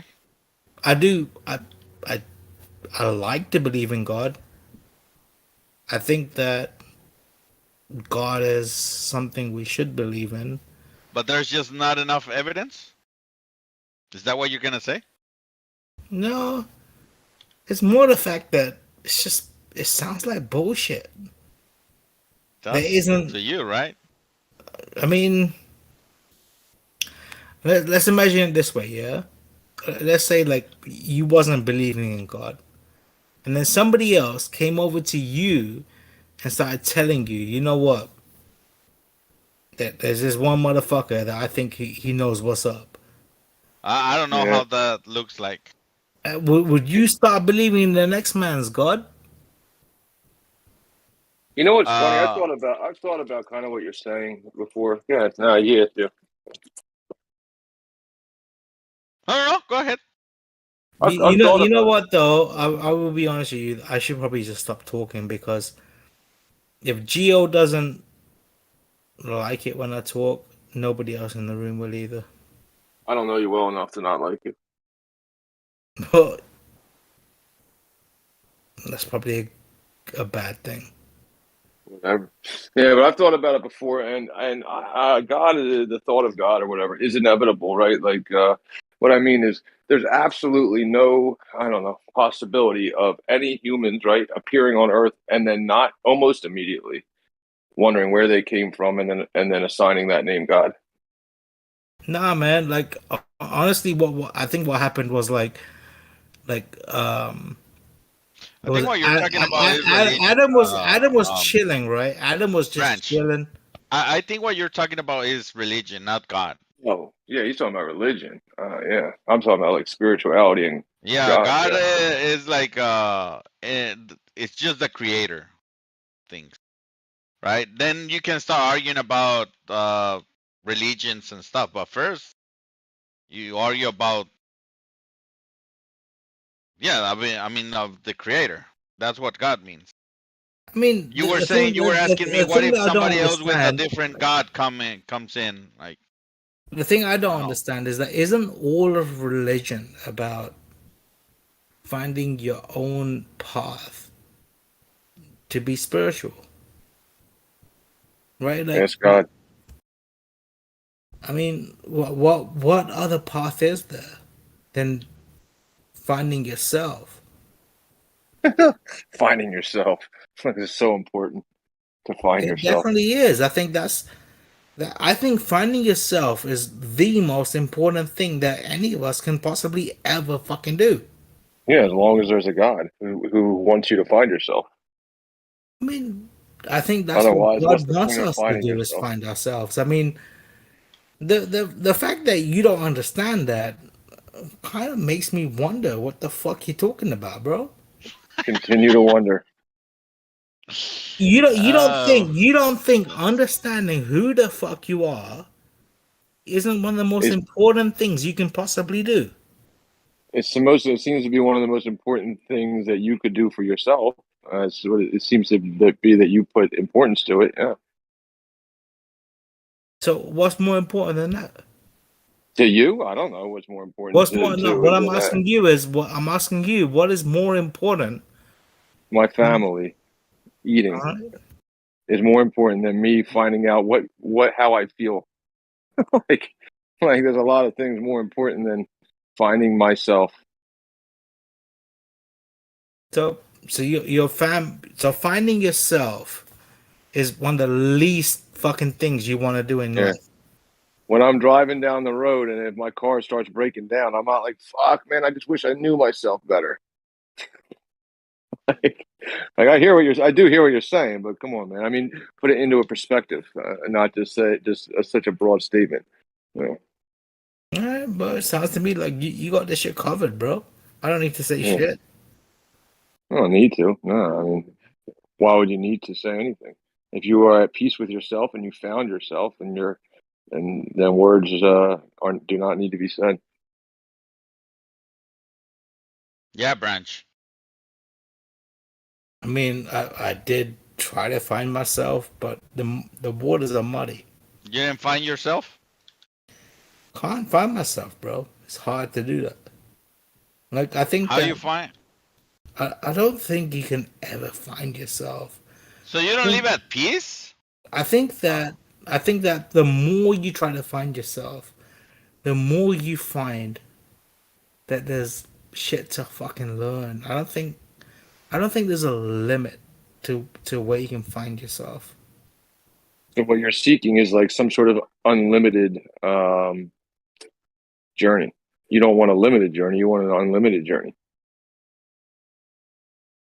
Is that what I said?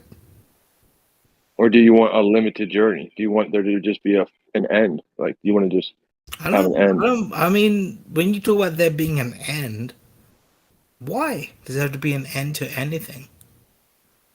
I don't know. No. What do you want? You want it to be an end, or you want it to be an unlimited No, journey? I think that Because if you want it to be unlimited, then that's why you cannot find peace. How can you find peace on something that has no ending? honestly, bro, I think that a lot of people got finding peace confused with just not thinking. A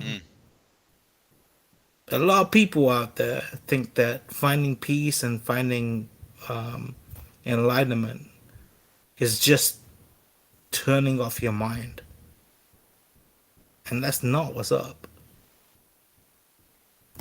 What's up then? Tell us. I don't know. I don't really know. I wish I did, bro. Okay, you don't know, but you know that's not what's up, right? Yeah, I do. I mean, I think there's. So how do you know that's not what's up if you don't know what is? How do you know what is not if you don't know what is? I don't, and you're right. Yeah, Then could you why would you find? say, Yeah. Branch? I don't know, man. Maybe you're right, and everything I'm talking about is wrong. I just personally think that That God exists? Yeah, I know I'm right. it's not about God. It's about. I think that the only reason God put us here was to understand yourself. Oh, now God exists? Well, he's asking what is his purpose. I understand. Like, what's our purpose then? Like, if I have no purpose, that means God doesn't exist, right? Because I mean, not you, but like to some people, they might say, "Well, I have no purpose. There's no purpose because, therefore there's no God because I have no purpose." And if there was a God and he somehow deemed that I have a purposeless life, that means he hates me. So forget this idea. Right. I mean, like I kind of think like even our the notion of being happy and understanding why we live on this earth isn't even close to understanding what life is actually about. And I wish that I spent a lot longer in this lifetime trying to understand it, but I don't think I'm going to ever get that in this lifetime. It'll be my next one that I'll probably figure it out in. I'm just not smart enough. I don't think you have to be smart. I think the dumbest people are the happiest people for a reason. Being smart is like a curse. It's like They don't question stupid shit, huh? yeah, like I have a dumbass friend. I'm like, hey, listen, bro, I'm pretty sure the Earth is flat. And he's like, nah. I show him like 3 things. He's like, fuck, I guess it is. All right. Well, you want to go fishing? It's like, all right, I guess. Yeah. And then he like told like 2 other people, he's like, look, fucking Earth is flat. What the fuck? All right, let's go fishing. Like he's like full into it. Didn't care enough to think, think much deeper. It's just like, damn, yep, that's it, done deal. All right, but the fact of the matter is, you guys went fishing, and you had fun fishing. Mm-hmm. That's what life's about. Agreed. Yeah. No point to life other than just doing what the fuck you want to do. Right, and whatever your heart allows you to do, yeah, for sure. Yeah, like I'm under the I have this understanding that Earth was made for us to enjoy it. We don't have to worry about this, that, and the third. Water falls from the sky. It makes plants. We eat the plants. We shit in the ground. It turns into another plant. Go in the water. There's food. There's food in there. There's whatever you need. It's feeding your body. It's making you healthier as you're having fun. It's made for you. It's like somebody's out there trying to make it, not made But for you. it's also that the world we have is here for us to hate too, right? Like, there's a lot of us that aren't happy with the life we live in. Like, we're depressed as fuck, and we don't like it. Yeah. And you know what? There's nothing wrong with that either, right? That's just life. Yeah, I mean, it doesn't make you broken. I mean, if you really wanted to find out what was wrong, the first, stop looking inward, right? Stop. Honestly, it's something else. We're everything is the same system. What I mean is this is one system. So when this happens in any other situation besides us, because we start overthinking it, right? Where something is happening, where it's poisoning something else. It's never itself poisoning itself. It's something on the outside poisoning it. And at any other situation in the world, right? It's something on the outside that doesn't belong and is poisoning whatever else it is. Like a weed is Right, but overtaking, right? if you look at that and you understanding that is one thing, right? And honestly, no matter what type of life you live, you're always gonna have that negative thing you talked about right then, being part of your life that makes you feel bad about who you are. Yeah, getting your heart right. Yeah, you can do any. Yeah, this world is made for you to enjoy with whatever your heart will allow you to enjoy. Yeah. It sounds to me like we just don't want to fucking enjoy life. The majority of people just want to fucking have more than next man. Well, they feel just. I mean, I won't worry. Don't even worry about other people. I mean, whatever you need is all you need. No, you don't need what they need. I don't need shit, man. What do you need? Me? Yeah. What do I need? I need things. Yeah. I mean, I feel that I need things. Do I really need them? I don't know, but I need them.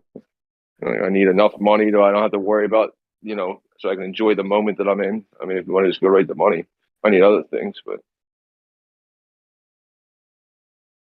Is that what makes you happy? knowing that I don't have to worry about tomorrow, yeah, makes me happier about the moment I'm in. Yeah. So having enough money to pay for this shit that you're worried about makes you happy. I don't know about that. Yeah. I mean, That's kind of what he's saying, though, isn't it? I mean, for him, but I disagree with it. What makes you happy, Silent Zero? Being at peace with God. It, I don't care about money or mundane things. You can be happy either poor or rich. Yeah, true. That's right. I mean, now that you're peace with God, right? Mm-hmm. Why do you still fucking hang around rooms like this? Because I'm not allowed. It's not up to me to decide when I'm gonna meet him. It's up to him. That's why during COVID and all that shit, I didn't took the job. I didn't wear mask or anything because I'm not afraid of going. But I don't decide. You don't wear a mask because you're. Yeah. Okay. It's not up to me or to you to decide when you're gonna leave this plane. I mean, I think the plane we live on is where the fuck you got triggered by that, huh? I mean, no. What I'm trying to say is, I think the plane you got put on and the life you was fucking given is something that you just gotta fucking. I thought the question was why I don't off myself. Now, then I answer and what is the problem now? Yeah, bro, I'll be back, man. I gotta take a piss. Yeah. All right. My bladder is being filled with. Yeah. You gotta No, remember, I'll be Branch. back. You gotta remember, it's not the first time we met, so I know Do you're you a troll. want So me I just let you Do you be. want me to talk to you without taking a piss? You can do whatever you want. All right, then I'm gonna take a piss first. I'll be back. Yeah. A little shy. But yeah, I mean, being on here is you got to answer that question more honestly next time. Why you're on here? Yeah, it was amazed to me how many people like changed the way they live because of of COVID. Even people of faith. That was amazing to me. People fate? What? People of faith. Oh, people faith, yeah. which believe in God and all that. Yeah. Well, I mean, people who believe in God are the most fearful usually. Like that's why they, they're filled with fear. And they're No, like, but I if need you help. be like me, I'm Catholic, right? And we're supposed to be preparing our lives to, to the time to when we're gonna die. And Yeah. people were trying to control, like if we have any control of when we're gonna die. You can be at your listen, I home understand. and then an earthquake can happen and there you go. Like you don't control absolutely anything. Yeah, I mean, I understand what you're saying. Like even people with faith, where I say, I'd hear the pastor saying like almost every other, every third Sunday, like, guys, it's not up to us. Like, you can wear your mask, don't wear them. But I'm fully on board with that. But we're all the same. People of faith and not of faith are exactly the same. They're no different. The atheists and the Catholics, they're exactly the same. They're searching. One's just angry, and one is not. They both want to find out about God. Well, I don't know.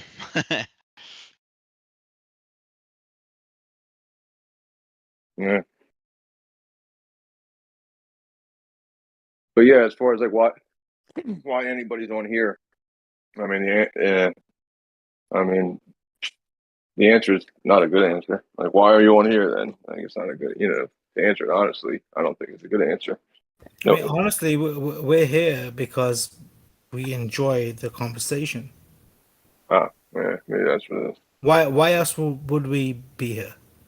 The fuck off, so we don't have to do what we're supposed to do. I mean, seriously, bro. Like, if we didn't enjoy the conversation at hand, then why the fuck would we be here? That's the reason we're all here. Why do we do anything? Why do we do all the other bad things to ourselves? Why do we do anything with life, right? That's the question. Is it? It is. What makes you happy about the way you're fucking living your life? Yeah, I mean, I got happy things and I got things that I know I need to change. Dude, you know what, man? My granny, the fucking before the whole COVID shit. So fucking in the hospital with my granny. And she's like just telling me like fucking I'm ready to fucking go. Tell me what's up and all this bullshit. I'm like, oh granny, you know what? Why are you so fucking happy to fucking leave? And she's like, I've been waiting for it since your granddad died.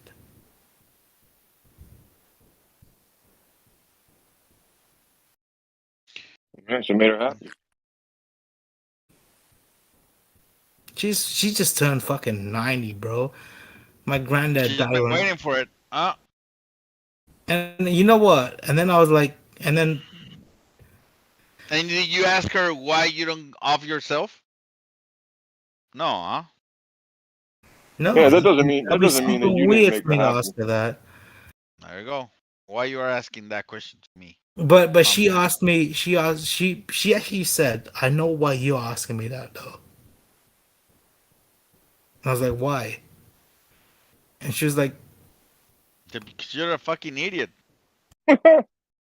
"No, it's what she said was I see it in you that you don't want to be around either." You mean you wish she said that? I hear you. No, she literally said that. She was like, and she was like, your granddad was just like you. He was just like you. Yeah, so maybe you were her only reason for sticking around, and she left you. I mean, but she couldn't Bro, decide that. once my grand's gone, I got no fucking. I'm just chilling to fucking make her life happy. To make what? I'm just chilling to make my grand's life happy. Oh, 'Cause I she's still alive? love that bitch. She's like, I don't know. She's my granny. I love her. Is she still alive?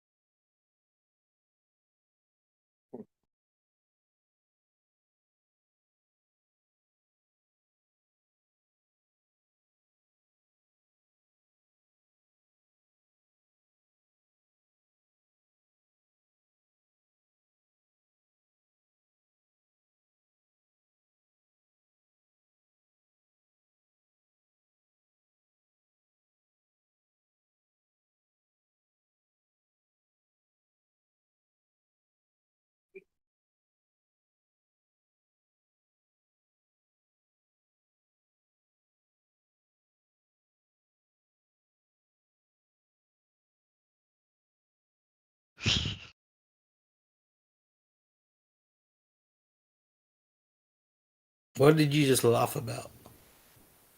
Silent. Oh, I'm watching a video here. You know. Oh, you want to share, brother? Nah, it's about video games, French. No. Oh shit! It's above my fucking intellect level, is it? Video games. I mean, do you think I'm gonna explain over chat voice a meme of video game? I don't know. You decided to fucking snicker. Nah, all right. I'm sorry you feel sorry, but not The sorry fact, that you feel whatever you're the feeling fact right now. is, you know what, my man? When I asked What? when I asked who snickered, who I fucking don't know what that responded and said it means. was me. When I asked who snickered, who I said? don't know what that means. What is sneaker? What is that?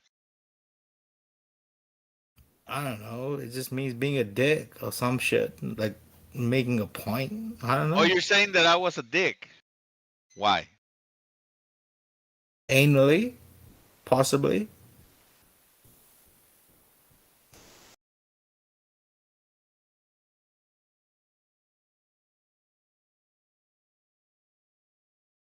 Are you not a dick, my man? Am I not a dick? That's subject to each person that meets me, that knows me. Some people may think I'm that. Some people may disagree with you. Alright, well, Gio's about to fucking mute me, so I'll just chill the fuck out and pretend none of this conversation happened. And why you have to do that? Why not? How else would this No, conversation? no. Don't answer with another question. I ask you why you have to do that. Well, because I think the conversation at hand is met its path, and for us to continue it would essentially be like you facilitating a new conversation.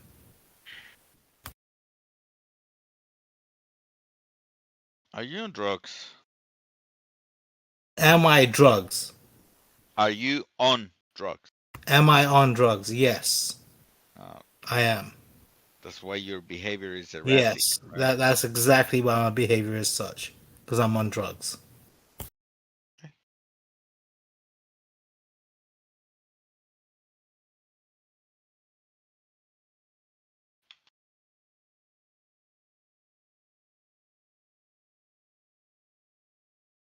Are you on phonics? On what? Are you hooked on phonics? What? I don't know what that is. Sounds to me like you're hooked on phonics, bro. Well, I don't know what that is.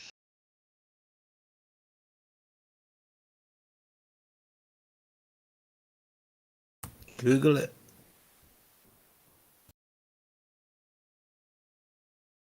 What else can I ask you to do? Google that shit, bitch. No need to. I don't care. So you're not hooked on phonics. Again, I don't know what that is. Well, like I said, Google it then, bitch. Don't care enough to Google it. Either you tell Well, me if you what it don't know is what the or... fuck it is, and you don't want me to tell you what it is, I never you said can I don't either want you to Google it tell or you me. just sit around and pretend you don't know what the fuck it is. It's Google it, bitch. asking you what it is. Ranch, go take a chill pill. No, I'm actually a silent. I love you, my man. But you sound very fucking Mexican today. I don't Well, I like it. am a Mexican. Well, There's no other way I can sound. my best friend in the world is a Mexican. Okay. And you're a Mexican? I don't like the am. cans. I prefer the cans. Or the won'ts. Or the don'ts.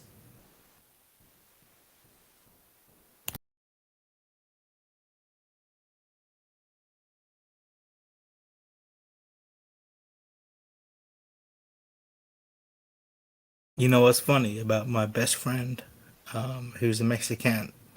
I'm pretty sure he's in this whole fucking American shit illegally, right?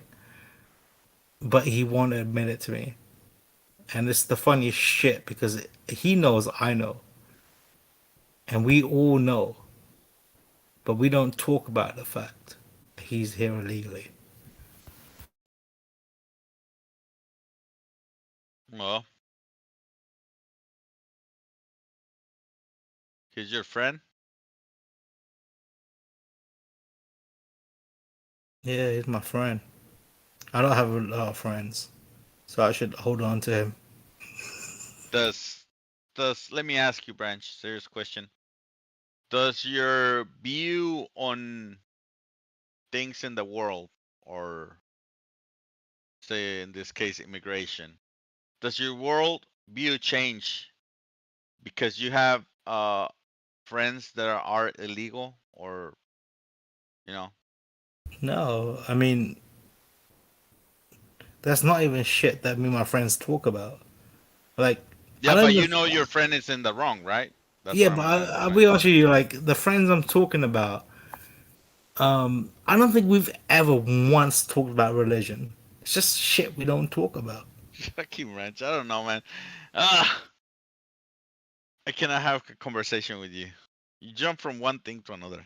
No, I'm just saying. I'm just trying to say that, like, for me, when I hang out with friends, we don't talk about shit like religion. We don't talk about the type of talk that occurs in this Discord. We talk about,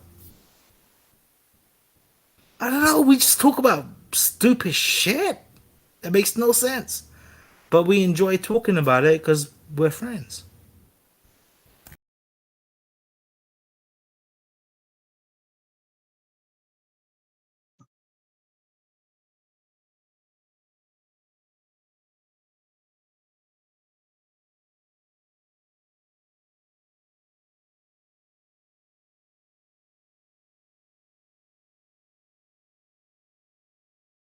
Hey, Silent Zero, What's up? do you give a fuck about life? Of course. That's why I'm a conservative. I have kids. Why? I want a Why do better you give a world. fuck about your life? Why do you give a fuck about your life?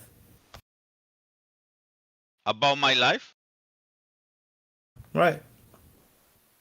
I have kids. That's the right answer. I have a family, and I want a better world for them. That's why I don't like degeneracy. I don't like pushing progressive agendas. Now, I don't let me like ask none you a of that question. shit. Do I you don't think? like people supporting the use of drugs and shit like that, because all that is downhill for All right. people. Well, let me ask you a question then. Like, do you think you got put into this way of life where you're now a daddy because of what society tells you to do? Not at all. So why are you a daddy? Because I love my wife and I wanted to procreate with her. Because I want childs. That's why. So when you was fucking her, you was Because I like, know that's one of the purpose as humans, right? We have limited life.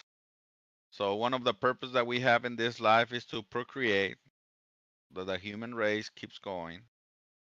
got it. So you're doing it because that's what you're told to do. I don't know what you're talking about. You gotta remember, Branch, I'm a flat earther. I know, but what you're telling me, is the listen, reason listen. why I you have always procreated. gone against the flow of the government and all, you know, all everything that is mainstream. I always have gone against it. Nobody has told me this thing. Accept your way of life, right? The only reason you have a wife and kids right now is because you went with the mainstream. No, it's in Otherwise, my you never would have. nature. Nobody had told me that at all. It's just part of your nature, biology. Yeah, no, That's why when I you could get have had wife together and with a kids. woman, you can reproduce. That's Nah, bro. part of nature. Honestly, dude. Honestly, that's not the case. Because I could have had wife and kids. I Well, chose I'm not to sorry you have wife didn't. and kids Well, because I'm sorry for you. I like my independence. I can tell you, you're a sad person. No, how Right? is it sad? But why is it sad? Why is it Your sad to behavior. want your independence? Well, Branch, if if you talk to most of the people that know you, we know you're a troll, right? You don't care about honest and true conversations, right? Right now, I'm just answering because whatever. I know you don't care about the conversation. I know you're not an honest person, right? That's why when I say you're a sad person, it's because this is not the All right. first time Well, meeting you. here's I know. the weird thing Don't get is triggered. Don't interrupt me in the middle of silence my silence sentence. zero silence zero. So let's say you're correct, right? Woo! Let's say you're correct. Let's say you're correct. I know I'm correct. Okay. Let's assume you're correct. Mm-hmm. Then why do you think that my opinion doesn't matter?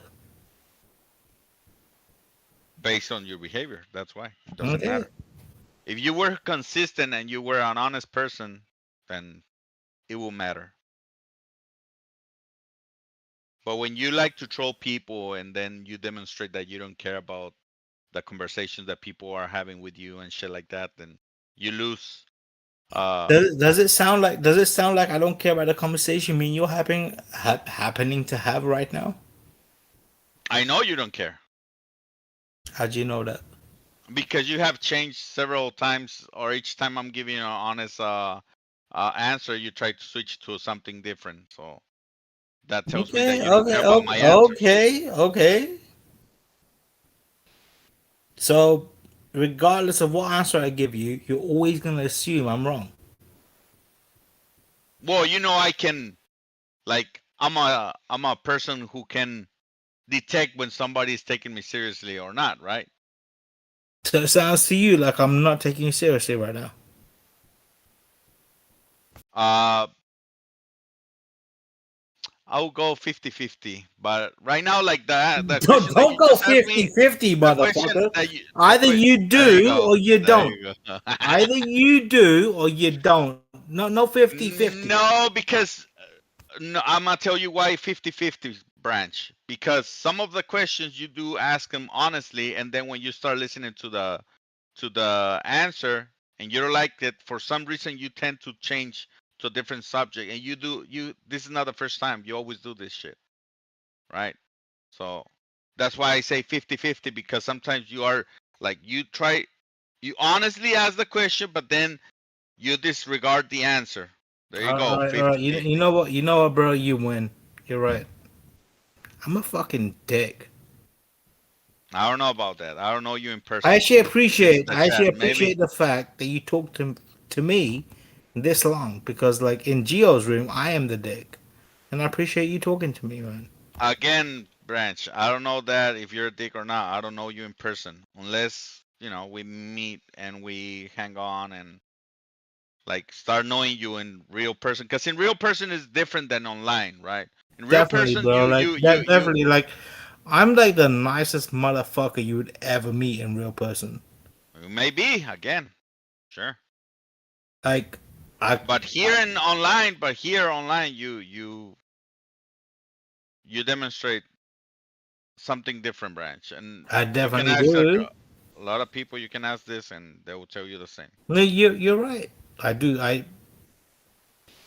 My the way I perceive myself online is different to my real self, and you're totally correct about that. Thank you, my brother, for pointing that out, because I never knew that.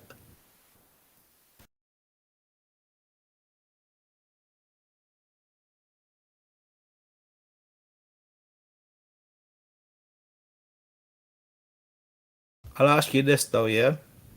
Mm-hmm. Why do you believe in God? Personal experience. Well, that what you call anecdotal. What is it called? Anecdotal evidence. Dude, you. So I'll ask you a whatever simple Oh, I don't question. like. anecdotal. Yeah, exactly. So I don't care. Like you tell me what personal things. Nah, I will never explain things that happen in my life that make me to believe to God as proof or anything, because I know Also, I understand that is not an argument to make somebody believe. So yeah. Also, I've been listening in, so I mean, I hope this doesn't come off creepy. I just, it's you okay, guys Arma. continue. I don't know. It's okay, man. It's great. Yeah, continue, bro. Like I actually think that we're looking for someone else to continue the conversation because it's going stale. Well, I mean, I don't know. I just heard what you were talking about earlier. It kind of made me a little sad, like the talk that you had. But it's also just kind of like interesting because I get to see like, like the life of someone else, through someone else's eyes. What made shit. you sad about the way I describe life? Well, no, it was just like the whole talk about you and your your granny or whatever. That was just kind of Oh yeah. and just seeing like other people's view of life and whatnot. It's interesting. I'm saying I'll always say that it's interesting. So I've just been listening in. It is, man. It's super interesting how people perceive life. And the fact that we all perceive life in different ways is what makes this entire conversation interesting, isn't it? Yeah, I guess so. Yeah. What, is that your name, or did you grab that from the anime? Arma? Yeah, you don't know who Arma is in Attack on Titan? Oh no. This is short for it's a long story, but no, it's not. Alma, let me ask you a question, Alma. Okay. So have you always never believed in God? What? I mean, the way that you attack the conversation, you come at it like an atheist, right? So that's why I'm asking you, like, have you ever believed in God? My whole thing is I don't know. So you've never. Again, you're not answering the question. Have you ever believed in God, Alma? Yeah. If you don't answer, you go to hell. Oh, thanks. You will. So you have believed in God. What made you stop? Well, who said I stopped? So you do believe in God. It's I don't know, but it's a possibility. Well, which one is it? I don't know. What do you mean you don't know? He's the agnostic branch. As agnostic is he doesn't either deny it or affirm it. It's he's like it's up there. Like, honestly, bro, I don't know if I believe in God or not. I think I don't believe in God. I mean, what do you mean you don't know? What do you mean? I'm like because it's like there's part of me that wants to believe in God. Hold on, branch. Believing, I don't know if you understand the meaning of the word believe. You cannot know if you believe or not believe in something. Either you know if you believe or you don't. It's really simple. True. Like me, I know that I don't believe that we went to the moon. Honestly, if I ask myself, I don't think there's a God.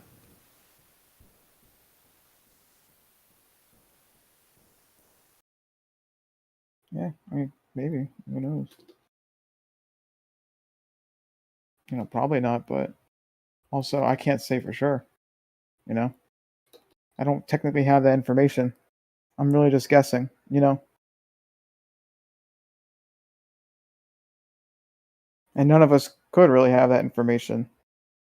I mean,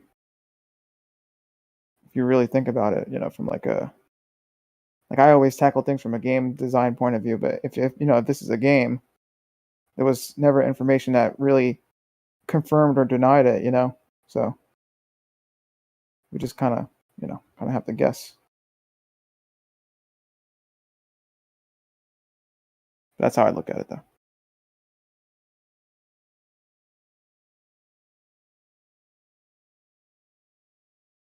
Man, I got kind of silent. Jeez.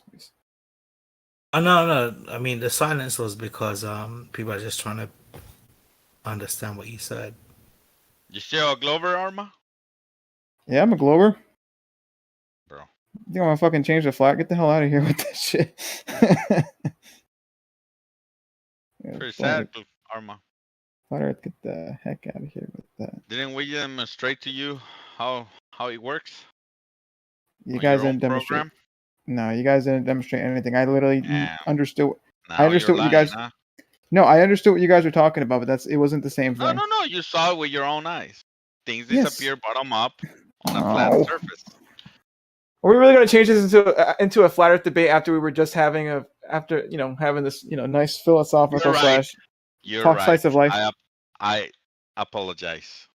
I mean, if you want to go into it, go ahead. I'm not afraid. Silent Zero.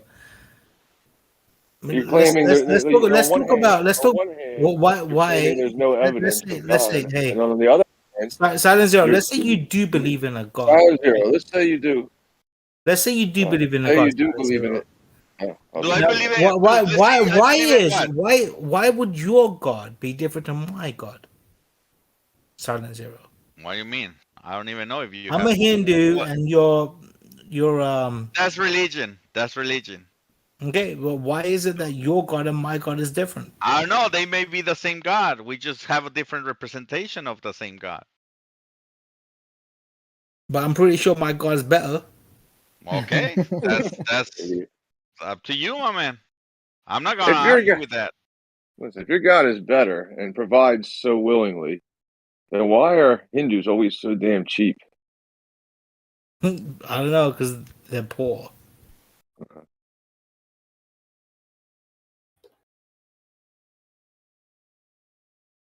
Maybe ask the CEO of Google or the CEO of Oh, Google, you said? Yep, Google. or AT&T. Are you trying to say that Indians are not poor, therefore their gods are cool? I think that Indians are kind of running shit. If you look at the people who are running major corporations today, most of them are fucking Indians And you know why, though, right? because we're way Because smarter than you white you're bitches. just because you're just so goddamn relentless. Like nobody wants to haggle anymore. Like just fucking take Google, take Brent, you're AT&T, bro. Indian? Leave us alone. I don't even Yeah, know I'm what that fucking is. Indian, dude. He Leave us actually alone with is. your haggling of everything. There You you haggle go. everything. You can have Google, you can have AOL, you can have Bing. Just fucking leave us alone. I think he's fucking. I'm just playing though, guys. Yeah. No, I didn't mean to be fucking racist. I was just fucking playing. Racist piece of That's shit. not racist. Well, plus, haven't white people owned India longer than Indians in the past couple hundred years anyway? Then we just give that to you guys like 80 Yeah, years ago. yeah. The Indians are only allowed to be who they are because of the white men. They own us. Yeah. Yes. Yeah. All right, we're back to where we belong, fellas. All right. Whew. All right, all is right in the world. Okay, continue now. Now that we know who owns it.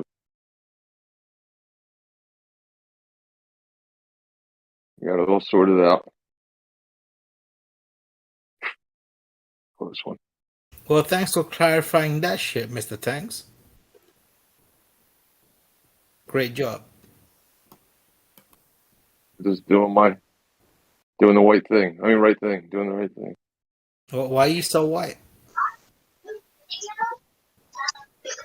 White people are my favorite, then Indians are right under that. Hindu Indians? Or Yeah, dot, different not kind feather.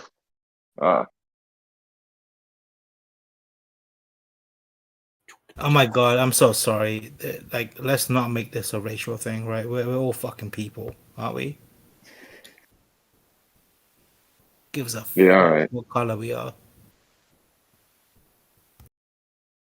That right there is correct.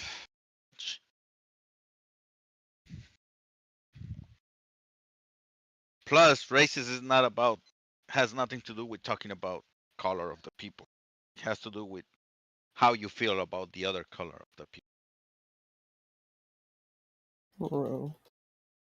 Nowadays they wanna extend that to a bunch of shit, but it's all, if you think that your color, just because the color of your skin you're superior to other color, that's what racist is. That plain and simple.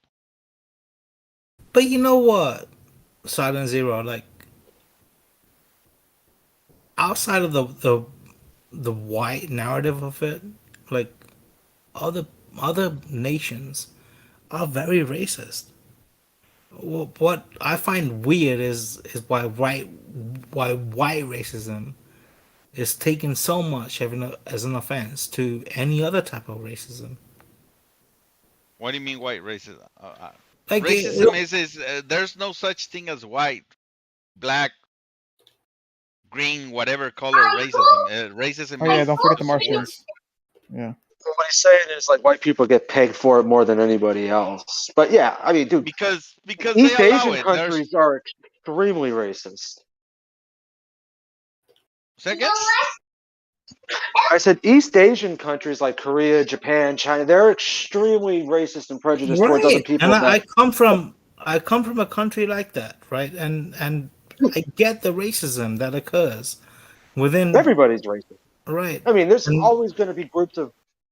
I mean, like if you get a bunch of like you get like 30 black people and 30 white people and put them all together, the only one that's going to address anyone based off skin and call someone white boy is going to be the black guy, and it can be in a loving, you know fine you know way. why it is, bro. You know why it is. It's guilt. It's not so much guilt. It's just if you say anything remotely close to that, then you don't even have a job anymore.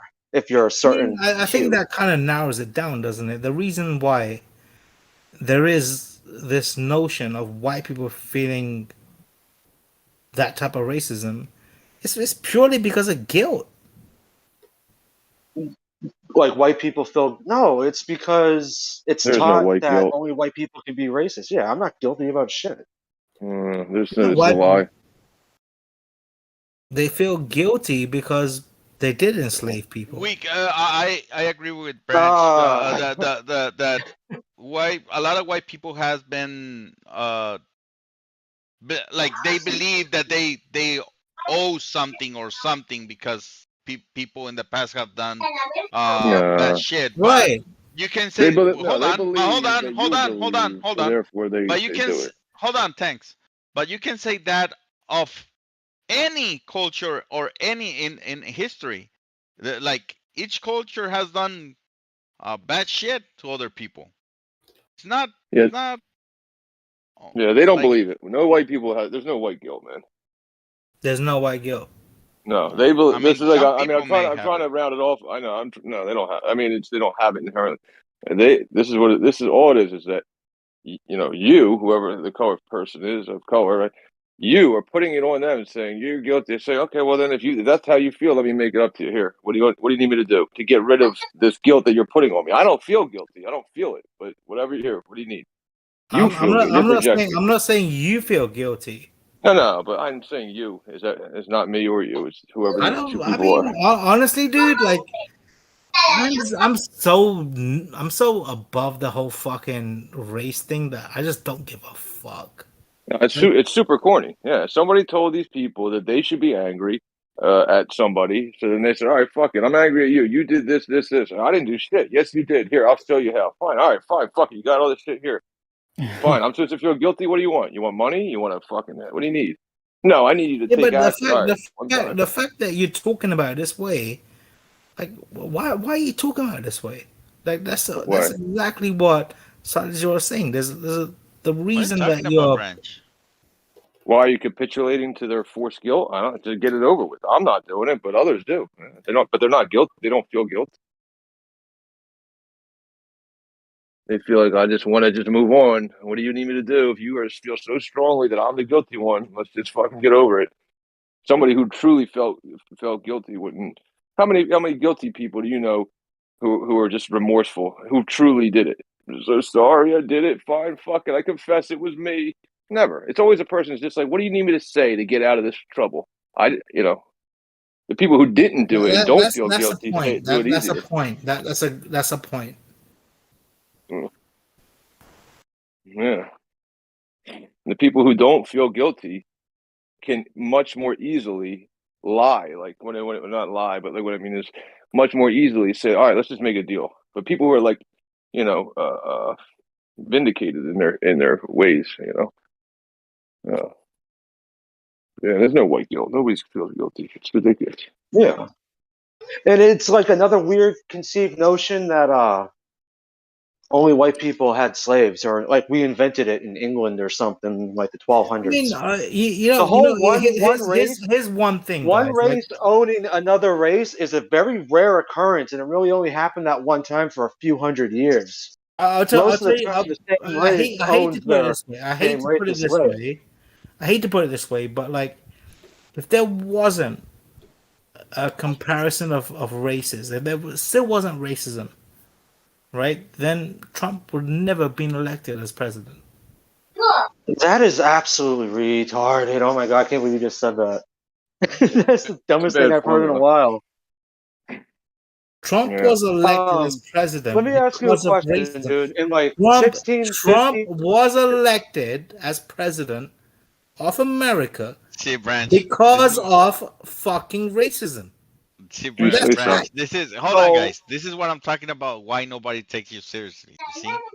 You see how you jump from like a actually like conversation to some crazy shit now, like. All right. Okay. So It's silence not zero. crazy what he- it's not Silence crazy zero. what he's Silence saying. zero. Yeah. If you look at the demographic of people that actually got Trump elected, were they or were they not? What? Racist people? No, I The tell you best why people they of elected society. him. Was it the I'm- best people of society that got Trump elected? There's no way you can know that, neither I. So listen, Branch. But I can tell you why people elected him. It's because right now, conservatives like me, we have realized that most of the Republicans are not actually fighting for anything. They're what we call Renos, right? And now that Donald Trump left the seat, well, that's first of all, that's why he won. Now, right now, I'm still somehow a little bit of a Trump supporter, but I don't support it the same way because I noticed that he is also involved in the shit. Right now, the one that I see strong for my personal view of the world is DeSantis, right? The Florida guy. Is it DeSantis? No. What is his name? Yeah, Ron DeSantis. Yeah. DeSantis, yeah. Yeah. That's You know what? right I now don't the one that disagree I with you, like. bro. I don't disagree with you. I think that Wait a we second, needed you a have, like, businessman. 2016 You We have needed a 2016 businessman talking points to about run the country. We asking us did need deplorables, dude. we did need a businessman to run the country, right? And Trump was a Trump is a great businessman. Somebody who's in business that has $4 billion, probably. It's not that you brought up something that was so stupid or nothing. It's just that you brought up something that is a charged topic that nobody can prove. You can only have opinions on, and you can all have different reasons on. It's not going to Honestly, dude. It's not going to have Honestly, clarity. what happened was, I saw that the conversation in the room was getting stale, so I thought I'd bring up something that would create a new conversation. Yeah, that's not a terrible idea, but yeah, I mean, racism does not fuel the world. Nobody's motivated by racism. I mean, it's just not a productive. It's not. It doesn't It pay. depends on your view of racism. Like, do you consider Russians and Ukrainians as different people? I don't consider racism at all. Yeah, the Ukrainians definitely consider themselves as completely different people. They even banned the language, and they've been killing ethnic Russians in the Donbass region for 8 years, and they've killed 15,000 civilians. Yeah, they completely think they're completely different cultures and races. There's a huge divide between the Ukrainians and Russians. They hate the shit out of each other. Well, the Ukrainians hate the fuck out of the Russian civilians that live in their country. I think they're both cute. I think Russian prostitutes and Ukrainian prostitutes are very attractive. I mean, yeah, the eye test, I can't really tell the difference, and their Can you tell the languages difference? are different, but they sound No similar. one. I'm sorry, bro. Can you tell the difference between a Russian and Ukrainian? And a Ukrainian? Can you tell the difference between a blonde guy from Ireland and a blonde guy from Serbia and a blonde guy from Texas? Mix them all up, don't have any of them speak, and let them all just wear potato sacks, and you can tell me which one comes from which country? I really doubt it, and if you can, then that's a very racist way of thinking, because you can, like, I can't do the same thing with, you know, You know what's funny though, right? Like I say that, right? But people from Thailand do look different I can than tell people I from can tell the mainland China. difference between a Muslim and a Hindu. Just by You can tell the difference based just by off looking what? at Because them. one has a beard and wears a turban? No, it's just if they were both shaved bald with no facial hair, you'd be able to tell the different difference. face. it's different face, bro. It's just You do know Muslim. Okay. What if I got a white Muslim from Bosnia and a Hindi guy from India? You wouldn't be well. I guess you'd yeah. be able to tell a difference If you then. put it But out that's like a that, but like I would say, like stupid thing to say. within the percentages, like brown people can tell the difference between Muslims and Hindus. It's a weird thing, bro. Even if they're both 100% ethnically Indian. I don't know. I mean, it's just like we can tell the difference. What you've said is kind of stupid. Yeah, but It's just not. by It's not facial stupid hair at all. This is and the fucking way they real. look. It's the same. It's the same way like If you fucking see an Koreans. Indian woman It's in the a full same way burqa, Koreans. You tell the difference between Koreans and fucking Chinese motherfuckers, right? There's slight differences in the face that allows you to tell the difference. So can you tell the so you can difference tell the then difference between a between a Chinese Korean guy? Buddhist and a Korean Christian. I can't, but I'm pretty sure a Yeah. Korean can. What if a Chinese guy who was born into a Muslim that- family became a Christian, then converted to Judaism? Could you tell the difference between him and a Bro, Chinese guy? you don't think a Korean can just look at someone and say, you know what, that guy's Chinese. Branch. You know, we Mexicans, we cannot tell sometimes, like Arabs and Mexicans, we look alike a lot. Can you tell the difference between like a Colombian and a Mexican? All right, but the thing is that you may not be able to because the years of difference between you guys' cultures are pretty short.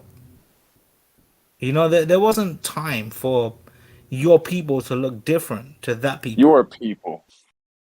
Who cares? This is stupid. Yeah. It is kind of stupid. It is kind of stupid. Just Whereas to say it when you was.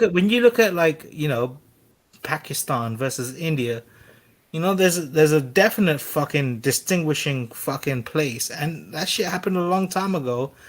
I don't know why Indian people can tell the difference between a Pakistani and an Indian. We just can't.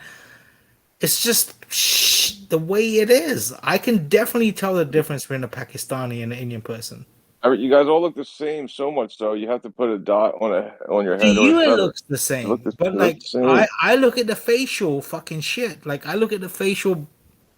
Again, it's like I look I'm at a lot of saying, TV. like I'm saying, you know? like Where do you see all these people on TV? it's similar to how a Korean You can world tell the difference between traveler, a you. Korean and a Stop Chinese it. guy, bro. We can tell the difference. We don't You all can look watch. alike. But no one look alike. Everybody looks a little different. I hear you. Yeah. I've seen a lot of Koreans Pakistani people have a bigger nose, and You I don't know know. what? It's just different face. All right, here's a deep thought I thought about. Like, what would the most beautiful woman look like? I come to my conclusion. I'll tell you, like the most beautiful woman of which, I guess, race, right? And I've actually come to the conclusion that the most beautiful woman of any of the races would probably be an Indian. I don't think so, bro. I think that beauty is how you feel inside. So if we look at a I don't game, know how she feels inside yet, but that is on the table. Oh, we know what's on your Google browser. you know it's crazy though, right? If you look for Indian porn, it's like the nastiest shit. Like you get the nastiest Indian girls. Why don't hot Indian girls do porn? That's what I'm saying. Like on average, probably white girls are the prettiest. Like on average, right? But then I'm saying the most beautiful, like, would probably be like this Indian girl with these real big eyes and like this perfect body, perfect skin, just the right height. Real big smile. Yeah. Like if you got a perfect 10 out of each ethnicity, you would usually probably lean towards the Indian as winning that competition. I see what you're saying. Yeah, cute little feet. Yeah. Well, I mean, no, that's all subjective. Most colored women do try to get Indian hair. What's Indian hair? You guys' hair is the same as white people. No, is it straight? Yeah. Like that, dude. That's the one weird thing about Indians. They're literally just as dark as people from Africa. They just have white people features and white people hair. It's like a perfect hybrid. Dude, now you're talking like fucking Hitler. That's what Hitler said. Hitler was like, you know what, Well, but Indians are I fucking mean, aliens. it's a literal it's an observation. It's true. I mean, so what? And do you have white people waterproof black people hair? Did you know that Hitler said that the German people are actually descendants of Indians, and the Never said Aryan it. race is actually a Yeah, that's why he chose the swastika. Where do you think the swastika originated from? I mean, it's from all over the world, Tibet and stuff, but it's predominantly used, dude. Every Indian gas station you go to that's like Hindi, they always have a swastika hanging up somewhere. it's a little bit different though. Our swastika is it's horizontal. Yeah, and they're usually more colorful with like dots in them and stuff. But I mean, the Ukrainians, the very first swastika ever found was from Ukraine. That they found 10,000. It's like a 10,000-year-old carving in a rock. I don't know how they know for a fact it's 10,000 years old, but yeah. Somebody probably just carved next to it. This is 10,000 years old. Right? That would totally help. Put a date Yeah. next to that shit. I would do it.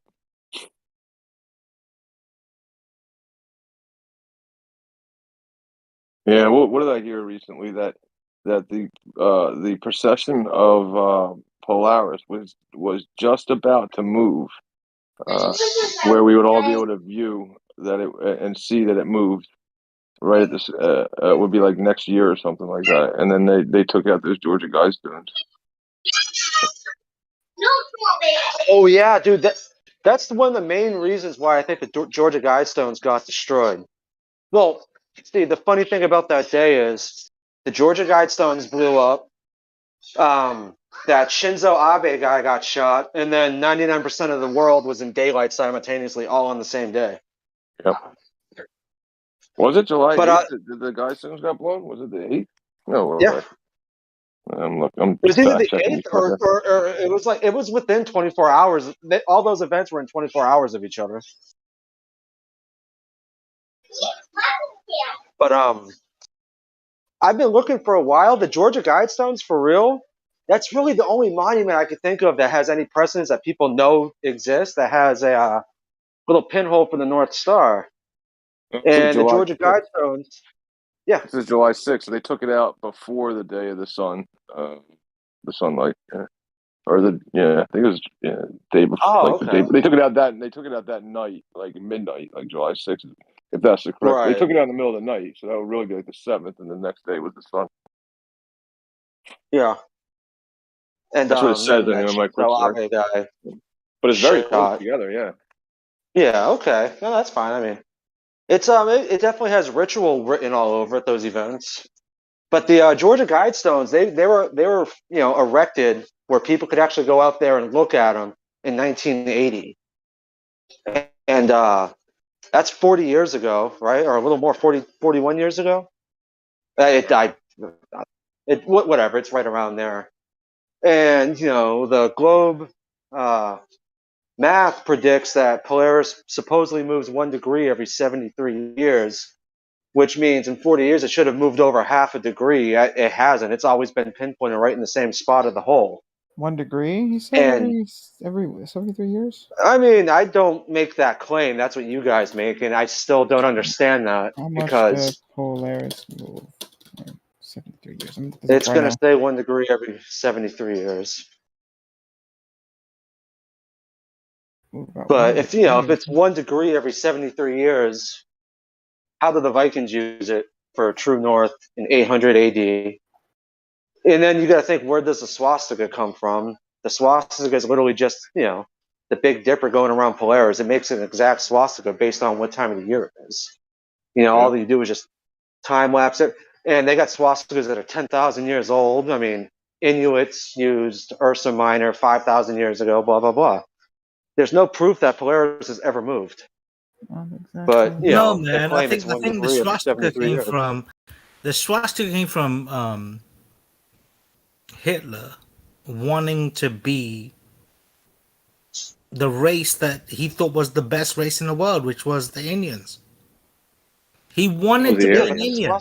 The Aryans, maybe Like Aryans. like Hitler literally said that the true Aryans are Indian people. Aryans. What does that mean? Like, what does that mean? Like the first race or something? But Indians didn't want to be No, like they're him. like a super race. But they were always described as being blonde with blue eyes. Well, I'm saying No. if they were claiming to be descendants of the Aryan race, like the Aryan race is what? Right. He thought the Aryan race were Indians. And that No, but the German people were cool as fuck because apparently in his mind the Germans and Indians had a lineage that he thought that he put in place.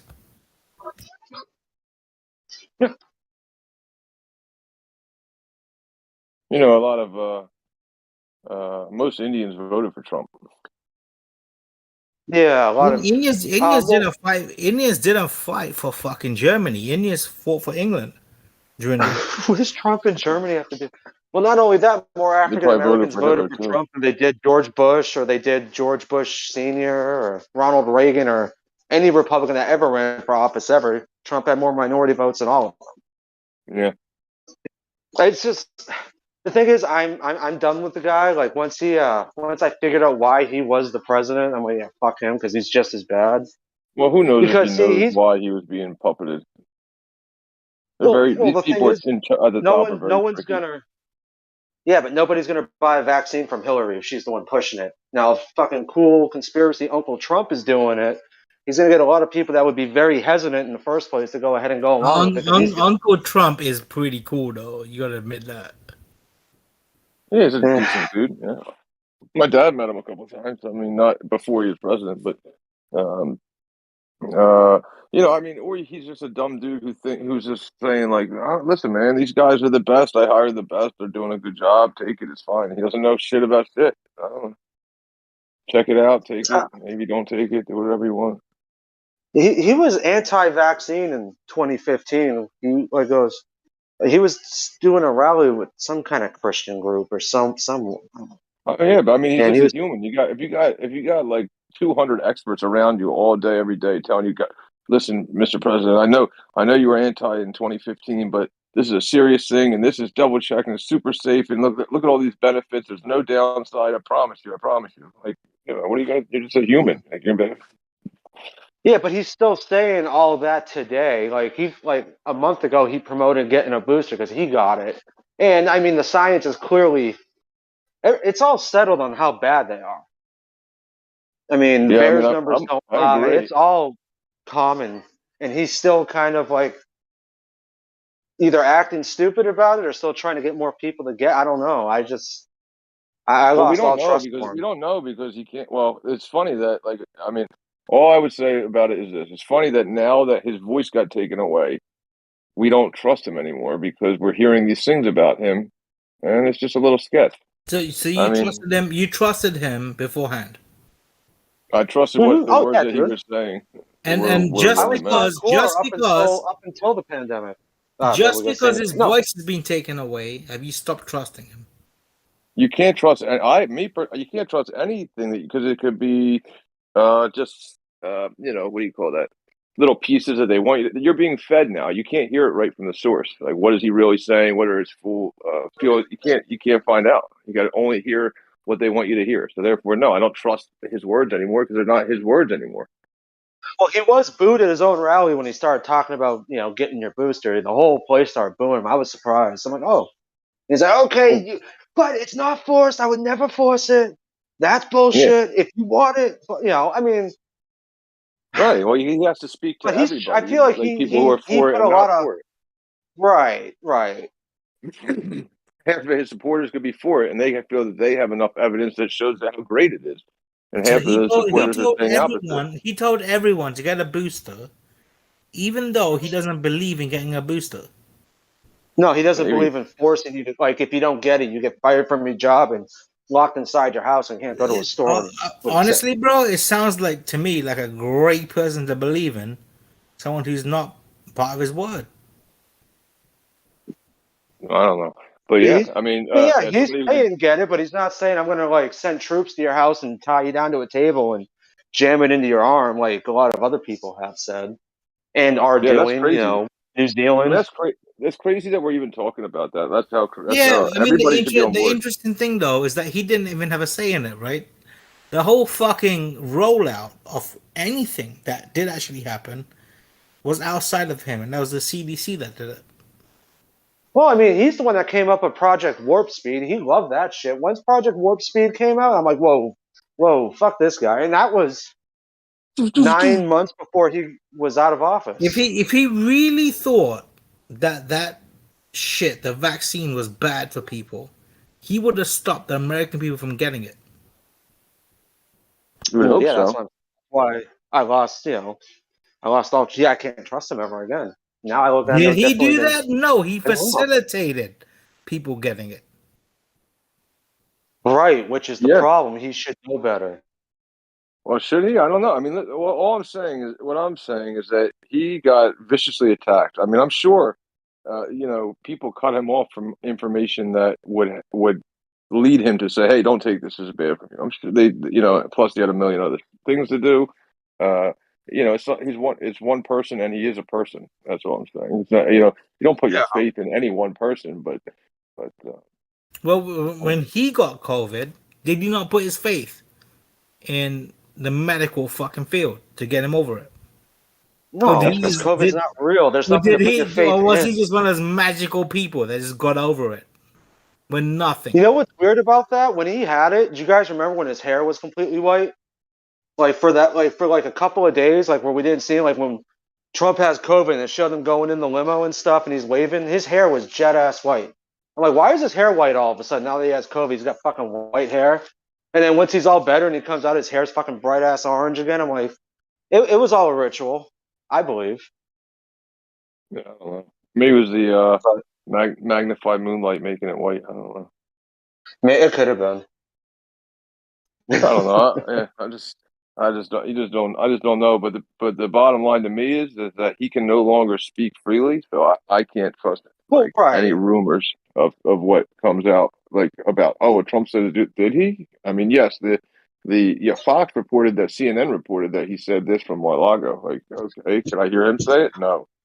All right. Well, no, I did hear him say, like, when he started talking about getting your booster and he started getting booed, that's when he started, like, he was being playful about it when they booed him. But he goes, I'll never force it. I promise it would never be forced. It shouldn't be. It's your choice.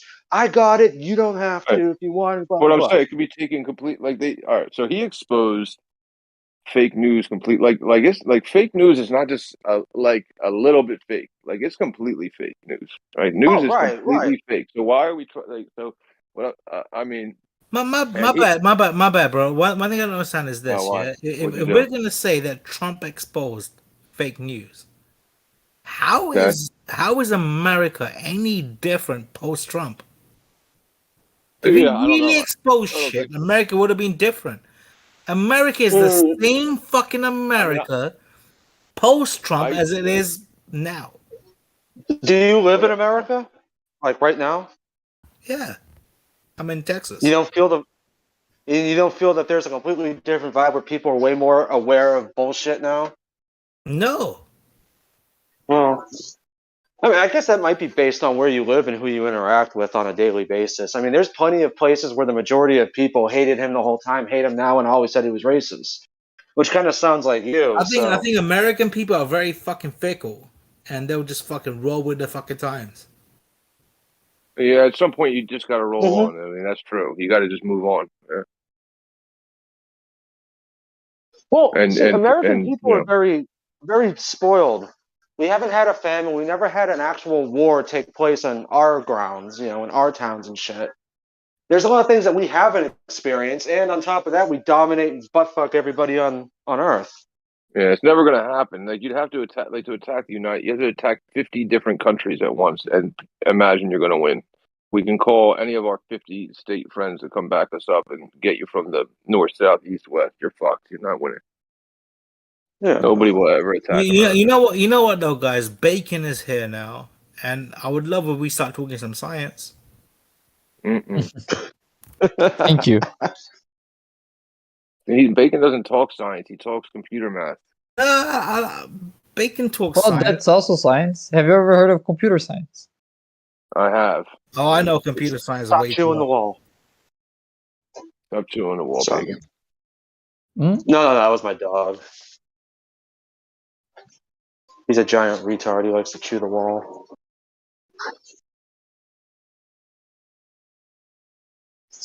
He's friendly. He's just an idiot. I like that. I like to talk physics too, not just computer math. I do too, man. Bacon, I love talking physics, bro. People, the funny thing is though, Bacon, right, is that like nobody thinks I know physics. I do. You do because I don't know why you do. Well, you explain a lot of like I remember you, like it was last week or something when Moyak was trying to. I think it was Moyak trying to guess how refraction would work, like in very high levels of the atmosphere, and then you mentioned that like if you're reaching single molecules, you don't even have an angle of incidence, so there's no angle of Yeah. refraction, and that I haven't thought about it. Then I remember all this stuff like how mirrors work, and it made a lot of sense. All right. Yeah, I remember that because like I mean the reason for refraction is when you look at a wave and when the wave goes to different materials, right? And if you don't have an index, you can't have an index with single fucking particles. Yeah, whatever. Yeah, yeah. I mean, And like sorry, go on. speaking of waves, like when do you think the next red Republican wave is going to come in? I hate the Hey, don't Republicans kill the so much conversation. now. There's not a single good one that I like anymore.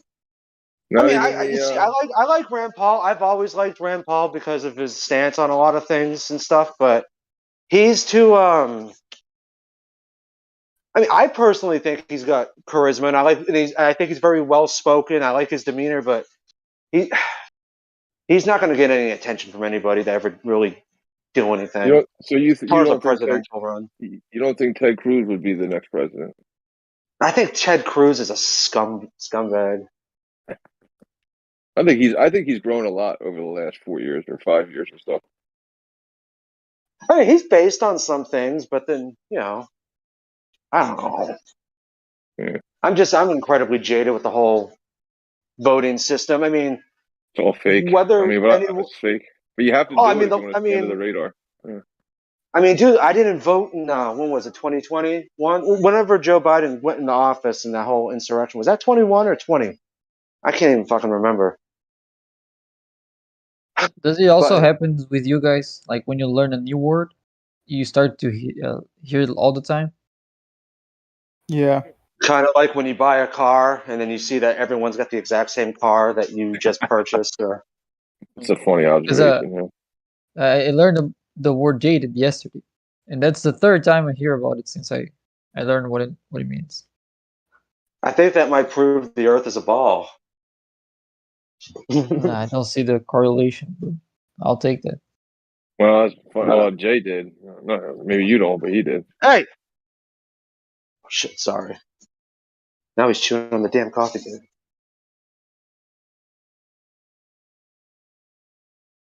My bad. I hot lights. Yeah, it's funny. I don't know what would get you to break away from the ball. I don't know. Something psychological, but I don't have the answer. To break away from the ball.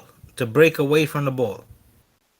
To just go outside and like look up to the sky. That's the problem, isn't it?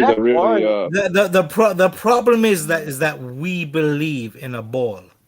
It's not the problem isn't the fact that you're denying all of fucking science and wanting to pretend that we're not living on a ball. Right. So like just go outside, go Good like on point. or something like that. Look at the sky, just look out at nature, watch the wind blow. Breathe a very deep breath and just say, "This is not a fucking globe. What the fuck was I thinking?" Well, in order and to then get move over, forward. but see, in order to move forward, you have to become comfortable with the fact that you're no longer an atheist. You cannot be. You cannot think Earth isn't a ball and still think that evolution happened, that everything came out of nowhere and we're a disc floating in outer space. It kills literally every. If Earth isn't a globe, it kills everything. That's the I problem. know.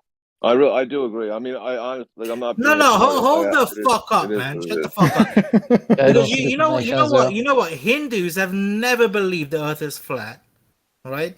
Maybe, Really? maybe long time ago they did. Really? But Okay, then that's not never. current day You Hindus, mean Hey, they can you don't hey, today? current day Hindus can you reword don't it for believe me the then? Earth is flat. Can We you do reword it believe for in me? planets, and we Yeah. believe in fucking the way planets work with people. Can you Like, We reword it still for don't me know a lot then? of I'd really Christians. appreciate that. Can you say we also once believed it was flat, but now we believe something else? I mean, maybe the Bible says it's flat, but the What's with all Hindus these don't think it maybes? is. Say we used to The believe it's Bible flat does say also. it. Well, the Bible never says the Earth's flat, but the Bible tells you what Earth is, and Earth is nothing more than dry land coming out of water. I mean, Earth in the Bible doesn't give it a shape, but it gives you. It definitely tells you what it isn't. It's definitely not a globe, and that's never mentioned, and outer space is never mentioned. Well, it definitely isn't a globe at 8 inches per mile squared. That's for damn sure. Yeah, but the Bible definitely tells you the Earth has a firmament. There's water above water, and all that, and it makes references like in the book of I want to say Daniel 4:11, I think, where it Like the talks Earth can about be. how like giant trees were seen from every spot, from no matter where you were on Earth, you'd be able to see the tree from anywhere, which tells you it's not a ball right off the. Yeah, it But no, tells the you it's not a Bible ball never right says the there. Earth is flat. Right. Right. It just says like it'll just say. Yeah, I hear what you're saying. It doesn't say, "Hey, it's flat." It just says the water extends on a plane forever. It doesn't say it's not flat. Yeah, I hear you. Right. But Well, I mean, technically speaking, I mean, You know what, guys? I'm actually very surprised I'm still not muted, and the fact you is that I think Jill isn't here. I think Jill isn't here. the fact of the matter remains is that we're all on the same fucking page. So let's get away with religion, and let's just fucking talk as people. Are yeah, you an listen. I mean, atheist? he's on the fence. He says. Oh, and Bacon's definitely an atheist. Hoymar. Why do you think I'm an atheist? Oh, wait, is Hoymar and Bacon in here? I thought someone said No. Bacon came in. He said. I'm He here. said. Hoymar isn't. He's laughing that you're confusing them as all the same. Racist son of a bitch. And he always does. No, I said Hoymar, but then I corrected myself and said Bacon, and I heard no Hoymar. I'm like, oh, wait, I thought it was Bacon in here. No, I said I'm not Never Hoymar mind. or something. Right, Anyway. right. No, I just said Hoymar on accident. I knew that's who you weren't. All Cause right, I saw you all come right. in. It's weird that people confuse me with Hoymar, but they don't confuse like Florik, for example, that is also German and has a similar accent with Hoymar. No, their voices. See, the tone of your voice and the tone of Hoymar's voice are similar, and you guys both have accents, and I'm American. Oh, he's so a lot therefore, chiller. He's a you lot guys- chiller than me. But also, I don't ever see you guys in the same room at the same time. What Just do you like mean? Mayok Man, like I'm convinced Mayok Man and Brenda are the same exact person. How? And who?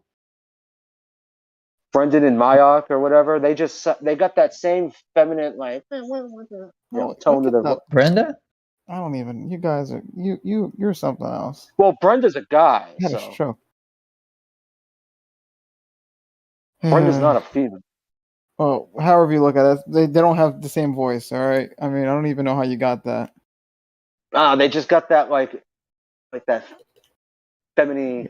They really don't. You like a think gay Moyak sounds feminine? You think Moyak sounds gay? Well, yeah, because sometimes when Brenda talks, the guy voice comes out, and that's like I'm starting to wonder if Brenda's got a split personality, where sometimes she's Brenda and sometimes she's a guy, and she doesn't really quite know. That's what I get. I mean, I could be Do you think 100% Moyak? Do you think wrong. Moyak is the other side or whatever? Is that what you're trying to hint at? I think they're the same person. Yeah. Oh my goodness! Come on. But again, they're never No. simultaneously in the I'm same not even spot. surprised, Vexy. I'm sorry, but I'm Come not even on, Vexy. I surprised. mean, now you're just being skeptical to be skeptical. Like, I mean, it's not even like. Come on. What he's trying to say is that he's not racist and he does this to everybody. Okay, so he didn't mean to say Mar and Bacon are the same person. We're not even talking about that. Unless you're just... That's is there wires? I'm not racist at all. I don't ever That's hate being someone funny just right now. because. I'm extremely prejudiced, and I notice patterns, and like Yeah, me too. You know, I'll if give I was a anybody a female, chance. I No, would I don't totally think we should correct be my going towards that direction. like Let's if I stick was a to Earth shape. female and a bunch of African Americans got on the elevator with me, I would be like, you know, totally holding on to my purse way tighter than if a bunch of Chinese people got on me.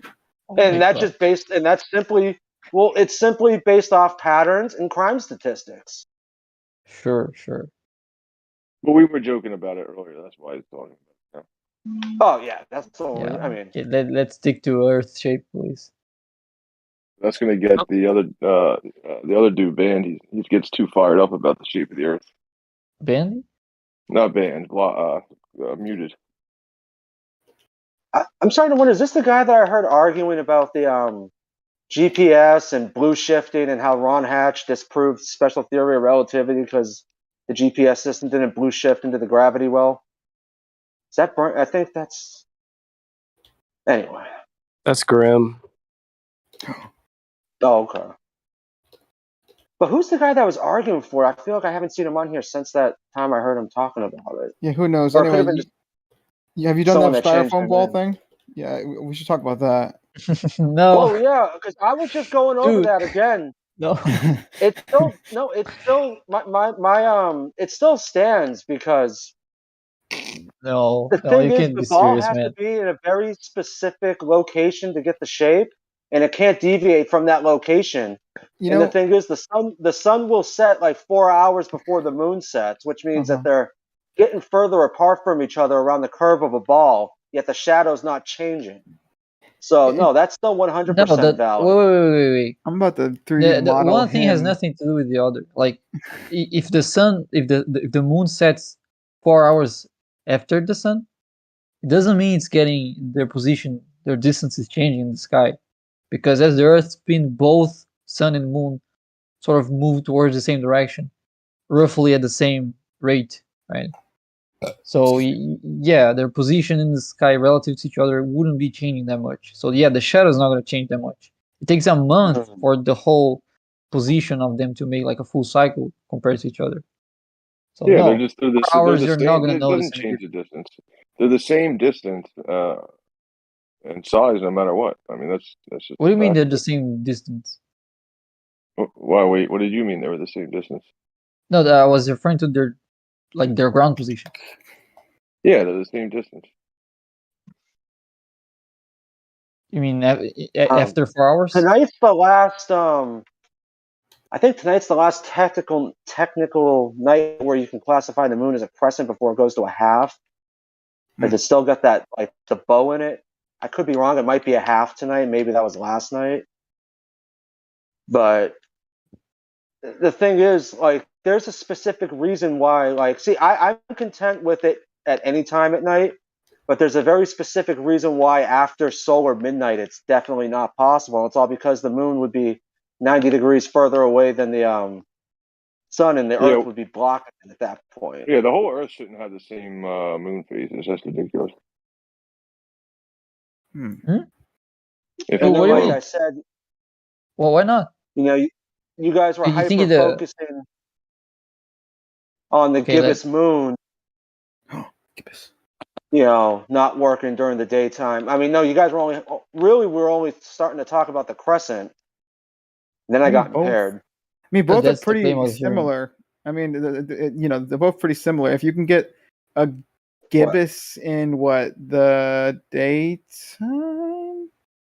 Yes. If you can get a gibbous in the daytime, then it makes sense that you could also get a crescent at in nighttime. I mean, they're practically the same thing, just, you know, different on the opposite ends of the thingy.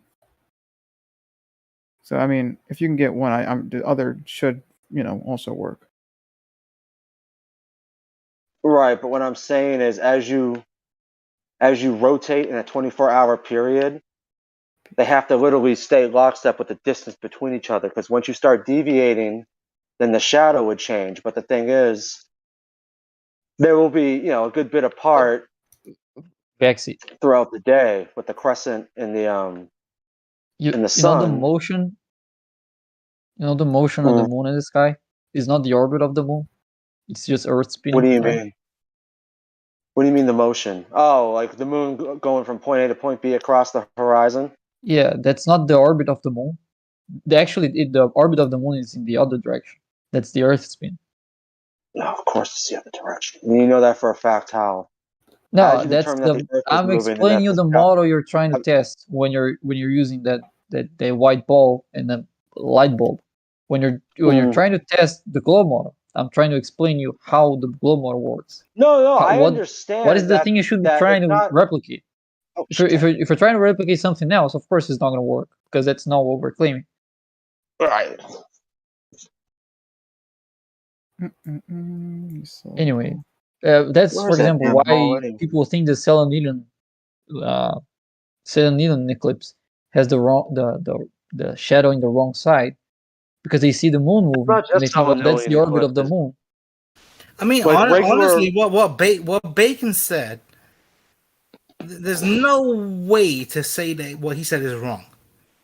And yet, you Well, guys for are gonna one, no deny it. one's You're arguing gonna about you're gonna the you're gonna direction find of a the shadows reason. during a selenium eclipse. You're gonna find a reason People are to arguing that deny the what moon and Bacon the said. sun are both in the horizon, apart from each other simultaneously as the eclipse happens. Well, it's not. That's It's the not problem. that. It's not. No, you're talking about something completely different now. No, I'm talking about said selenium is eclipses. correct. Is it not correct? It is not correct, and I just explained to you why it's not correct. During a selenium eclipse, no one is arguing about the direction of shadows. They're arguing people because are both of the arguing that. objects are simultaneously in the horizon. Yeah, but that's a different complaint. Like I heard both complaints. That's what a selenium eclipse is. Yeah, but people have argued that the shadow is in the wrong side of it. No, Right, even and that can be during even regular this ass eclipses. Marmelian eclipse you talk about, right? How does that Look it up. even I don't think deny that's what Bacon selenium. says? You're still talking bullshit, my man. No, because you're having an eclipse happen while the sun and the moon are not lined up with each other. They're opposite sides of the horizon, and then it starts happening. All right. The Well, sun should how be does below that the earth. affect? How does that affect what fucking Bacon said? Because, like, do you have to do a 3-circle diagram for yourself to understand how eclipses work? Yeah. I don't think 3-circle diagrams worked for you yesterday, Pexi. What do you mean yesterday? Someone showed me a 3-circle diagram yesterday? Or maybe the day before yesterday. Well, the day you're trying to understand. Oh, you're talking about that gay little drawing with the half-colored in circle that looked like a sideways Pokeball, and he's telling me why it's a crescent? Even though that he didn't draw a I'm not crescent. sure. I saw multiple drawings explaining why you should be able to see the crescent moon. Like it's very simple stuff. Yeah, and it was a really good drawing too, by the way. It wasn't a Pokeball. All right. Okay, never mind. Look, yeah, the point is, it was really good. Look, I'll do it again. Look, I'm modeling this time now in Blender because, whatever. I'm gonna model you holding a styrofoam ball, all right, and I'm gonna have a light, and then, I mean, that's the only way to get it through your head. Or I'm gonna have to actually model you, okay? So that's what I'm doing right now. What's the most unexpected way to waste your time? Is modeling Vexy on Blender to explain crystal moons. I mean, did you ever see? Oh, here. If I got $1 for each time you send that picture on this same voice text chat, I would have, I don't know, a lot of dollars. Well, yeah. So have you seen this? I've tagged you like probably 80 times. Oh wow, that's cool. Right. Well, you Tag still have me? sunlight, even though the sun isn't visible. It's called. Oh, what is it called? The twilight? No, I think twilight's like it's when it's setting or it's rising. But anyway, sun lights up the air above you before you can see the sun. We all know that. Twilight, yeah. Let's make this nice. Hello. And all you need for to be able to see both when they're opposites is just half a degree of refraction. Well, during a selenium? Yeah, for you to be able to see both sun and moon, you only when they're opposites. If your eye is at eye level, sea level, you would only need half a degree of refraction. And What there if you you're don't on have. top of You're a not mountain even watching it? then you need much less. Then you don't even need refraction. So there is The no higher you refraction are, if the you're standing less on Earth top is. of a mountain and you see the sun and the moon in opposite places Yeah, where they if you're should be for the eclipse, yet the eclipse starts already. if you're at the top of a mountain, you can see a lot more than the horizon used to be obstructed when you're on the surface. So obviously, there's no issue for you to see both. You don't even need refraction for that. Being on top of the Trying to mountain gives you remember. a lot of dip for the horizon. The question Okay. is, like, when Bacon tells you that when you're higher up on the mountain, you can see differently. Why isn't that the same facts on the flat Earth? Why is it this is an observable thing that happens on the fucking globe Earth? That on a flat Earth, What's you an have no observable thing that happens? the only thing you can do is Selenelian? Are you talking about Selenelian eclipse? No, we're talking about the higher you get, the further you can see. He was talking about Selenelian eclipse, though. Oh, my bad. Right. I thought we were talking I wasn't about. sure if you were talking about moon phases or the Selenelian eclipse. I thought we were talking about the higher you get, the further you can see. Which is, yeah, well, because that's because the guy, one of the videos I saw the Selenelian eclipse, the guy was short. I'm pretty sure he had mountains around him. He was at least halfway up on either a small mountain with the mountains around him, or he was on a hill in a mountainy area, but he's still a good bit above sea level. Yeah. And then the moon's here, and then the sun's there, and the eclipse is already started before they're even, yeah. I've seen it on the ocean now, so. Well, right, but see, if you do it on the ocean, then you can, cry refraction all day. But if you're up really high, then refraction doesn't really explain it. No, then refraction allows it. Then the observation is allowed even without refraction. With refraction, it's even more easy to be seen. So you can have an eclipse when, so the eclipse is happening. Refraction's not causing the moon to look like it's being levitated out of its position. They're just both out of their position, yet the eclipse is already starting before they're lined up. He's saying How that is that there is allowed for? he's saying there is refraction, but even without refraction, Not when you're in a mountain. Yes, there's still refraction in a mountain. He's saying even without that refraction, the height alone will allow you to see it. Yeah, See, the thing is, two if you were to things. take out, Vexy. Two things can help you see further than the horizon. One thing is reflection. The other thing is getting higher.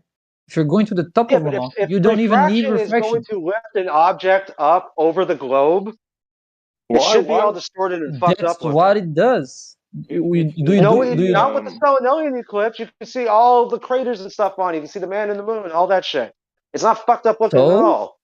Doesn't need to be. Yes, it does if it's being miraged.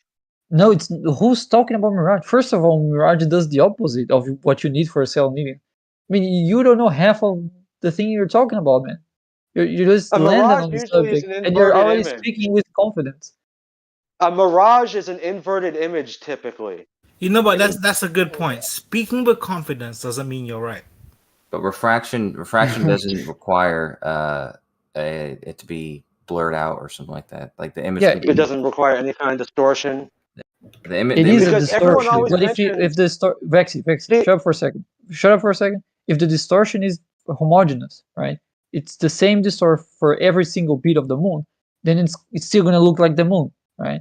You only have the moon not looking like the moon when the distortion isn't homogeneous. It is distorted because it's in a different What is position. homogeneous distortion? And can you show me an example of homogeneous distortion? The position is different. It's so distorted equally that it doesn't look distorted anymore. That's what you're saying? I'm saying it looks like the moon. I didn't say it doesn't look distorted because it does shrink vertically. Because the bottom of it is more refracted than the top of it. So it's loomed up more than the top, so it shrinks vertically. That is measurable. If the bottom of it was all fucked up and refracted, wouldn't the moon look more like a football shape? No. It wouldn't look exactly like the bottom moon. is the bottom. Yeah, but the amount of refraction for each point of the moon is not that big of a difference. That's why it shrinks very little. But it shrinks by a measurable amount. If the moon is up close, everyone can do this observation. Just look at the moon and the horizon. Can you imagine if it was different? The moon would look different every day. It would if the Earth was a globe. And based on the time you look at the moon. Absolutely. Now, what do you mean by the moon look different every day? Based on what? Refraction? Honestly, dude, I wasn't paying too much attention. I just thought I'd throw that out. Oh, so you just like decided to vomit out a sentence for no reason? But it's true talk. That's why I said it. Yeah, so Well, if truly, it's true why, talk, what are you talking about? Yeah, truly, I want to know why. If the Earth is flat, why do you imagine rising higher would not allow you to see further? Like, I don't know. What's that all about? I don't think anyone said that. And no one's Oh, arguing. We're just saying that the I don't- observation is perfectly reasonable because It's like if I put my eye up to a basketball and then pull the basketball away from me, the further I pull it away from me, like the less of a basketball that basketball looks like. I mean, that's kind of what you guys argue about, rising higher and seeing more. Like the higher you get, the flatter it gets. What? Doesn't make any sense. No one's saying that, dude. Of course it doesn't. You're not making any sense. Well, that's the case. The higher you rise, the more flat you can see. Why would they get flatter the higher you get? Don't know why. How does that statement even make sense? Doesn't. Hey, but you see this picture? This is an example of. Okay. So the higher you get, the more of a curve you see. So the Earth starts looking more and more like a ball the higher you get up. That's what you're saying. Well, technically, you sure? There you Answer go. your previous question. What's the math for that one, Bacon? For what? What's the math for that one? Like up. For what? With a radius of whatever it is, 3959. How high do you have to go to see X? A, B, C, D, right? What's the up math? We know the curvature along a horizontal math. What's the up math? What do you mean up math? I don't. You want to see how far? You want to see how far you can see? Is that it? How much curvature should be viewed from 100 feet, 200 feet, 300 feet, 400 feet with a ball this size? Yeah, well, it's easy for people. If you want to use, it's easier to do it without refraction or with standard refraction. Well, let's start without refraction first, right? I mean, just start without it first and add your formulas later. Okay, so you want to know the distance to the horizon? Yeah, at every height, yeah. Right. I mean, why isn't there a calculator for upward vertical? Yeah, but the 8-inch per mile square gets flatter and flatter, and you can see further and further out the higher you get, which is weird. Yeah, that checks out. Because you would think the higher you get from your ball, the more of the ball it starts to look like, and it's the exact opposite. Yeah, you could say that's not true. It's not the exact opposite. It's not the exact opposite. You can check that with high altitude balloon videos uploaded by flat earthers themselves. Oh, so like we can only like look at the ones with the fisheye lenses that make it look like a ball, where as you get ones with no fisheye lenses, is that where you go? Here's the thing. Here is the thing, right? Let's say the higher you get. I gotta answer that, Branch. So when I was referring to a high altitude balloon video, I have one in mind, which is the one I'm referring to. It has a rectilinear lens. Every flat earth that I mentioned that goes straight to curved lenses or spherical lenses without even taking a look at what I'm talking about. And the video I'm talking about has all the information about the camera, has the information about the altitude, has a shit ton of information. But it doesn't really show curve. It does. Show curve. It shows something else. What is it trying to? The stars. It does. What's a rectilinear lens? What's a rectilinear lens, Bacon? It's a lens that preserves straight lines. Yeah, is there any barrel distortion within a rectilinear lens? Barrel distortion? Is the answer. Yeah. Yeah. Which one is that? So like when the camera goes up and down, then it starts to curve up and according to which way it's going. No, barrel distortion would be the effects that you see on the outer edges of the lens. Yeah, the examples that I'm seeing here are not preserving straight lines, so no. I mean, technically, every lens has some distortion, but rectilinear, but with rectilinear lenses, that's pretty negligible. I think that's the it's point. not Can you give me an example of a rectilinear lens? Because most lenses that are not wide angle would be considered rectilinear lenses, but they still have distortion on the edges. Sure. Let me pick the specific one for this video. That's the definition, though, I think, of the rectilinear lens is, and the purpose of it is to eliminate the barrel distortion. Can you provide me a camera? Yeah, it says Sony A7S2.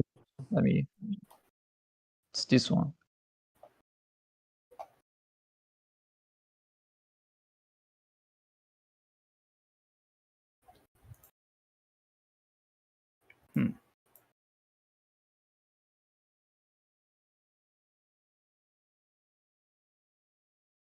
Yeah, all lenses have a certain amount of distortion, whether it be pincushion or barrel distortion. But the rectilinear lens has the least out of all of them, so it's probably the most effective to use if you know photographing anything with straight lines and things like that, and you don't want that.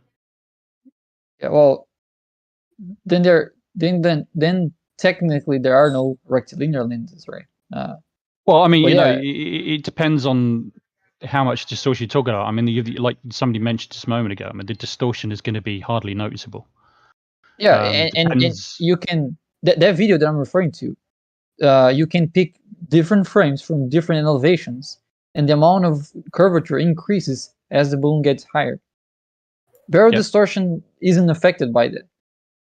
No, not for that purposes. It's fine for that purpose, absolutely.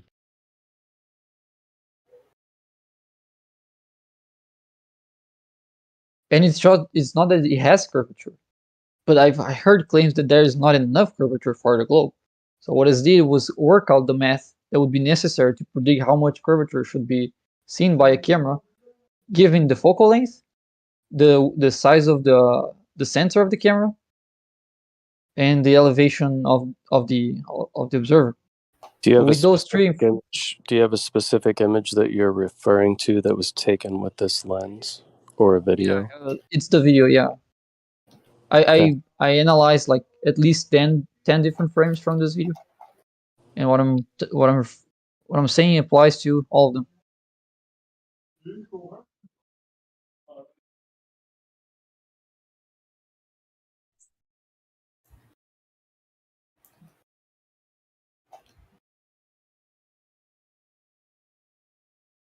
Vagina?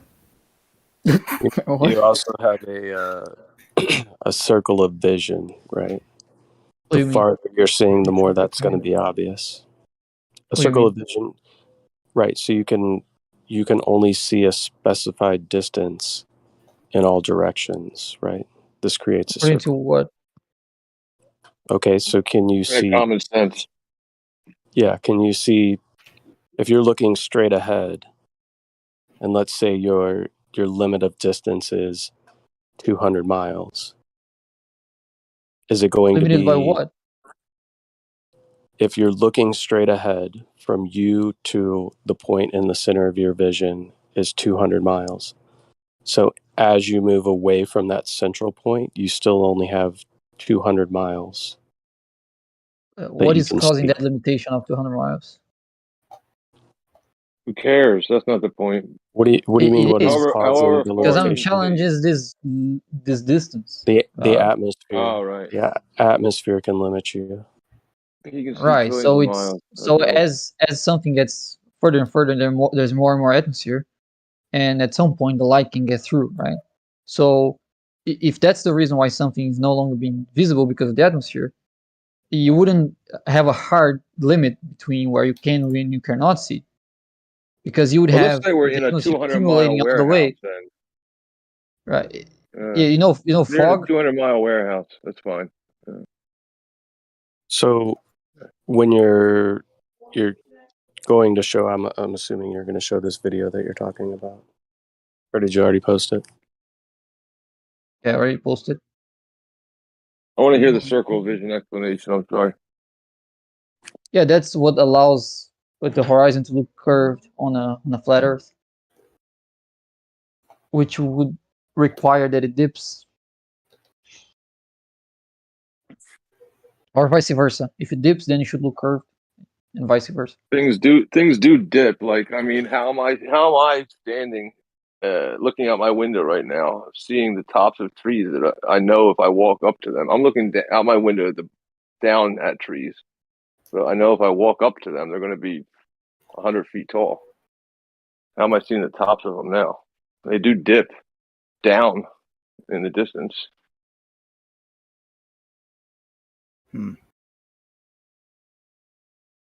Okay, so are you trying to gain some sort of like? So this video that I'm watching, it's at night, right? And you have all this hazy stuff. Are you assuming that hazy stuff is the horizon?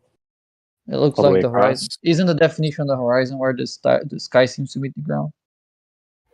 Yeah, but That's look like it. it's wavy as fuck, and it's all above what appears to be the ground below. It looks like there's some sort of low cloud cover Wavy? or smog or something. Yeah, as I'm watching this video, as it goes across, it's wavy. Let me get some frames here because it doesn't look wavy to me at all. What's the Maybe point of the video, though? I mean, I've seen this video like 10 times now by different Glovers. Like, what's up with, like, what's your biggest thing in this video that you love?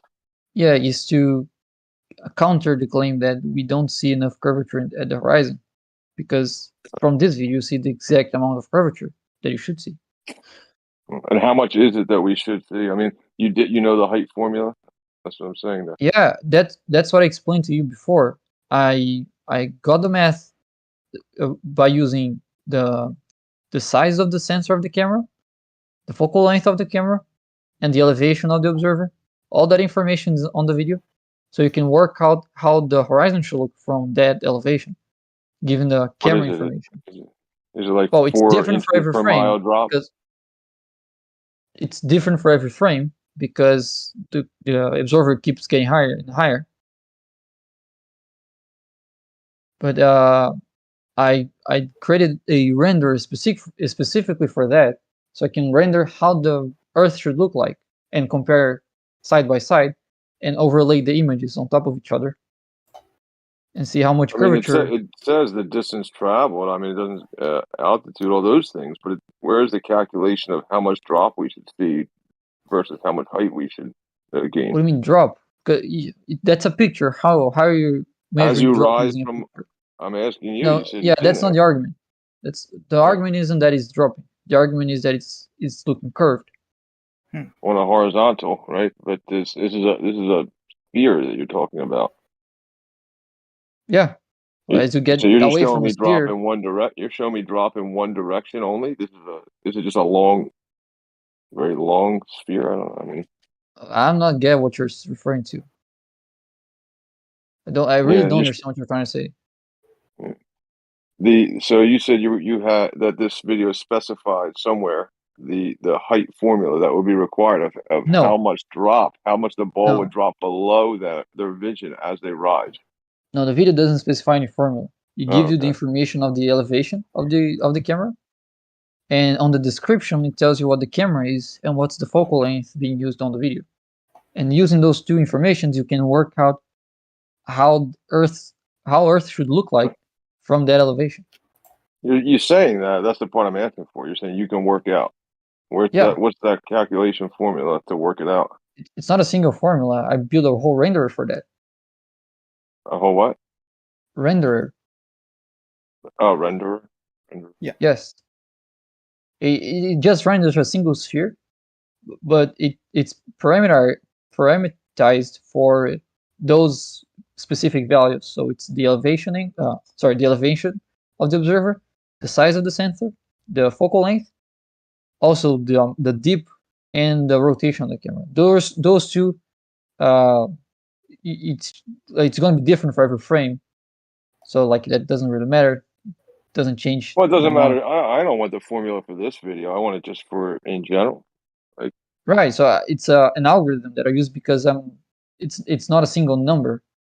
Like that curve that you see on the horizon, there's no number that is going to describe that curve because it's not an arc, right?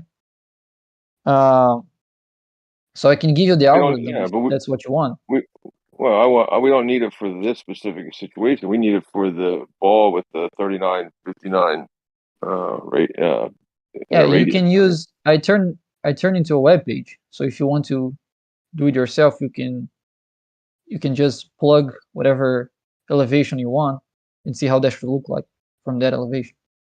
And you put it up just now? Sure. Oh, you can put it up. All right, I thought you kept saying you had put it up. It's I'm gonna send a link. It's on Livestream on text. Online bacon. Yep.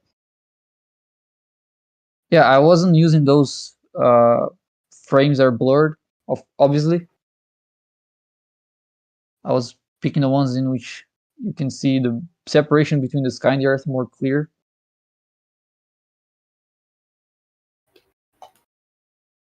Yeah. And those Yeah, from from the video. Yeah. right. So if you click on the link that I sent and you go to you go to prediction and you turn on the opacity to 1, you're gonna see this.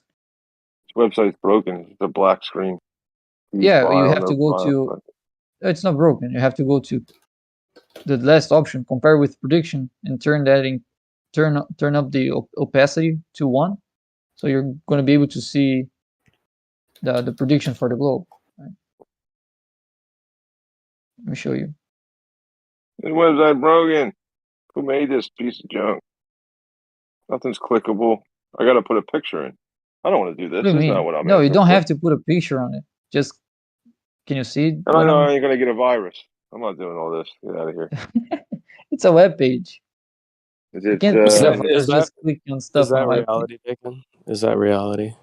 No, that's a prediction. But this isn't what I was. I mean, it might be. I don't believe this is what I was asking. I mean, not that you're required to provide what I'm asking for, but I don't think this is what I was asking for. Cartoons, I was bro. asking That's all for. they're going to provide. Well, you wanted to have a That's formula, what it should right? look like. Sorry. I want a upward. I want a vertical curve calculator. Like we got the curve calculator for horizontal. Where's the vertical curve calculator.com? I think you mean the opposite, right? You have the vertical one, you want the horizontal one, right? Yeah, this is giving Which you one do we have? an image. Yeah, this is not going to give you a value for a curvature because the you know how I can curvature of a say sphere. Yeah, I'm just saying. You know how you can go on the curve calculator. You can for Earth curve calculator. You can say, all right, I'm this high, and this is the distant object I'm seeing, and it'll say, okay, this is how much drop should be. Yeah, right? this is what it does. You can play with the elevation of the observer, and that's going to affect how the horizon looks like. I'm going to live stream and give you a quick tutorial if you want to. Check it out. Yeah, step one, I have to upload a file. Is that what's happening here? No, you don't have to. That's only for you to compare the prediction to a frame of a video, for example. You don't have to do that. Like what if I put up a prediction? I'll live Do stream. something? I'll live I'm not stream. doing anything valuable. All right, let me just see. And I'll walk you through it. I'll take you up on your breaking live up. stream for once. I'll take you up on it. Go ahead. Yeah.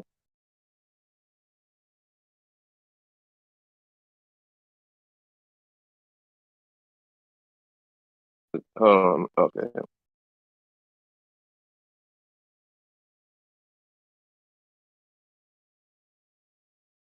Right. So you go here, this button here, and you turn on the opacity. Yeah, they weren't clickable. They weren't clickable for me. I'm telling you. Are you on a phone? Yeah, is that why? It's harder to hit precisely at that point on the phone. I didn't build thinking of a mobile usage, but you're supposed That's yeah, right. on my phone it works. But anyway, so when you go to camera settings, here you can play with the height of the observer. So as you can see, this is a observer at sea level. You can move it up, and of course the horizon is dropping, but you can dip down the side of the observer, so you can make it look lower or higher. No, this is the focal length. Let me put back to 50.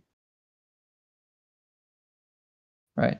So you can dip down the where the observer is looking at, right? You can also add a rotation to the camera if you have like a rotated frame to compare you want to compare it to. And this is the focal length. So a shorter focal length is going to have more curvature, and a bigger focal length is going to have less curvature because it's similar to zooming in, right? So this 50 millimeters is the default. This is the sensor width. It's the default is 36, which is the width of a full frame sensor. But you might have smaller or bigger ones. Mainly if you're using a phone, for example, the sensor width and the focal length are going to be very different than these values here. But you can play with this value and see how the horizon should look like for any of those configurations. So that's it. It's not a calculator because it's not giving you any number, but it gives you a prediction. Yeah, that is sort of what I was asking for. I don't know if it's correct or anything, but that is more along what I was asking for. I checked it against Blender, so it matches. At least my math is right, and I also checked against that video. So if Earth is a globe, then also it matches observation.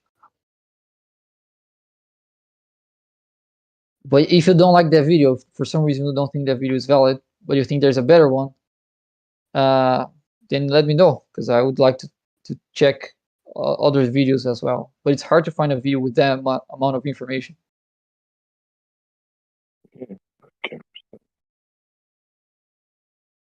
Because, for example, if you don't know the focal length, then there's no point in trying to make a prediction. Or also, if you don't know the size of the sensor, also won't help that much to have a prediction, because that changes the prediction. I don't even know what a sensor is. Yeah. I would just look up the camera that somebody's claiming to use and check it out. But I also, I mean, I don't know, like what? So what's the focal length of when you look out an airplane window? Well, do we have to stop looking with our eyes and just take a picture and plug it into this? Yeah, you could do that, and then you go to your phone specs and see if you can find the size of the sensor and the focal length of your phone when it's not zoomed in. Because if you zoom in, it's going to affect the focal length. Even if digitally, it's still going to change the amount of curvature. Yeah, you're ahead of the game, then, Bacon. Did that? I mentioned this. I mentioned this to you like a couple weeks ago. Mm-hmm. Did that? I mean, but how? I mean, did you just get motivated to do it now, or you had this going, or this thought going, or what? A couple of days ago, I think I did this when I saw this video. So people were posting this video on Kiwi server and saying it was showing a flat Earth, and the first thing I did was just to see if there was curvature on the frames by compressing them horizontally, and there was. Then I pointed out that the horizon is curved on the video, and they said, well, there should be a lot more curvature. Wait, you said you saw it because you compress the image that there's curvature, but yeah, if you take a picture of a countertop and compress it, it becomes curvature. Compressing distorts it. Compressing distorts it. And look at the screenshot. It doesn't create curves. It doesn't turn straight lines. It doesn't turn straight lines. Yes, it does. No, it doesn't. Yes, it does. Yes, it does. Dude, it distorts the crap out. Hold on. Wait. Hold on. Okay, so real fast. It'll do it, right, with the straight object if, right, the lens already was kind of curving it to begin with, right? So if there was some, lens distortion, then, yeah. But with that being said, if we're dealing, let's say in the image, right, it's a straight line, right? Like it's perfectly straight, and then you compress it, then it'll always stay straight. It just depends on whether or not visually what you transformation. Compressing horizontally is a linear transformation. Linear transformation, by definition, don't turn straight lines into curves. Otherwise, it wouldn't be linear. No, but it does. The thing is, if you do picture at all, it's going to show up. Like I said, if you have a lens and then obviously it just kind of distorts a little bit, then maybe sure. But with that being said, though, if the image beforehand didn't have any of that distortion from the lens to begin with, and you had a straight line and then you compressed it, that should still be straight. All right. Any image you may bring up. Yeah, and by the way, I picked different frames in which the camera was oriented in a different way So if that was coming from the lens, in different frames, it would have different curvatures. Why are you using this It wouldn't be video? consistent. Why are you using this Sorry? video? There's so much haze on the horizon that you can't get a clear, distinct horizon. Look at the image You that I posted in the can live in voice yeah, chat. that frame. He Yeah, you said pick a he said he's frame. using it because this video has the most information on it. Not a lot to. That's why. Yeah, I mean, if you he's working think with what there's he's a got. if you think there's a better video, then I'm gonna apply to that as well. But so No, far, I don't. of course, you picked a frame in which it is hard to tell where the horizon is. But the video has 2 hours, and there's a lot of clear frames that you can use to compare to the prediction. And those are the ones that I use, not the one you're sending as an example. But that's not the whole video. That's just a frame. I appreciate your hard work, Bacon. I don't know if any of it's right Thank you. or what it is. It just all it tells me. I mean, yeah, I mean, it is. I appreciate your hard work, but I mean, what I take from makes me think that maybe these Tartarians did have freaking cameras. Who knows? Those guys. Well, my thing is that optics or observations don't prove anything one way or the other. I could give you that. I just don't think people can keep denying that there's no horizontal curvature. Like if you think the horizon dips, even if the Earth is flat, you shouldn't be denying that it looks curved, because it should look curved if it dips. Here's a good example. I took an image online, whatever, of a boat in some water, whatever. You compress it. It is diagonal, but it isn't curved though. All right. I imagine that's probably because the camera was slightly off from, probably tilted a little bit, but it's not curved though, as you can see when it's compressed. It is still a straight line. It's just diagonal because it was probably tilted a little bit. You guys see that? I can't see the bottom of it. Wait, hold on, let me zoom in. Now I can see the bottom of it. So could we claim this as flat Earth proof then, Arma? What, this image here? Yeah. No. Why not? Not flat Earth. Well, okay. So when you say flat Earth proof, are you getting your proof from debunking the globe, or is this more of an evidence thing? Because I would say this is proof. At best, this would be evidence, but even then, it's doesn't debunk the globe either. It's just okay. Well, it looks flat. So this is why I say optics don't necessarily prove anything one way or the other. Because I could take this image and I could take that compressed image, and I could do the exact same thing that Bacon was doing to prove that there is curvature in an image. No, I mean, did you not see my? I'm confused. What is your argument again? Because I mean, I literally showed you that in this image here there is no curvature, and the reason why there isn't, or at least there isn't any visible curvature when I compress, is because if you know how the ball works, right? If you're really close to the surface, right? That that the horizon is going to appear to curve less because you're just closer to the surface, and just how spheres work, okay? But when you're higher up, though, you see more curvature. So this right here, if anything, is at least it works with the ball. All right, this works with the ball Earth. Well, within your field of view, if there was something in the far off distance on the right and on the left, what would that distance be? Not sure, but assuming this is like between the two objects, right?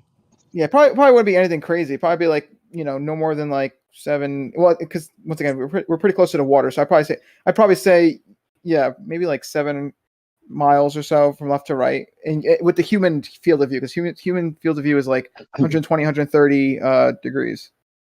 It's really 130. But I always a run lot more than 7 miles.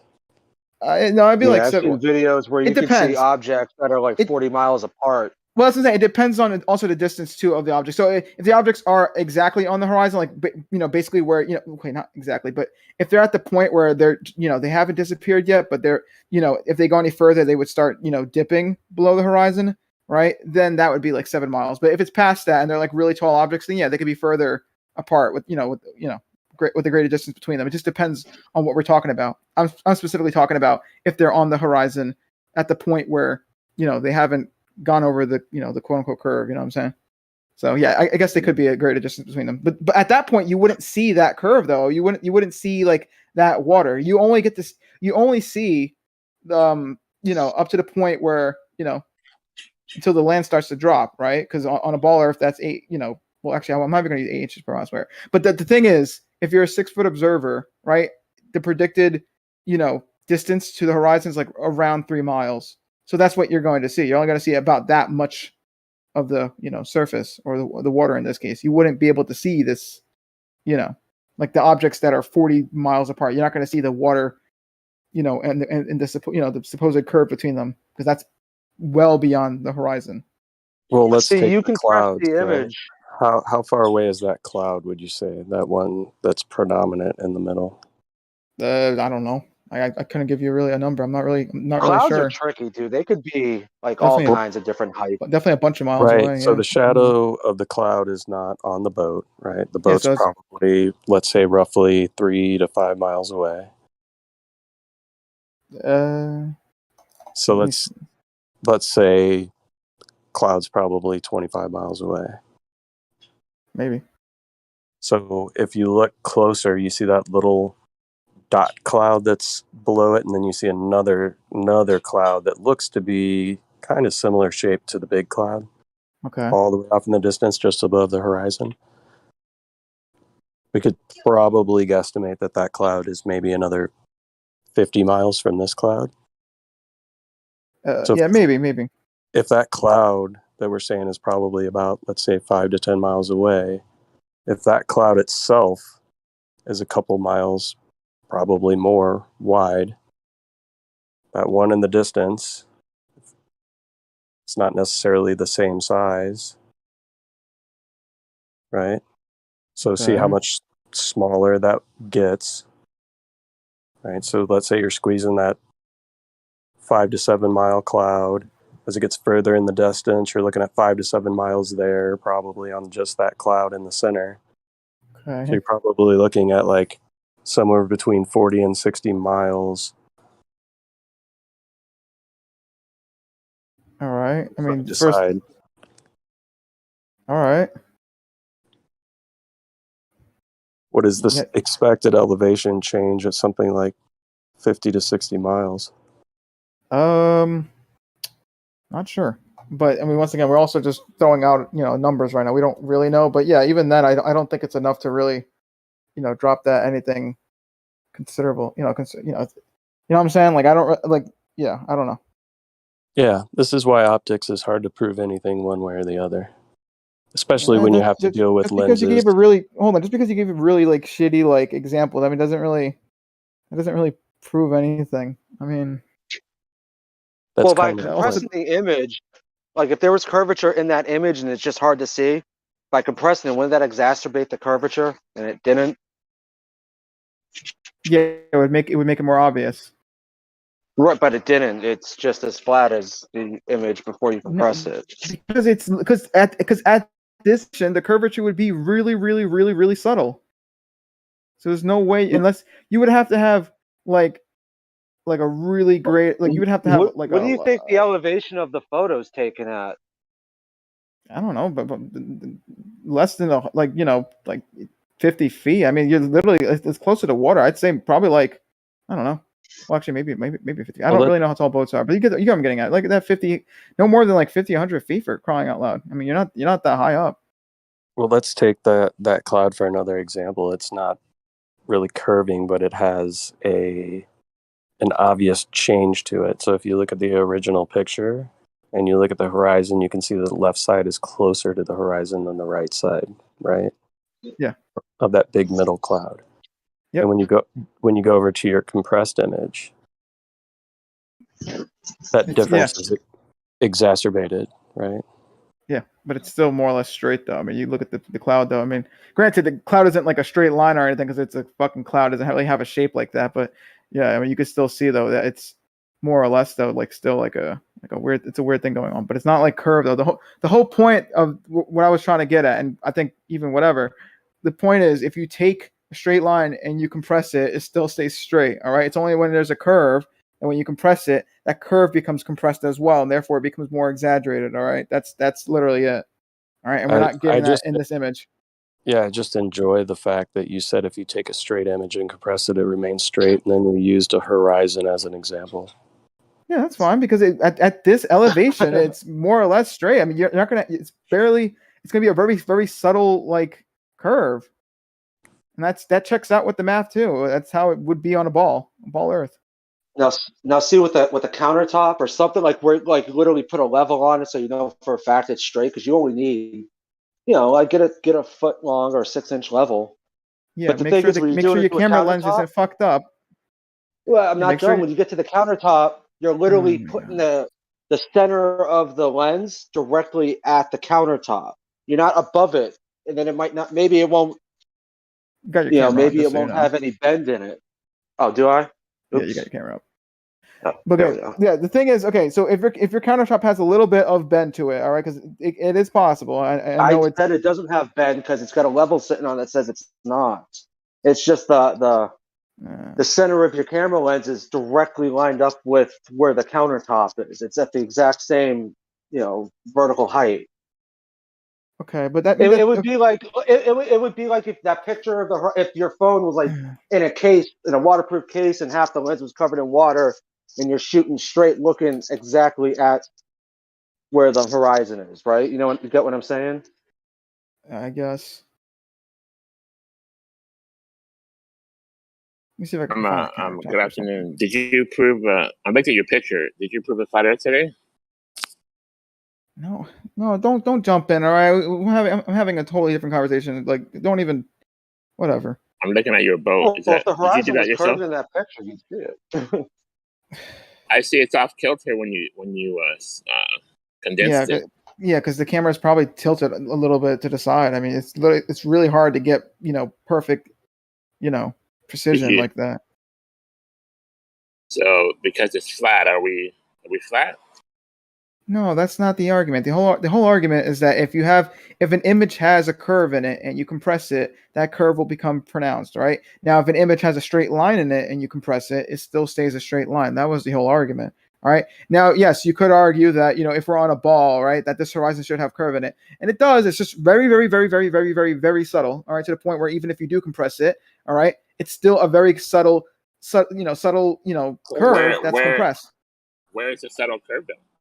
Well, that's what I'm saying. It's super subtle to the point where even if you compress it, it's still not going to be there. All right. I mean, and that checks out. So, for example, imagine you have an arc of, let's say, 1 degree. All right. So, it's really hard to tell it's curving, but it's technically there, right? And let's say you compress it to the point where it becomes, and this is not the correct math, but let's say you compress it to where it's 10 times as, curvy, right? So it goes from 1 degree to 10 degrees, right?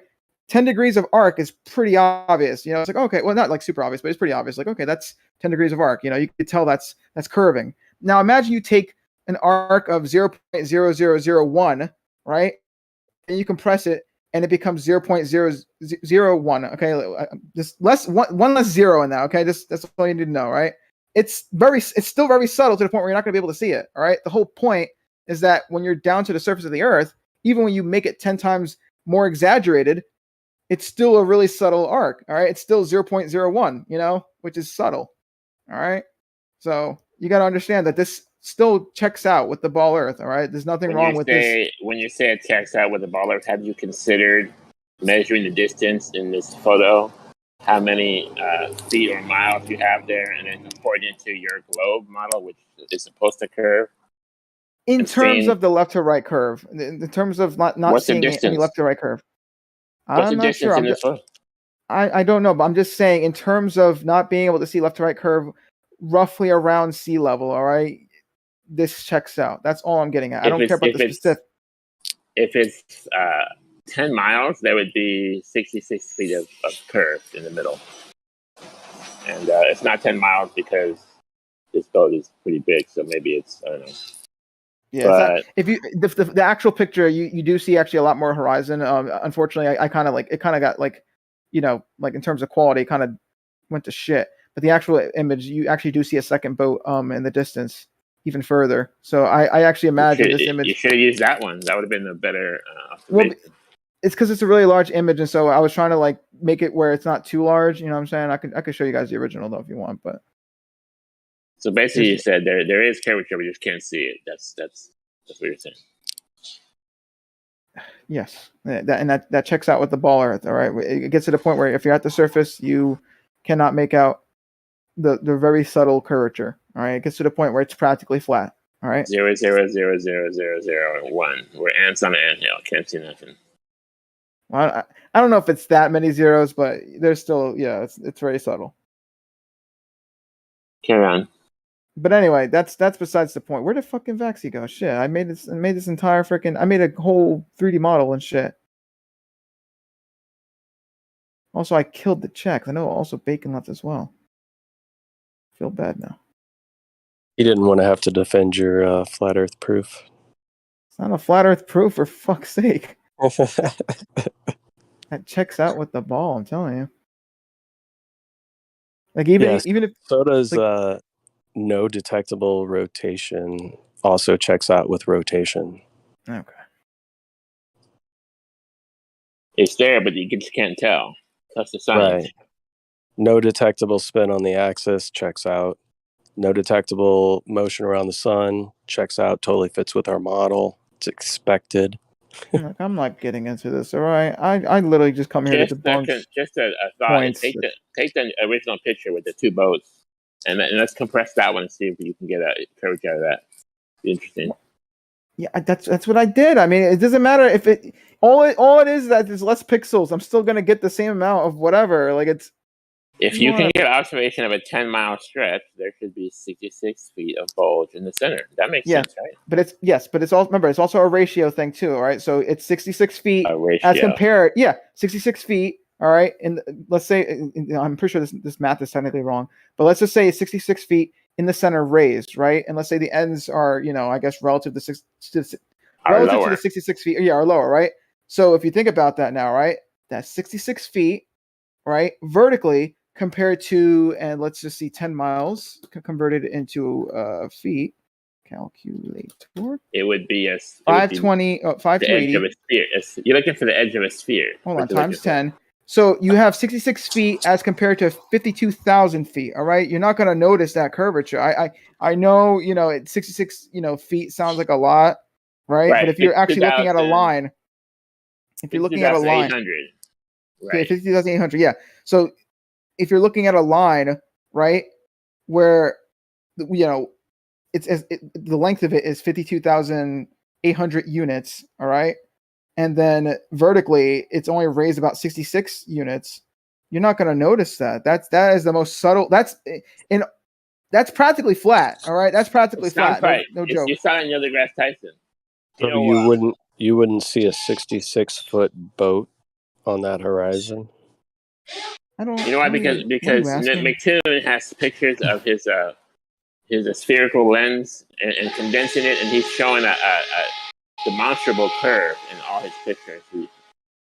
He condenses. So is he doing it wrong, or is he deluding himself? Yeah. He's just taking general long distance like you have, but before when you have both boats, long distance observations. He's condensing the horizon, and he's getting a demonstrable curve, bulge in the center. Just saying, is he not doing it right? You haven't seen McToon stuff? I'm pretty sure there's different setup and whatnot, different the way he's doing it. Because it really depends on like you can technically, I guess you might be able to get a curve if you're using like a wide angle. I'm not sure, but I mean, like I said, all I know is that the way I'm doing it, you wouldn't get a curve. All right, I'm pretty sure he has his own method and whatnot, and it all checks out. Okay, I don't know the math personally. All right, I'm not gonna claim to know that. I'm not gonna say that what he's doing is wrong though either. Yeah, we're good. We're cool. Don't worry. It's just throwing it out there. At least you have a picture. I'm pretty sure I also know what you're talking about too, but like I said, I don't really know like the actual math behind it. I'm pretty sure if I looked into the math, I understand. Okay, that's what he's. It's like a field of view thing or something. You know what I'm saying? Like I would know the. Can you show us the original picture that had two boats? Because obviously you zoomed in to get this boat, right? No, I didn't zoom in. It's as is. Here you go. Oh, you didn't zoom. You just exact. clipped it. No, I just literally the quality went down because I had to shrink it, so it was, easier for me to work with. But this is the original image, though. Thank you. And if you look to the left, there's like something. It's really hard to make out, but there's something there, though. Fortunately, between the camera's, resolution and I don't know, fog and whatnot. It's really hard to make out what that other thing is in the distance, but it looks like a boat.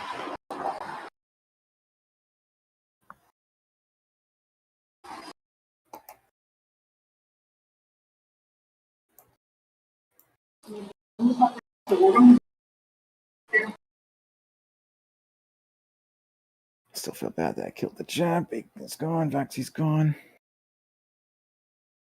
I'm definitely mad that Vaxie's gone, though. I had a whole 3D model set up for him so he can understand the phases of the moon.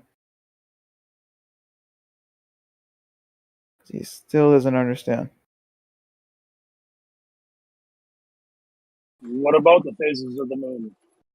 Specifically that because he was saying that you can't see the crescent moon at night, or you shouldn't be able to on a ball Earth. You shouldn't be able to see a crescent moon at night, and you shouldn't be able to see a gibbous moon during the day. Yeah, I believe that's, yeah. And I was showing him that that's not the case with my 3D model, but then he said, well, that's a 3D model. So then I tried to, make it a bit more down to earth, where I literally had a 3D model of a guy holding a stick with a quote unquote styrofoam ball. And in this 3D model, I have him rotate around the same setup that he had in real life, just so he couldn't really so there's less of this, oh, it's a 3D model thing. Because if it's set up like how it was in real life, I mean, this is less of a, you can't really criticize it really as much because he could do it in real life. But yeah, checks out though, and he still thinks that those phases of the moon can't work on a ball Earth. But he left, so can't even show him. I'll save it though. I'm gonna put that in my. I have a fucking flat Earth folder for Blender, like all my flat Earth debunks. It's a fucking ton of them. I got Earth and Moon model, Earth curve no tilt, Earth scale, flat Earth angle resolution BS. Can you just tell us about one of your debunks? I like to hear it. Well, it's less. It's not really debunking the flat Earth. More so, it debunks the argument against the ball Earth, because a lot of flat earthers will be like, "Oh, this doesn't make any sense," and I'm like, "No, technically, it can work." All right, and that's literally what I do in these chats. So it's once again like Vaxie's claim about the moon phase is not working. Like, they do work. He just doesn't understand the model. So yeah, it's less of me debunking flat Earth and more of me debunking flat Earth claims. Like specifically, against the ball Earth. Like I have one about star trails and shit. Let me see. Yeah, I also have like a 3D model to show, the quote unquote toilet paper roll effect. All right, like it actually makes sense on a giant ball. I know it doesn't seem, intuitive. It doesn't seem right, but it does, work. It's weird how spheres work when you're on them and you're tiny. How do you know how they work when you're tiny? Well, how do you demonstrate that? Well, other than begging the question and saying that we're on one. Well, Because NASA. Well, no. Well, I was just gonna say 3D models, but I know a lot of flat earthers don't like that. I'm just saying from my experience, messing with 3D models and whatnot, and just doing the math too. If you understand how spheres work, if you understand trigonometry and all that, you understand all that. You'd understand that, you'd only understand how spheres work, then you can understand that the Earth is a globe. Well, no, if you understand how spheres work, you understand that you would see things, drop after, like, let's say, for example, if you're a 6 foot observer, if you're a 6 foot observer, after 3 miles or so, things will start to drop. And, you would expect that drop, but you wouldn't really expect visually a left to right curve thing going on, right? Just because, the math, no matter how, like, you can look at it at so many, different angles, and it's like, yeah, no, it makes sense. All right. It all checks out. It's just, a lot of flat earthers don't really look into the geometry of a sphere, at that scale. In observation, can you see farther down or farther across?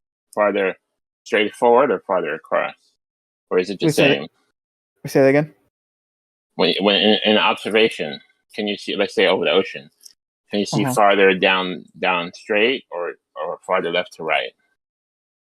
AB axis versus YZ axis. I mean, that's I guess technically you'd be able to see. You would see more like, I guess, left to right, because if you had objects past the horizon and they're dipping down a bit, as long as they're tall enough. Yeah, I mean, I'm like thinking about this. It's like I'm thinking about it a little bit weird, but I think, yeah, technically you could see more left to right. I think. I feel like it would be Not the curvature, same. not curvature, if- but you'd be able to see more distance between an object or something left to right. So, for example, if you had like a building that was like, I don't know, let's say it's a really, really tall building, and let's say you're able to see it from like, I don't know, 30 miles away or some shit, right? And you had another building that was also 30 miles away. That like arc between them, whatever, like that could be like a huge distance. And let's not even use arc. I'm picturing right now. Yeah, that would be like a great distance between the two objects. So I think left to right, you'd be able to see a greater distance between objects, but you wouldn't see more curve left to right, though. I mean, like, at least see any curve I don't know. left to right. I don't know. It's weird. I'm not. All I know is that visually you wouldn't be able to see it. I feel like you can see the same distance left to right and front to back, because like just put yourself in the crosshairs. You know, it's basically the same distance. It's fairly simple. As long as you can see more than 57 degrees. Hey, Coach. If your field of view, what's going on? If your field of view is greater than 57 degrees from left to right, then obviously you can see more of a horizontal distance or left to right distance than a straightforward distance. Because 1 degree, or because 1 radian is 57 degrees, and 1 radian is equal to basically that radius, whatever your radius is on the side of that circle. Didn't know about that. It's cool. So if your radius is the radius would be the distance to how far you could see, and the 100 or not 180 degrees. Yeah, 180 degrees would be the field of view that would equal that that radius times pi. So that same radius, that same distance of that radius that you can see forward would equal a 57 degree field of view.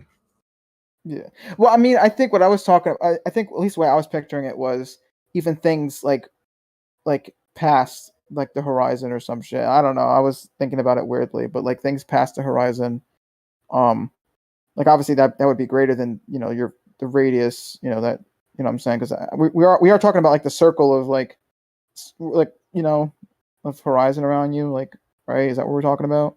Like distance to the horizon. Well, when you say past the horizon, do you mean below the supposed curvature? Is that what you mean, or what do you mean by past the horizon? Well, basically, you know, past the horizon would mean when things are low enough to where you know, you can't really. There's no angle that reaches, you know, your eye, or whatever. Like basically, it's put a point where it's more or less, I guess, angled away from you at that point. But also maybe, I don't know. Yeah, I guess it's also kind of angled away from you, but also it's also low enough to where you can't really draw a straight line to it. So yeah, it's to the point where this things just sort of drop off or whatever visually for you. Yeah. Well, if it's past, isn't the horizon supposed to be the Earth curvature? So if it's past the horizon, that means behind the curvature, right? Yeah, I guess that might be one way to look at it. Yeah, I guess so. Past behind the curvature. Yeah, I guess. So if it's below the curvature, how are you seeing it? You mean the objects? Well, that's the thing. If the object is tall enough, yeah, it'll peek up from behind that. Oh, tall. Okay, tall enough. Okay, so it's not completely covered. Gotcha. Yeah, not completely. Yeah, it's like the bottom. Yeah. What about those times that we do see things that should be completely covered by the curvature? Like the oil rigs, like Black Swan. Just anything that we see all the examples of things that we see that we should not be able to see due to Earth's curvature. I guess it's refraction. I mean, I don't know what else it could be. Okay, how come that kind of refraction, the only time it ever happens is when it's Earth curvature? That's You why. don't know what else it could be because it's flat. Well, I mean, for me, all right, if it's flat, then it still needs refraction because things that disappear bottom up, you would need some kind of weird, what would you even call it? Honestly, you would need some kind of freaking weird like magic going on in the air to make things disappear bottom up. So no matter what side I'm on, it doesn't matter. They both have some. I'm not gonna say both have weird shit because I know the ball isn't. It's not weird, but the point is, yeah, doesn't matter. I mean, that checks out for me. I think refraction on a ball Earth. Because it would. Okay, again, let me ask again. How come that kind of refraction of being able to see something on the other side of a hill, how come that you can only demonstrate that when it's Earth curvature? I've seen videos where they demonstrated where it wasn't Earth curvature. Seeing something over on the other side of a hill? Really? Well, yeah. I mean, I guess definitionally, I don't know if it's considered a hill or not, but yeah. I mean, now you might not like it. It was I think it was like a sugar water thing or whatever. But yeah, I've seen. There was a video where Butane. No, well, no, I'm not talking about You butane. take I'm talking about. observation of a pipe, right? It's the closest close up, and you put a red little ball behind the pipe, and then you shoot butane over the edge of the observation, and then it makes the red ball pop up over that pipe. I guess that too. So yeah. you can't do a science trick to get that going. Let me make it clear then. Okay, how come that kind of refraction of being able to see something on the other side of a hill at a great distance in nature, not without somebody's manipulation of the situation, just being able to see it, how come that only happens when the hill is supposed Earth curvature? I guess that's just because that's how it is. I don't know. So you can't demonstrate it to actually prove that this actually happens. Well, no, I mean you can. Like I said, there was the sugar water thing. No, you can't. No, the sugar water. I said That's in nature at a great distance. oh, nature. What you are describing has absolutely nothing to do with what I'm asking about. Sugar water and butane is not a natural observation, right? You're manipulating the variables of chemicals, right? Well, I have no reason to believe it doesn't do that. I've literally seen tons of videos where literally you see stuff like kind of moving, like visually, like it's just moving up and down and whatnot. And the fact, can you and try here's being well, okay, you first. I was just asking if you could try and be a little bit more honest. Okay, well, fine. How about this then? All right, the fact that we have two different images, right, of the oil rigs, one where the oil rigs are up and then one where they're down, all right, proves that there's something going on visually. All right, they're obviously moving up. So I mean, this isn't really like the what atmosphere, it's weather. That's what I'm saying. So it's refraction. Yeah, I mean that's what I was arguing. Yeah, it's not just refraction; it's the weather. So that's more okay. Okay, then that helps the ball Earth. Then, all right. If I can have things disappear, behind the curve, whatever, and then have that weather, all right. Let's not call it refraction. Let's call it weather. All right. Make those things appear right, like higher than they're supposed to be. Then that works out. That still checks out. Like, what is your argument? Like, I don't even get what you're getting at. That literally just helps the ball Earth. And whether you want to call it weather or refraction, like, what do you want about? You can see there are times where you can't see something due to the supposed horizon when you should be able to because they're close enough. Okay, do you understand that? Because they're close enough. You want to give me an example of that? Because oh my gosh, they've shown them many times. Like, well, give me an example. I mean, I need something to work with. Oh my gosh, I can't pull it on right now. I'm waiting. I'm driving the truck right now, but I've seen fair enough. many examples of a boat that was still, it was close enough to not disappear over the curvature, but yet it was being blocked from the bottom up due to the weather. and waves. So that happens. Things are blocked before they should be due to curvature. How do you explain that? I guess also weather. I mean, you literally just said it earlier. Weather. I mean, weather does weird things. So I mean, I don't think that really destroys the globe. I just think weather. All right. And okay. So again, back to my question is: the only time that you can see see stuff from the other side of a hill. Yeah. The only time that ever happens is when that hill is supposedly Earth curvature. Yeah, or so when sugar water or sugar water. No, sugar. Why are you comparing sugar It's refraction. water? It's refraction. I don't care. It's not It's the refraction. atmosphere. I don't care. It's still refraction. It's still. It doesn't destroy. I don't really get where this argument's going. It doesn't. No, it doesn't destroy. It doesn't destroy the globe, though. I don't get your argument. This doesn't destroy the globe. I mean, sugar water, therefore globe. No, I'm just saying refraction is a thing. I mean, I don't, and nobody denied. Nobody denied that refraction is a thing. Okay, nobody's what is the argument though. That the kind of the refraction that you're explaining or describing can only be seen when the hill is Earth curvature. So therefore, you can't prove it actually happens. You can't demonstrate it over a hill, just a natural hill. You can't demonstrate it in any other way except for if it's supposed Earth curvature. Okay? So it's completely retarded. It's a stupid, retarded argument. Not really, but all right. No, actually it is. I don't think it is, though. Your only example of it is what you're trying to prove. Well, hills aren't usually that long enough, and also, I mean, because you got to consider the distance, all right, for this refraction, all right. I mean, I imagine this happens because you have a lot of atmosphere to work with, There's also, so for most part, hills aren't really long enough to do this, all right. They don't have that distance to them.